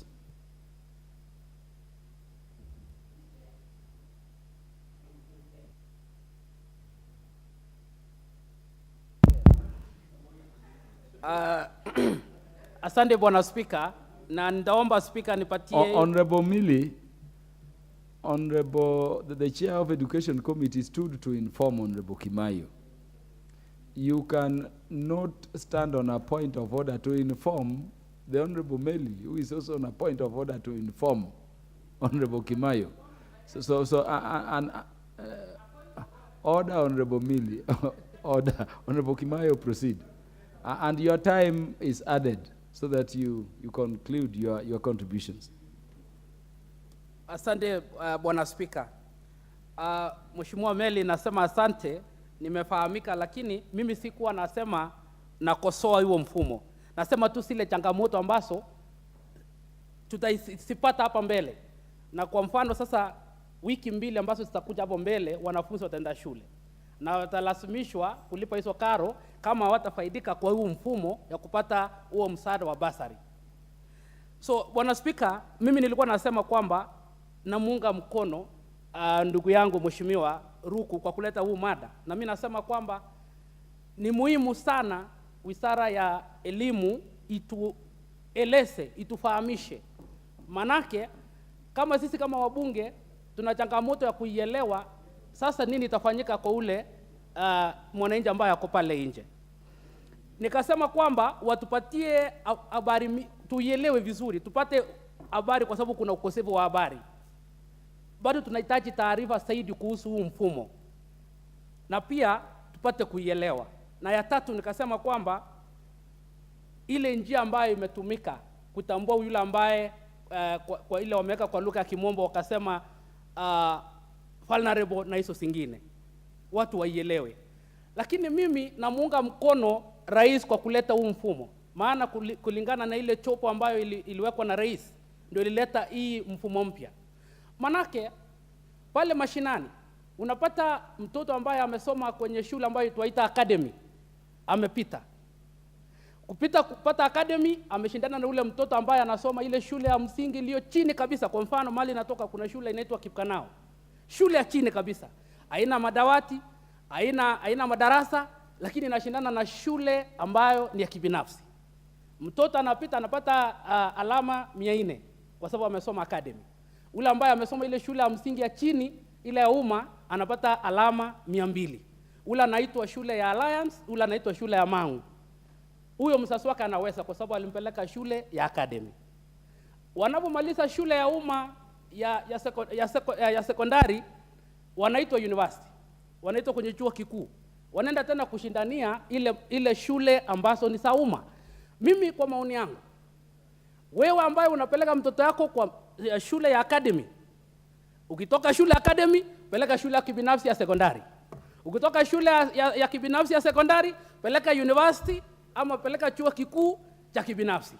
Wacha wale watoto wa umma ambao ndio wako chini zaidi wawezi kupatiwa fedha ya serikali kusaidiwa kuimarika kwa maisha yao, ndio wawe sawa na wale ambao wanachiweza kifedha. Kwa sababu tusipofanya hivyo, ile usawa, ile ukosefu wa usawa kwenye jamii ambayo tuwaita kwa lugha ya Kimombo inequality, itaendelea kuongezeka kwenye jamii. Ile ambao unaangalia kwa jamii kwamba wale ambao wako na mali ndio wanaendelea kuendelea kwa maisha yao, wale ambao hawana mali wanaendelea kwenda chini. Na hayo tu Bwana Speaker, mimi naunga mkono hiyo mfumo, lakini nasema Wizara ya Elimu iweze kutupatia habari zaidi. Asante Bwana Speaker. Okuome, the MP for Karachuonyo. Thank you, Mr. Speaker. Now, I must say the motion itself is good, I support it. But the problems are in the applications like my colleagues have indicated. When I read this in the papers, I decided to call my sub-county director of education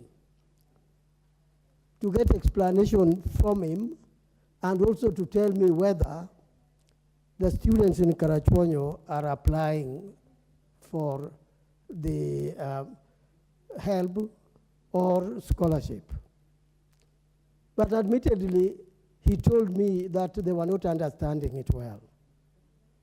So I agreed with him that even if I were to support a meeting, a kind of a conference, he should call the students who are eligible for this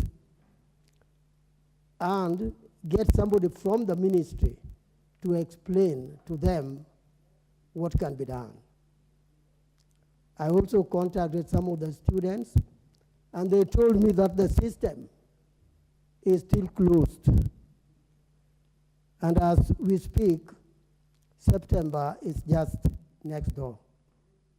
So when are these students going to apply for this help or scholarship? That's one problem I'm seeing already. I know, I think the chairman of the education committee said that the bursary will reach the students 5 days after application. Now, really, the students who are going to apply are extremely many. Will you be able to process the whole thing within 3 or 4 days? I know you probably say, yeah, the system is computerized and getting the qualified students is not a problem. That will bring us to what my colleagues have also said, that categorization of the students or classifying them in line with the categories you mentioned, very vulnerable and whatever. Now that's abstract, because who declares somebody, like it has been asked, who declares a student very vulnerable? What are the details of declaration? These are things which are going to make the whole thing complicated. But in the meantime, one thing I would ask is that the students who are joining in September should not be refused admission because they don't have the fees to pay. Because if that happens, I don't know how you are going to get the university to work. So that's one request which can go through you, Chairman of Education Committee, that they should not refuse to take any child because of failing to pay the required fee by September. And I think the information to us, like it is necessary, we know, the information on this system should be given publicly, and let the newspapers also come out to educate our people so that we can maximize the use of this model coming up in the Ministry of Education. I see my time is up. Thank you, Mr. Chairman. Oh, sorry. Thank you, Mr. Speaker. Thank you, MP for Karachuonyo. The Honorable Wilberforce Oundo. Thank you, Honorable Speaker. As my colleagues have said before me, these are very agonizing times, very stressful times for members of parliament and parents. Allow me, Speaker, to read a message I was sent by a parent. Mtoto wangu anaenda University ya Meru kusomea utangazaji na fees ni 204. Nilikuwa naomba usaidizi kwa sababu hii fee ni mingi na sitaweza peleka mtoto peke yangu. Nisaidie niweze kusomesha mtoto wangu. Honorable Speaker, and that's where the problem lies. The model has not been marketed. Let me use the typical word The model has not been publicized. I speak so from before I came to Parliament, I came from the lecture halls. Before I came to Parliament, I was the last group that got boom the first year. When they abolished boom, we went on a serious strike. We stayed home for 1 year. And it has gone through a metamorphosis over time. Honorable Speaker, you are aware there is the Equity Bank's model, Equity Wings to Fly. There's a presidential award for secondary schools. And all of them have been beset with various challenges of administration and management. And that's why when we stand here today, through the Committee on Education, Science and Research, it is important, whatever it takes, let the Cabinet Secretary and the Ministry of Education take as much space in the media, be it vernacular media, be it mainstream media, be it in social media, be it in any other form of communication, and reach out to the people wherever they are. Let them take a crash program to the assistant chiefs, GAO officials. Let them take through the members of parliament for them to understand this model and go and sell it to the people outside there. A good idea will be lost because of challenges of implementation, challenges how it is framed. Honorable Speaker, we are going to lose very many students. As the chair has said, they are targeting 190,000 students. There are only 1 week to the first cohort to join, that's on 24th, around August. So where will they capture this 130? Parents are apprehensive, students are confused, nobody knows what is happening. You can imagine, yes, I totally agree. We need to do it through the digital space so that there is we are digitizing our economy. I don't accept paper trails, paper application. It's becoming a waste. But we need to look at how far is the network depend, 3G network or internet, so that these students can be able to reach to various people. Honorable Speaker, the issue of selecting the bands, I fear there's going to be various introduction of some parameters that are not going to work.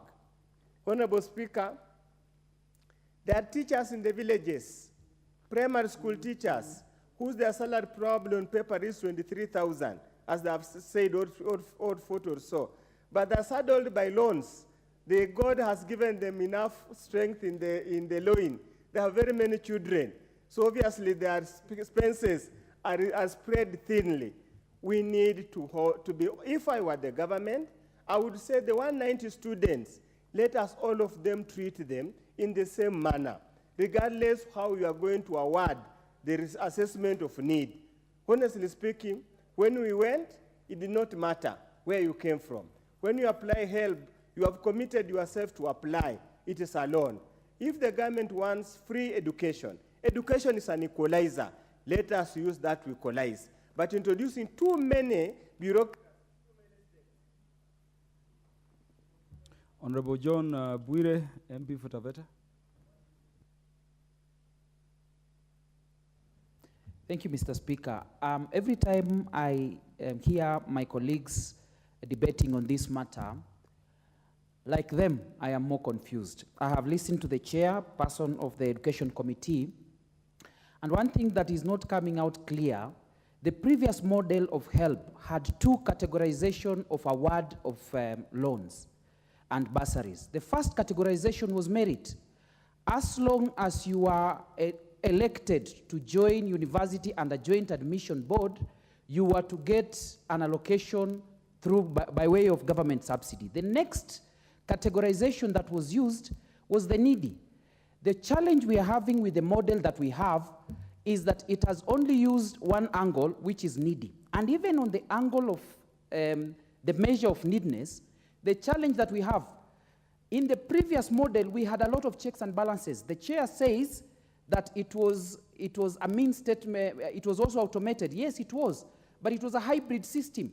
You were to fill your needs, or you are to fill it online, but again, you are required to take that form to your chief and to your pastor. The pastor and your chief were able to assess whether you are truly a needy student. There were checks and balances. The system as it is right now, I can tell you, Mr. Speaker, I practice in Mombasa. There are shops, internet, cyber offices opened where people have given themselves jobs of ensuring, allowing you to apply, and they have mastered the art of applying to ensure, even if you are not needy, they have governed enough knowledge to ensure that they get money and they apply for you, you are categorized as an extremely needy. And those are the checks and balances that we are complaining about. The previous system had enough checks and balances to ensure that only needy students, even if there was a margin of error, probably it was plus or minus 5. But the current system completely fails. Chair, I come from a constituency where there is no fiber optic. I have even had to force myself to put an application center in my office where children are now coming all the way from Jukini, all the way from Marodo. The cost of border, the fare alone from Jukini to Taveta town costs almost 600 shillings. Parents cannot afford this.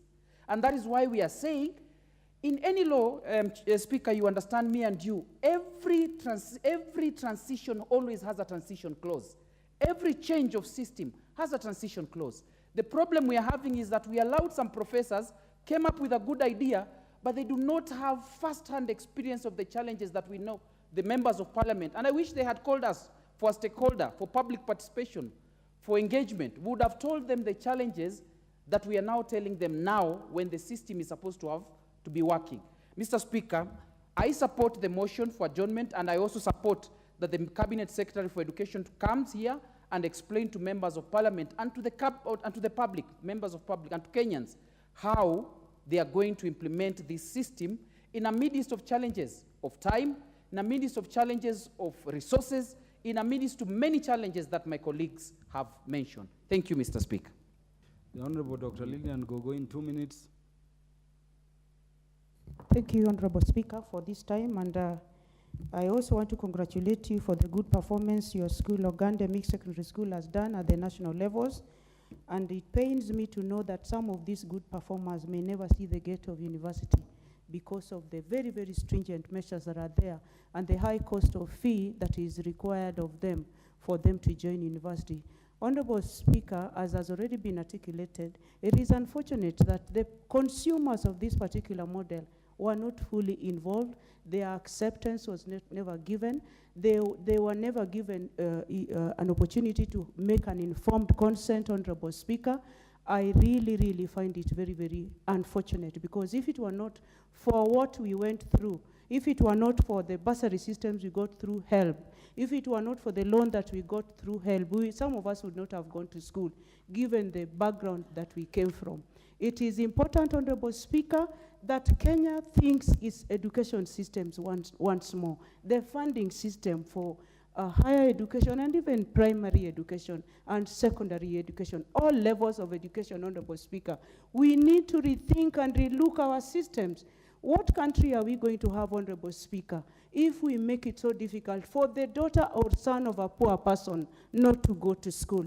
I know that there are some people in this society who 300,000 is nothing to them. That's pocket change. But there are families who cannot even afford food. There are families, Honorable Speaker, who cannot even afford shelter, basic shelter. And somehow God has a way of balancing such that from those very, very poor families, we get very bright children. We get very, very bright students. What are we going to do about these bright students when we know very well that education is the only equalizer, Honorable Speaker? It is education that puts a rich man and a poor man's child on the same table, Honorable Speaker. I want to say this. It is high time we rethought this as a nation and gave the children of the poor an opportunity to go to school at whatever level that their brains can take them. I thank you, Honorable Speaker, for the opportunity. Thank you. Thank you. Honorable Geoffrey Ruku, you are doing very well in your first term, bringing such motions. Let me thank you on behalf of the House. Honorable Julius Meli, the chair of the Departmental Committee on Education. Parliament does not just debate in vain. What action is the committee going to take to secure that that the matters we are talking about here are addressed in a manner that the children are not prejudiced in terms of entry? Is it possible that the Education Committee could meet by latest Tuesday, allow as many members as possible to be there, so that at least together with the agencies of government concerned, and as leadership, we can come to a solution in terms of how this can be implemented, not to prejudice students reporting for admission. I give you a minute to make commitment. I know it is an adjournment motion, but it would be good that you communicate with the committee which you are in charge of is going to do about it. Thank you, Honorable Speaker. I think that direction is right in order. And I will actually, because of the 7-day rule of the standing orders, that I shall actually ask the clerk that we expedite the information so that the speakers, so that the cabinet secretary appears before the committee by Thursday next week, so that actually with all the information and now during that particular discussion, I think it should be beamed live across the country for more parents and for more people to learn. And then too, even more members also will come to that committee so that they can get more of the information. Are you on direction, Mr. Speaker? I will do that. Or the people who allocate the halls are actually the sergeant at arms. If they'll allocate this place, no problem. Yes. I can assure you this matter is also important that we adjourned the business of Parliament to discuss it. Yes. And I can assure you it is a matter the office of the Speaker would gladly support if you made a request that this meeting is on Tuesday. And that I pray you do so. I will, Honorable Speaker. Thank you. Yeah. Honorable members, the time being 7:06 p.m., this House stands adjourned until Tuesday, the 22nd day of August 2023 at 2:30 p.m.